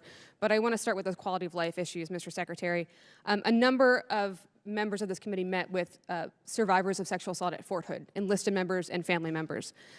You sat here last year and you said, quote, "I applaud Congress for the efforts that have been ongoing to address sexual assaults, which we do need to drive down to 0. That funding has not been reduced." I appreciate that, but the budget we have before us is level funded from last year, which you would agree is a realized cut year over year. So I want to give you the opportunity to talk about how you're still going to drive those sexual assault numbers down to 0 via flat funding. I'm told we've added 5%, so it's actually not flat, but we remain committed to that. And I think you've seen throughout the force reductions, not enough. We want more. We want to go to 0, but we remain committed to that. We're going to hold you accountable for that. Thank you. I want to move on to Ukraine. I don't normally agree with Mitch McConnell, but as you know, the department is withholding approximately $400 million in appropriated security assistance to Ukraine. Despite some public belittling, Ukraine has stepped up perhaps more than any other ally for us in the Middle East. They're harnessing the superiority that they have generated from a hard-fought war with Russia. They are intercepting Iranian drones that threaten U.S. and partner forces in the Middle East. But Mr. Secretary, I'm very concerned about that $400 million. Can you please let this committee know, folks watching at home, the Ukrainian people, when they can expect that $400 million in Ukraine support passed by Congress bipartisanly last year to be released and put on contract for its congressionally intended purpose, the defense of Ukraine? So the department recognizes that $400 million was allocated for European capacity building, and as of yesterday, it has been released. As it released, an under contract released as of yesterday. How would you describe it, Jay? Not under contract, but released to be put under contract. Let me ask you a different way, Mr. Hurst. When will it actually be on the ground in Ukraine? That depends on what they buy with the money. And Okay. we're going to take the advice of the EUCOM commander as we employ those funds for best use. Okay, we're gonna keep on that because it's incredibly important, as we heard from everybody, including the King of England yesterday. I'm gonna stay on our allies here. It's clear that the president didn't account for the Strait of Hormuz being closed, global market, oil market disruption, gas prices skyrocketing. Mr. Secretary, gas in my district, Maryland, not California, $4.11. The president did not notify allies abroad or Congress before he went to war. He has repeatedly berated and belittled our NATO allies, and I am not interested in Twitter diplomacy. I'm interested in our actual exit strategy from this war. So I'm actually going to pose it to General Caine, if I could. Well, the president did understand the risks and had the courage to undertake the endeavor nonetheless, which the American people voted for, that kind of courage in taking on that Iranian nuclear threat. General Caine, have you, or what have you formally and specifically requested of our NATO allies and European partners for operations in the Strait? Can you tell me escort duties, air defense, peace enforcement, specific requests of our NATO allies? Both us and state have reached out through a variety of mechanisms to pulse our international partners, not just in Europe, but in the Pacific as well, to see what capabilities could be brought to bear down there, as this is largely this is largely a we don't move much trade through there. I'll defer to energy, commerce, and treasury to But we've been comment on. specific with our allies about what we need. We have. Okay. Can I ask you for specificity on another issue that's been brought up today? From a military perspective, not a policy perspective, what will it require of our service members to actually eradicate any Iranian nuclear threat? Can you help us understand that?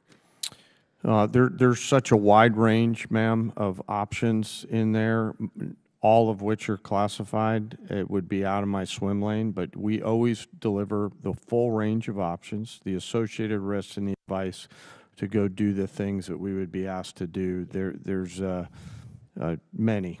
I can't speak for everybody on this committee, but I know we would The like more gentlewoman's details. time has expired. The chair now recognizes Mr. Mesmer from Indiana for 5 minutes. Thank you, Chairman, and thank you, Secretary Hegseth, General Caine, and Comptroller Hurst for being here today. Congratulations to all of you for rolling out the $1.5 trillion defense budget. I'd like to offer special thanks to Mr. Hurst and his Comptroller team for the work that it takes to put this budget together. It's a monumental task and important for our nation and our well-being. Secretary Hegseth, as you know, the theme of this year's NDAA is expanding the defense industrial base, and one of the key bottlenecks to that expansion is our workforce size. We are not producing enough skilled young workers, and too many regions with strong manufacturing potential remain underutilized. Would you support Congress working across committees on a national defense strategy workforce strategy that promotes technical training, apprenticeships, and proven school-to-industry pipelines? Absolutely. I think you'll find our budget fully aligned with the theme of the NDAA, and when it comes to skilled workers, whether it's DODEA schools, whether it's the Patriot Pipeline or any form of trades, we're investing in that because we need those folks invested in our industrial base. Excellent. I'd look forward to working with my team to ensure those efforts align with the Department, Defense, and the industrial workforce priorities. So my office will be reaching out. Also, Secretary Hegseth, we are in a shipbuilding crisis as the Department implements President Trump's vision for a larger fleet. Should the Navy leverage a model of distributed modular shipbuilding that taps industrial strength outside of traditional shipyards, such as in the Midwest, in the Great Lakes and Ohio and Mississippi Valley regions, to help expand capacity, to ease pressure on overburdened shipyards, and cut down on maintenance backlogs? In short, yes, and including international options where we can work with partners who have specific capabilities that would speed up the timeline on shipyards that are behind in our own country. But you'll find $65 billion in this budget on shipbuilding, a lot of which builds on those types of capabilities. Excellent. Would you also agree that platforms like unmanned surface vessels, tenders, and other support ships seem well suited for production outside traditional shipyards? Absolutely. And in fact, some of those facilities were precisely the ones we visited on the Arsenal of Freedom tour, USVs, UUVs, where you don't need the same capabilities you would in a traditional shipyard, or you can invest in a new type of shipyard, specifically tailored to those more bespoke capabilities that can be scaled for the fight of the future, for sure. Perfect. Thank you. Secretary Hegseth and General Caine, many from the Department have reiterated support for the nuclear sea-launched cruise missile, and I believe President Trump needs more support options in the form of expanded theater nuclear capability. From your perspective, what specific deterrence problem does SLCM solve that current capabilities do not, and what risk do we assume if that capability is not fielded? Take it first. SLCM provides, it's part of the multiple layers of nuclear deterrent that any president has to have at their disposal that creates dilemmas for enemies who are either nuclear capable or not, and ensures the kind of leverage required and defense required, deterrence required, that the nation that sort of underwrites everything we do. So more options on that the adversary can't account for is only good for us. Only thing I'll add is, as we mentioned a little bit earlier, sir, we continue to modernize the full range of the triad. This is another tool in that regional normally, so it's something I support. Thank you. As we look beyond the current program, should the Department be thinking about a future sea-launched nuclear system with greater survivability, maneuverability, and potential hypersonic capability? Yes, and I know we are. Okay. Thank you. Secretary Hegseth and General Caine, one of the major bottlenecks in expanding the defense industrial base is test range access.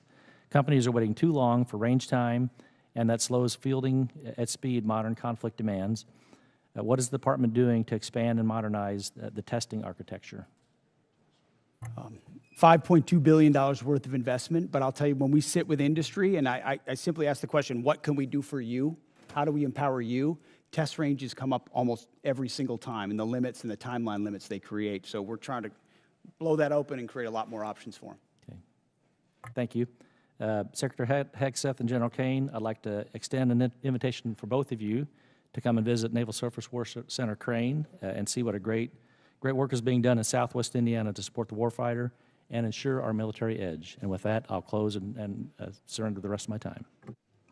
The chair now recognizes Mr. Whitesides from California for 5 minutes. Thank you, Chairwoman. Secretary Hegseth, General Caine, Mr. Hurst, thank you for testifying today and for your service to the nation. Over the past few weeks, military and civilian leaders of many of the DoD components have testified about their FY27 posture. We appreciate their professionalism and their service to the country in the time that they've spent to testify before us. I want to start with Mr. Hurst. Mr. Hurst, you testified at the beginning of this that you said that the estimated cost of the war is about $25 billion. In March, you stated that the first week of the war cost $11 billion. So is it right to say that the following 7 weeks have cost about $14 billion total, or $2 billion per week? Yeah, the most intense phase of the conflict was obviously the beginning. That's when most munitions were used. Okay. And that's the base expense from the war. Right. So that you also said just now that the $25 billion includes the cost of the munitions deployed. Is that right? This question is for the CFO, sir. Yeah. That's correct.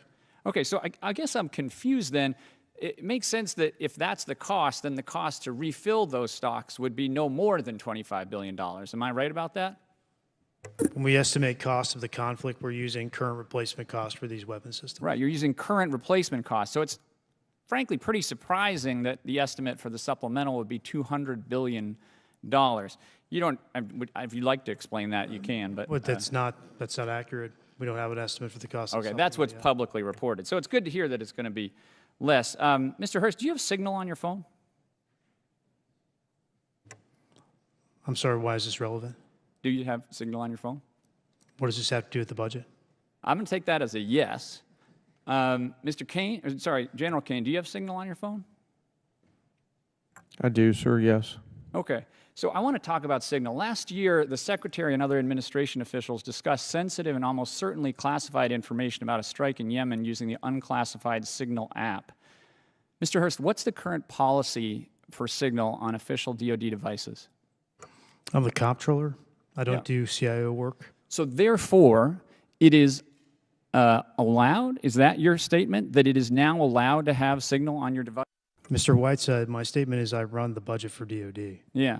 Okay, well, he's got it on his phone, so therefore it must be permitted. Sir, I got to go back and look if it's on my official phone. I was talking about my personal phone. I'm not exactly sure. I'll go back and look, though. Okay. Last month, FBI Director Kash Patel made a public announcement that Russian hackers are targeting Signal app users in the government, specifically stated that they were targeting individuals of high intelligence value, including current and former U.S. government officials. I hope that it is not official policy that you can have Signal on your official phones, and I would love to get a response from the department on that. We have now asked this question about 5 separate times and have never gotten a straight answer. I want to close by talking about helicopters. Mr. Secretary, I want to ask about the Army Apache helicopter that flew over Kid Rock's property on March 28th.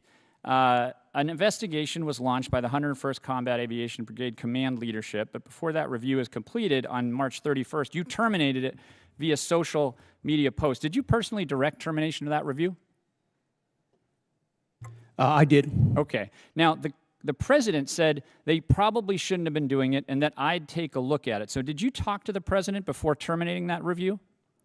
Well, I don't relay what I talk about with the Okay, I president. think unfortunately that means that you did talk to him, which in turn means that you've just confirmed that the president himself overruled the leadership of the 101st Airborne. Mr. Secretary, you yourself have affirmed not what I said. repeatedly the need for higher standards and higher accountability at every level of your agency. Commanders rely on established processes to uphold these standards. How does canceling a command-initiated review by the 101st Airborne leadership support a culture of accountability? Actually, I think I'll ask that of the chairman. Sir, back to my earlier comments about the importance in my role of staying in the middle. What you're alluding to is, in my assessment, with deep respect for your ask, is a partisan question, and I think it would be inappropriate for me to answer that. Sir, I actually don't think it is. I think it is actually a very fundamental principle of accountability in our department, and I think it was the wrong decision. I'm going to close by just saying one thing. Mr. Secretary, you started this hearing by politicizing it, and I want to make one point. Poll after poll shows that the American public does not support this war, and support is dropping every day. We are all representing our constituents, which is our constitutional duty. And to state that we are politicizing it is an affront to Congress and every member in this House, and I yield back You are time. politicizing it, Congressman. The gentleman's time has expired. The chair now recognizes Mr. Schmidt from Kansas for 5 minutes. Thank you, Madam Chair, and I want to thank all 3 of our witnesses for being here today and answering our questions. Mr. Secretary, let me start with you. A little bit off topic for today, but relevant. We are now more than 2 months into the funding shutdown for the Department of Homeland Security because folks at this end of the avenue have not yet been able to get to yes. I hope we're going to get to yes here shortly. I think we made some progress here today while we've been in this gathering.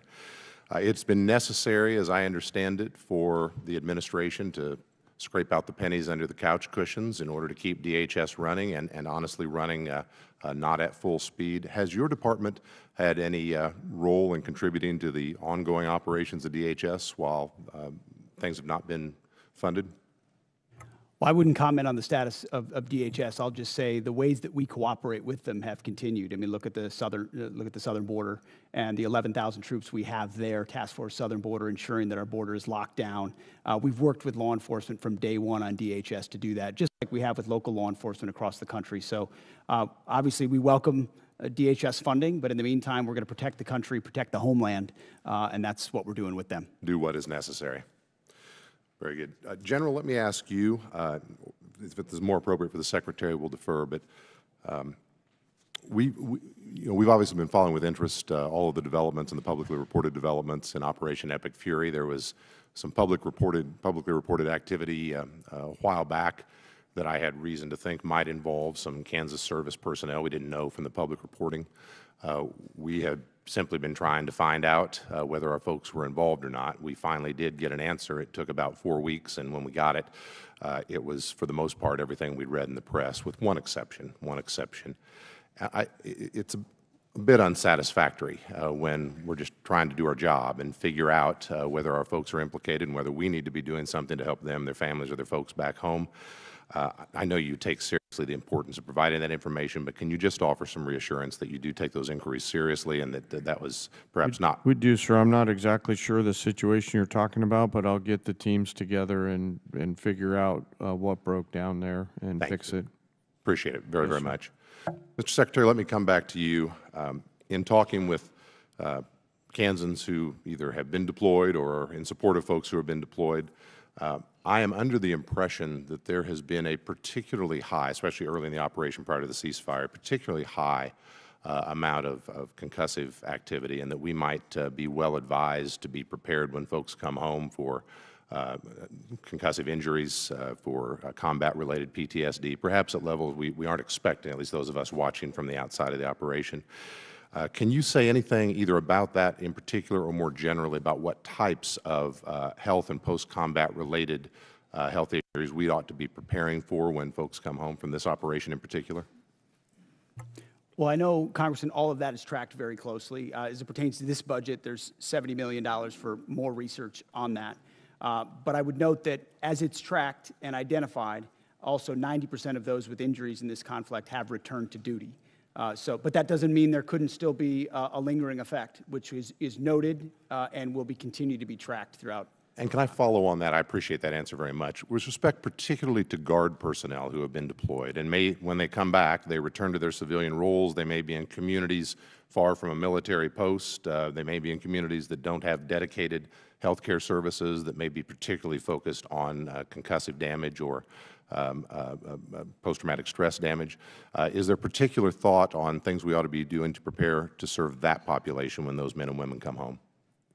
I think the biggest one is identifying it up front, doing that testing up front to identify what has occurred, and then the ability to track those service members. I know as a frontline leader that became part of my responsibility as well, tracking those who may be more susceptible to it, whether they have a formal network to address it or not. So definitely something we care about. TRICARE, ensuring they have increased access in places where there aren't military facilities is an important part of it. Thank you, Mr. Secretary. We care as well. We want to be helpful in that front when our folks come home.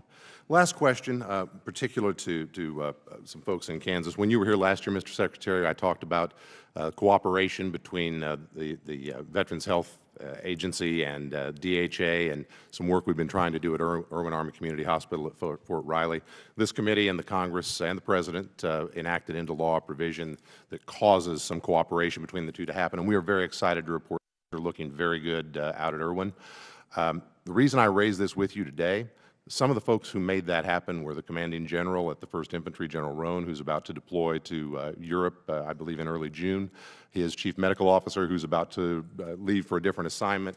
The gentleman's time has expired. Can we get those things signed before they leave? The chair now recognizes Mr. Tran from California for 5 minutes. Thank you so much, Chairwoman. Thank you, Secretary Hegseth, General Caine, Mr. Hurst, for being here today. You know, after I was honorably discharged from the Army Reserve, the GI Bill helped me go to school and ultimately become a lawyer. My focus was representing clients who were wrongfully terminated or faced discrimination and harassment at the work. Mr. Secretary, if I were in the courtroom trying to prove that you discriminate against our military heroes, I wouldn't have to look very far or very hard. In just 16 months, you have fired more than a dozen senior military leaders. You've delayed or canceled the promotion of even more. Your chief of staff told the Secretary of the Army that President Trump would not want to stand. That's not true. That was totally false reporting. I'm not getting You to my know it. question yet, Mr. Secretary. You told the president, the Secretary of the Army, that the president would not want to stand next to a black female officer at the military events. But, you know, despite all of this, I remain very hopeful that you can and will do better for the men and women who have dedicated their lives to protect our great country. You're here to ask for $1.5 trillion. That's a huge budget, and I want to make sure that you have the ability to manage it. Secretary Hegseth, you would agree with me when I say that we want the most qualified people in every position of our military, correct?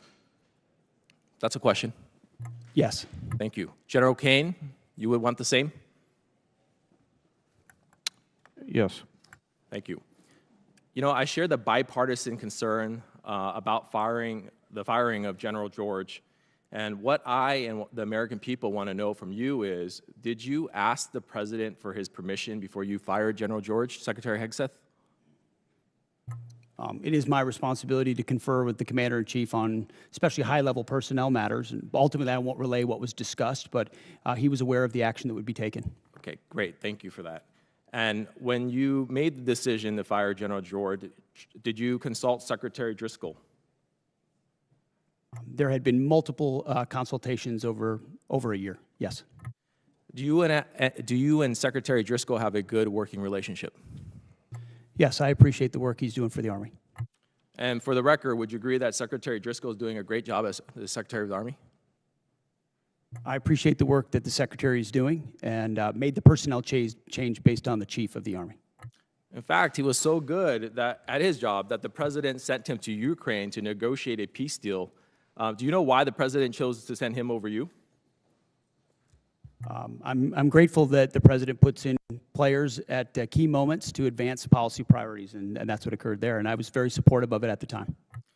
Recently, Secretary Driscoll testified in front of the Appropriations Committee that he refused to strike the names of 2 female and 2 black officers from a promotion list due to their exemplary service, names which were ultimately removed. Did you order him to strike those names? I know we removed those names. I did. Okay. Why? Because we review every general officer. You mentioned 12 general officers have been reviewed. The number's much higher than that. I would also note that under Barack Obama, 197 general officers were removed. So this is not something specific to this administration. Every officer serves at the pleasure of the president. And when they need to be removed in order to ensure we have the right leadership in those services, I will make those calls regardless of what you might say from the dais. You know, about a year ago, the Army began their transformation initiative. I'm all for modernization, but this process seems to have been completely rushed in a way that compromises our readiness, including deactivating a medical evacuation Black Hawk unit at Joint Training Forces Base, Los Alamitos. I've heard recently from senior Army officials who support slowing down the Army Transformation Initiative, specifically as it relates to aviation. Secretary Hegseth, can you commit to slowing down ATI as it relates to aviation? There are multiple places inside ATI that we are reviewing to ensure that we do not create capability gaps inside today's Army based on the fights we have today and the fights of the future. And this budget reflects ensuring that we don't have any operational gaps in the Army or any of the services. Mr. Secretary, during your opening, you brought up this beautiful slide, and you talked about the Arsenal of Freedom. It's the Arsenal of Freedom slide, talking about private investment, you know, from the $1.5 billion.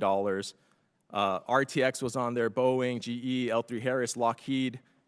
My question to you is, do you or your wife have any personal investment in those companies? No. Thank you. The gentleman's time has expired. The chair now recognizes Mr. Crank from Colorado for 5 minutes. Thank you, Madam Chair. Mr. Secretary, the Department's FY27 military construction request includes plans for a new $250 million Space Force operations facility at Schriever Space Force Base.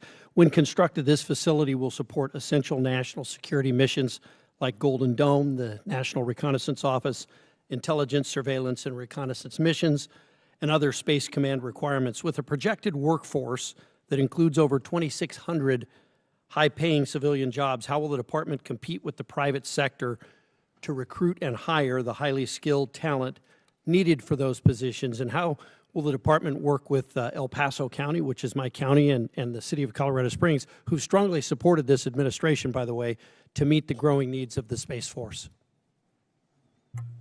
Well, first and foremost, and I mean this, I would welcome your input. That's usually what I say when I'm on the road and in the field with commanders is, okay, you ask me, we meet with battalion and brigade commanders all the time. They ask me a really detailed question, and the first thing I say is, what do you think? And usually they know the problem set much better than us, and we take that feedback back to HQ and we action it. So I would welcome how we can ensure that that workforce is properly cared for and competitive, considering how important the Space Force is, which is doubled in this budget in size. Right. That domain of warfare we have to get right. Yes. Okay. Mr. Secretary, sometimes here in Congress and on these committees, sometimes we do oversight, but sometimes we just overact. And there's been a little bit of that today. There's been some overacting. I would hope that when I look back on my congressional career, I've only been here a little while, I do know that when President Biden did some military operations, I supported him. I wasn't here, but I supported those operations because it's important to support the men and women of the military, and it's important to support our commander-in-chief when he makes the decision to deploy those troops. And I'd hope that when I look back on my career years from now, I will say the same thing, that I didn't choose what to support based on who the party was in the White House, but based on whether it was the best thing for our national security. And I hope that some of my colleagues who don't seem to hold that same standard would introspectively look at what they do. But I want to give you a minute. There's been a lot said about Iran and about the mission in Iran. And I think there's been a lot of misinformation here, and I want to give you the opportunity to correct the record. Well, I appreciate that. We are fortunate to have a president who understands the nature of the threat we face from a nuclear-armed Iran. Full stop. We know what they say they would do, we know that they were pursuing, and we know that at their weakest moment we had an opportunity to do something about it before they had a conventional shield of missiles and drones so large that they could never be contested. And then without inspections and from a bad deal, they could possibly race to a bomb. So the threat was right there in front of us. All it took was the courage to act, which no other president had done. And he gave us a clear set of objectives, which the chairman and I talked about from day one. In pursuit of ensuring that Iran never gets a nuclear weapon, you degrade their missile program, defeat their missile program, get at their conventional Navy, and ensure they don't have a defense industrial base so they can rebuild those capabilities. That's what we briefed from the podium. That's what we talked about. That's what we were focused on. And in service of that, had overwhelming military victories in pursuit of it. I mean, we've never seen an air campaign like what we did alongside the Israeli Air Force, not to mention the rescue of those two pilots and the professionalism of that joint force that went downtown twice, once in the day and once in the night, to leave no man behind. That is a call the commander-in-chief makes, and he had the guts to make it. And as a result, we're in a ceasefire, in the middle of negotiations, in a very strong place with a blockade that will ensure that when this is done, when a deal is set, it's a deal on the president's terms to ensure Iran never gets a nuclear weapon. That's a fight worth having. And if the American people remember 47 years, Americans remember 47 years of what the Iranians have done to us, targeting and killing Americans. If they had a nuclear weapon, they would use it. This president has unleashed his military to do something about it. We've had historic successes. And if we need to go at it again to ensure that success, we are prepared to. But we're hopeful over time that a deal will be compelled and compelled quickly. So this talk about endless wars or forever wars, the president points out rightfully what this town tolerated in Iraq and Afghanistan and Vietnam. That is not this. This is a discrete mission to pursue U.S. objectives, and we're doing it in a historic fashion. I support this president's operation right now in Iran. I supported President Obama when he said he opposed a nuclear Iran and would do what was necessary to do that. And I supported President Clinton when he did the same. It's time to act, and I'm glad that this president did. Thank you. The chair now recognizes Mr. Vindman from Virginia for 5 minutes. Thank you. Earlier, Secretary Hegseth, you talked about flexible realism. So let's see if we can figure out how much of it is realistic and how much of it is just flexible. Secretary Hegseth, last year I asked you some questions about Indo-PACOM and threats in Europe. and you had a hard time answering those questions. I'm sure you prepped better this year, and I'm hoping you can answer some of these basic questions since now we are at war. Do you know what the price of oil is today? I don't know where it's gone as of this time of this hearing, but roughly $100 a barrel. It's actually closer to 120, 117. Well, it depends on the index you're looking at. I'm looking at Brent. Do you know what the price was the day before of Brent, the day before we went to war? It was certainly lower. You understand you're taking some economic risk. But I would note, a lot lower. The energy dominance this president has Let me unleashed has put us in an get to incredible my question. position. Thank you. So it's $72, and so now we have a 62% increase. By the way, the department obviously will be paying those extra fuel costs. That's going to be not insignificant, but so will the American people. Now, at its narrowest point, how wide is the Strait of Hormuz? I think it's about 12 miles, but I'd have to check. It's 24 miles, but 12 miles is actually the relevant number because that's the navigable channel. That's So the international water navigable channel Yep. point. And do you know how many barrels of oil transited the Strait of Hormuz each day before the war started? I don't know the exact number, but you're looking at over 100 oil tankers usually transited a day, or 120 a day would transport the strait. Yeah, and so 20 million barrels a day, and right now they're at an 81% reduction. So it sounds like you've done your homework. You're tracking pretty well what the strategic situation is. So a couple of questions. Were you aware that if we struck Iran, that they would most likely close the Strait of Hormuz? Of course, our department was prepared and planning for every possible contingency, being front and center as something they may do in a desperate state to attempt to Which is what they've done, some kind of control. and I appreciate that. And earlier you told Mr. Moulton that this department has looked at all aspects of the risk, and that the president got every possible perspective. And then recently you just said that the president did understand the risks and had the courage to undertake the endeavor nonetheless, and that's leadership, or words to that effect, pretty close. And so I just want to kind of give you the state of play right now. It's been 2 months of war. We have hopes for a resolution, but the war continues, really. Iran has closed the strait, and we've now gone in and blockaded their ports.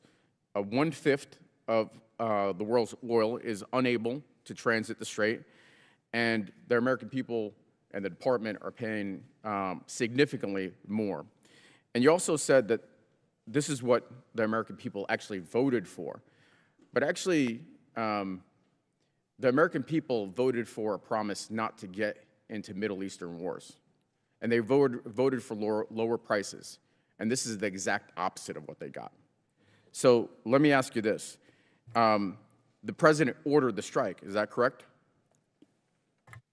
The president's been saying for over 30 years that Iran can never have a nuclear weapon. So I he's been got it. very clear as a We're position talking when about the American people voted for President Trump overwhelmingly. They voted for that I got position. that, but the president ordered the strike. Is that correct? Which strike are you referring to? The strike on Iran, the war that we're in. Oh, of course. I mean, Okay. he's the commander-in-chief. So He's it made sounds like the calls. It sounds like you're blaming Daddy for the mess we're in, and I don't think he's going to be particularly happy with you. I see what you're trying to do. There's no daylight in this administration on this Secretary, I'm campaign, asking and the I'm happy questions. You've been to admonished stand for this shoulder to shoulder before. with this You're administration. reclaiming my time. So let's shift gears. Last time we were here, I asked you if you'd apologize to the mother of an F-18 pilot whose son you endangered for sharing classified information on a signal chat. You refused. On March 1st, 6 Army soldiers, including a constituent of mine, were killed by an Iranian drone strike. Do you take any responsibility for those deaths? I was there at Dover when they came back. Of course, I take So was I. responsibility for every aspect Well, of I this appreciate mission. that, because you also complained about the fact that tragic things happen. The news makes it front-page news. The press only wants to make the president look bad. Is it about the soldiers, or is it about the president looking bad? It's not just the president who wants, or the media that wants to make him look bad. It's you. It's actually about the soldiers, and it's frankly reprehensible that you would make that statement. And so, you know, Truman had a sign on his desk that said the buck stops here. And this The gentleman's time has expired. The about chair now passing the buck. recognizes Mr. Van Orden from Wisconsin for 5 minutes. Thank you, Madam Chair. Mr. Secretary, it's great to see you. General Caine, Honorable Mr. Hurst, of course, my dear friend of over 3 decades, Master Chief Isom. How you doing? Hey, I have to be very clear here. I spent my entire adult life training for war, training others for war, or at war. And you very astutely mentioned to some of my Democrat colleagues that our generation was involved in an endless war, a morass. And I've had, with Matthew Burns, I've had 22 of my friends commit suicide. And I know that you have recently instituted a specific office to help lower active duty and veterans suicide in conjunction with my great friend, Secretary Collins. So I want to thank you for that. 2 months does not a morass make. However, it could be the start of one. And the difference between this administration and many previous administrations, I think that you understand, particularly because of your background and your SCA back there, and General Caine, you understand what it means to fight to win. And we didn't fight to win in Afghanistan. We didn't fight to win in Iraq. And it's palpable. I have more friends than I can count that are still on active duty in every branch of service, including the Coast Guard. And for a Navy guy, that's a big stretch. The morale of the men and women in the Department of War, and in their case, the Department of Transportation, is exponentially higher than I've ever seen it, ever. And that comes from leadership, starting with President Trump, going through you, to General Caine, and through your SCA. And what some of my colleagues refuse to admit is that that's how you win. It starts with the man. It's the first soft truth. Humans are more important than hardware. And I want to thank you for setting that environment. I don't want to be at war, but Iran declared war on the United States of America 47 years ago, and those bastards are responsible for killing and maiming many of my friends. So this is not some esoteric political argument for me. This is a fact that President Trump, by using you as the Secretary of War and General Caine as CJCS and Master Chief Isom, what you're doing is you're going to end a war that was declared on us. And of all times when we should unite as Americans, especially in this puzzle palace up here, is when we're at war. And it is a war of choice by the mullahs. That is who chose to fight this war, and we're going to end it. I don't really have a question for you. I trust your judgment. General Caine, I trust your judgment. Master Chief, I trust your judgment. And when you're coming here with a request for a tremendous amount of money, I understand that there's no fluff in there, that this is what's required to end this war that the mullahs chose to declare against us. And I'm telling you right now, we have your back. And there are a lot of my Democrat colleagues that do also. They're just afraid to say it out loud because they'll be crushed by the left of their party, and that is reprehensible. So with that, whatever you guys need, you just holler.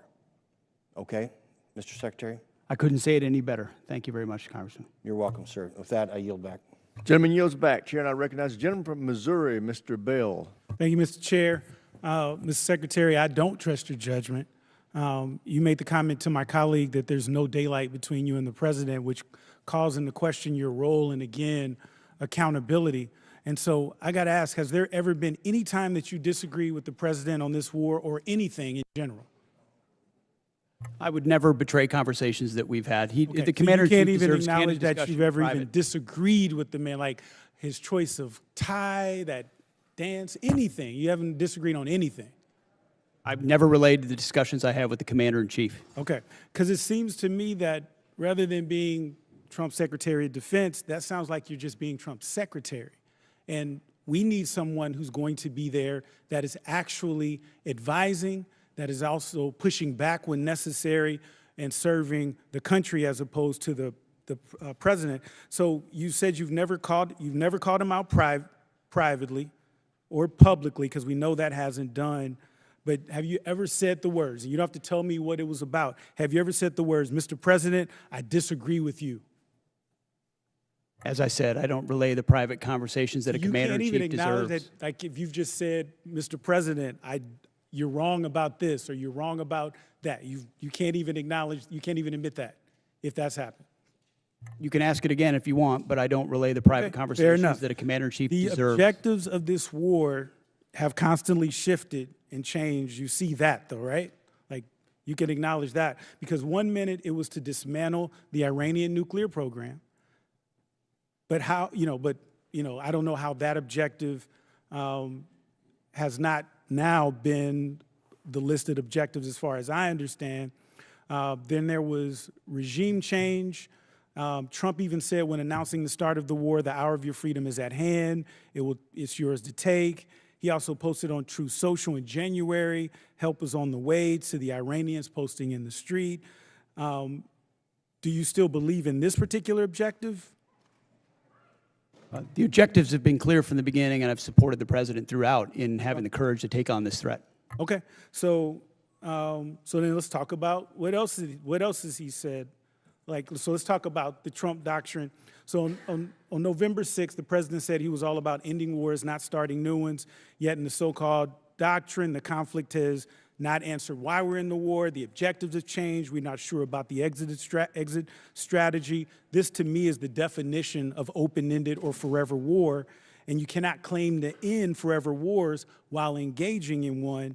And then here's the one that really gets me. So I don't know when it's over when I feel it in my bones. So, Mr. Secretary, war decisions should be based on defined military objectives. You agree with that statement, correct? It's the commander-in-chief makes the call on behalf of the American people when our objectives are completed. There should be clearly defined military objectives. That's safe to say? Ultimately, the commander-in-chief makes the decision about when our objectives are achieved. Okay, because because I'm just trying to figure out, like, what kind of analysis, evaluation are we looking at with objectives when it's just what the president feels in his bones? Like, are we talking about like some Da Vinci Petruvian man or what? Like, what are we talking about when we just talk about feeling it in your bones? Because my thing is, we're not set up here to trust anyone's judgment. We're here to represent our districts and the American people. And so my next question is, the problem that I'm concerned with is that Iran continues to increase their negotiating leverage with us. And so we've been told that we've won this war, it'll be over in a few days, but now they didn't control the Strait of Hormuz, and now they do have leverage in the Strait of Hormuz. I remember even in the strikes in June, after the strikes in June, I should say, they struck Al-Udeid, and we never responded to that. As a matter of fact, Trump even said he knew that strike was coming and he allowed it. Do you agree with that? Ultimately, the president's been clear about his objectives, and if Iran thinks they're going to outdeal the best deal maker on the planet, they got another thing coming. But they struck us and we didn't strike back, and you're okay with that? He even said he authorized, he allowed it. He said that, and you're okay with that? The president has done many bold things for this country to ensure Iran never has a nuclear weapon. Okay, well, allowing another country to attack us, isn't that treason? Allowing Iran to get a nuclear Gentleman's weapon. time's Obama was expired. willing Chair to now do, recognizes the gentleman that's what from you want. Arizona, Mr. Amadei. I want to thank your team behind you for having the discipline and stamina for being here. I know what work was involved in doing this type of hearing, so thank you all. Mr. Secretary, I want to ask you about the A-10 Warthog. How effective has it been in the war in Iran? As I'm sure you know, it's a very effective platform, yes. And so why is the Air Force, I mean, they've been trying to retire this platform for 40 years, since 1984, and it seems like it keeps proving itself no matter the technological advances that we have in the military. So why is there a need or push to retire this platform? Well, the push to retire the platform was from previous administrations, based on mostly requests from the Air Force. But given how, anybody of our generation knows how impactful, important, and significant the A-10 and the Warthog has been. And that's what you want when you need close air support. Full stop, everybody knows it. To include when you've got down pilots and you need to go downtown Iran. And it was incredibly effective in those missions. Now, there are other places where it's less survivable, and I understand that. But there's still most of the world where it is the most effective close air support platform.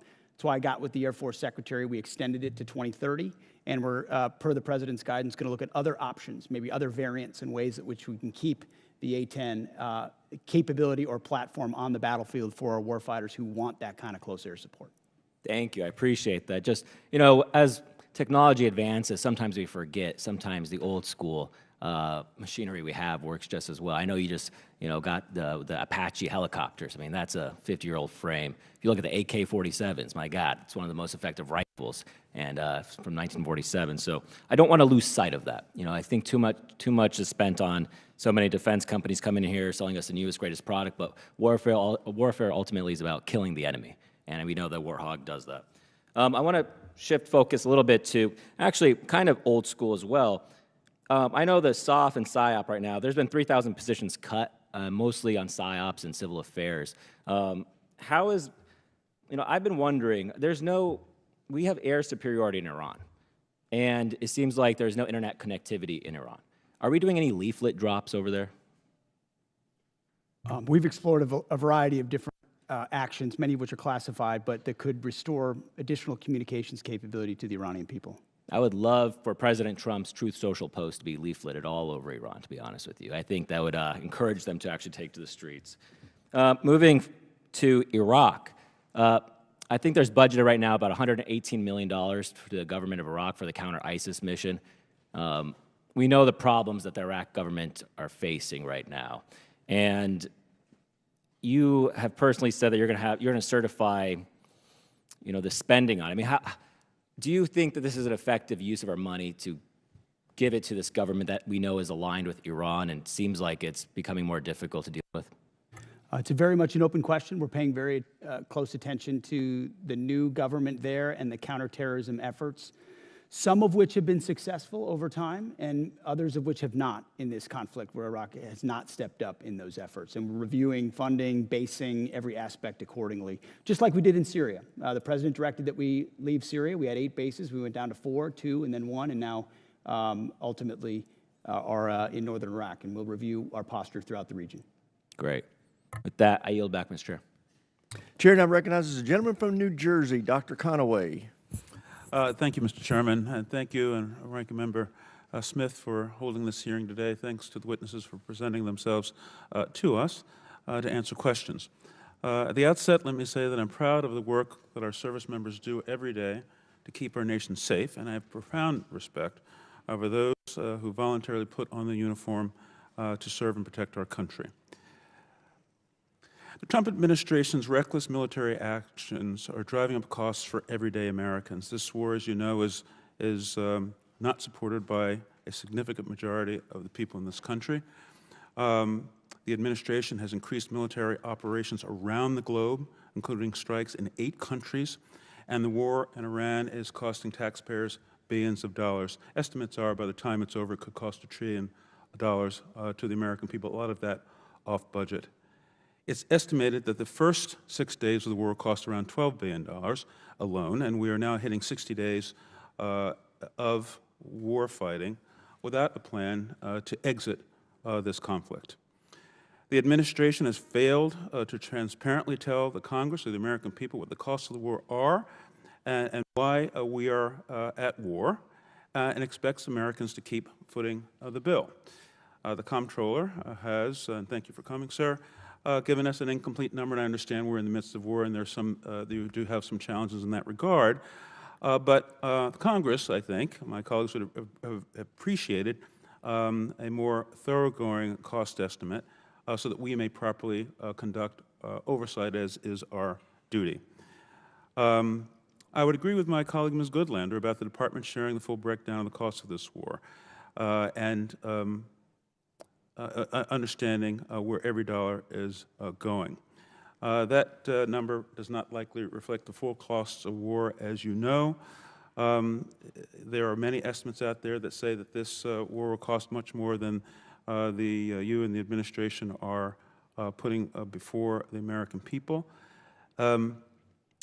If you look at our past conflicts, when we went to war in World War I, and this has been mentioned, Wilson went to Congress and called for the American people to help pay for the war. Franklin Roosevelt went to Congress, asked for a declaration of war, and Americans pitched in to pay for this war. Conflicts after that, sadly, too many of them are off budget and are leaving Americans with trillions of dollars in debt. Average Americans are suffering the consequences of this war in Iran, including increased fuel prices in my home state of New Jersey, where gas is now on average $4.20 a gallon. Diesel is almost $6 per gallon. In addition to increased fuel prices, everything costs more: groceries, housing costs. And the people have to pay for it, have not asked for this war, and I think are a little bit bewildered as to why we're in this war. I'm not disputing the fact that the Iranian regime is a malignant, dangerous regime that has killed its own people and indeed has killed Americans over the decades.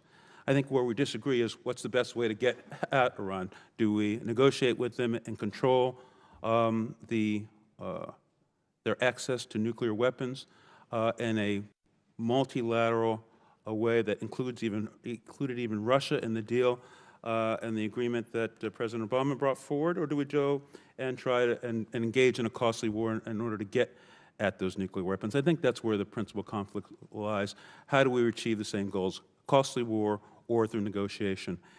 And we've seen that apparently there wasn't a plan to deal with the action that Iran had to take, that is to close the Strait of Hormuz, because it's the only thing you can do when you are the weaker country in an asymmetric conflict. Of course they were going to do that, and I wonder whether or not the President was apprised of this before he took the actions that he has taken. So let me just ask this question. And before, let's make this comment too. This war is just 60 days so far. And this thought that Americans wish to bear the consequences of increased fuel prices, I don't think is borne out by the fact that, those costs impact people on a weekly basis, bi-weekly basis.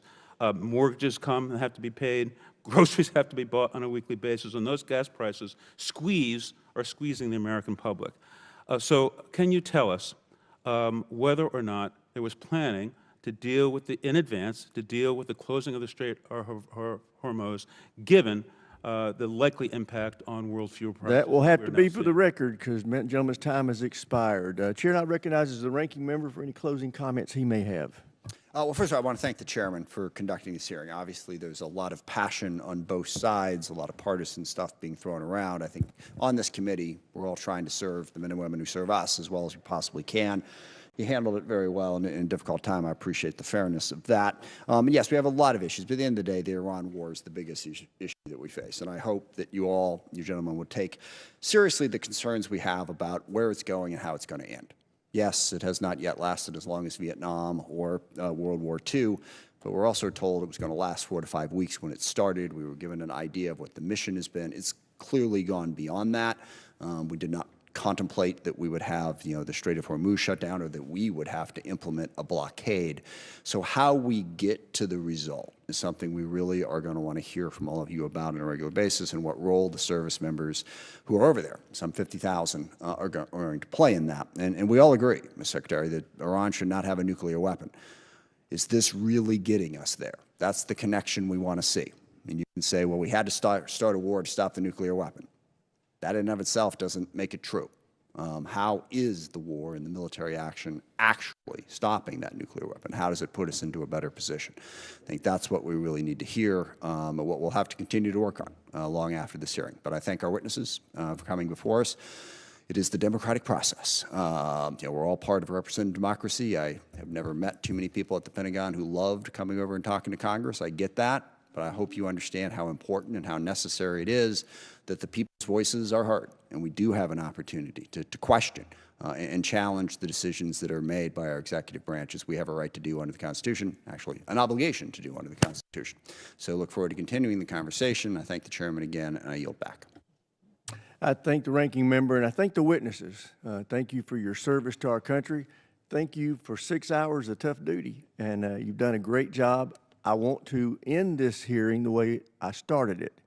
This is a historic budget request by this administration. We are in unacceptably low levels of spending historically, and this president is meeting the moment with a budget request that meets the requirements that we have to meet if we want to remain at peace. This is about peace through strength. This budget will help us have peace through strength, and I urge my colleagues who are not in this chamber to pay attention to what we talked about today. This department, I think, is done an admirable job of defending the budget. And with that, thank you for being here. This hearing is adjourned.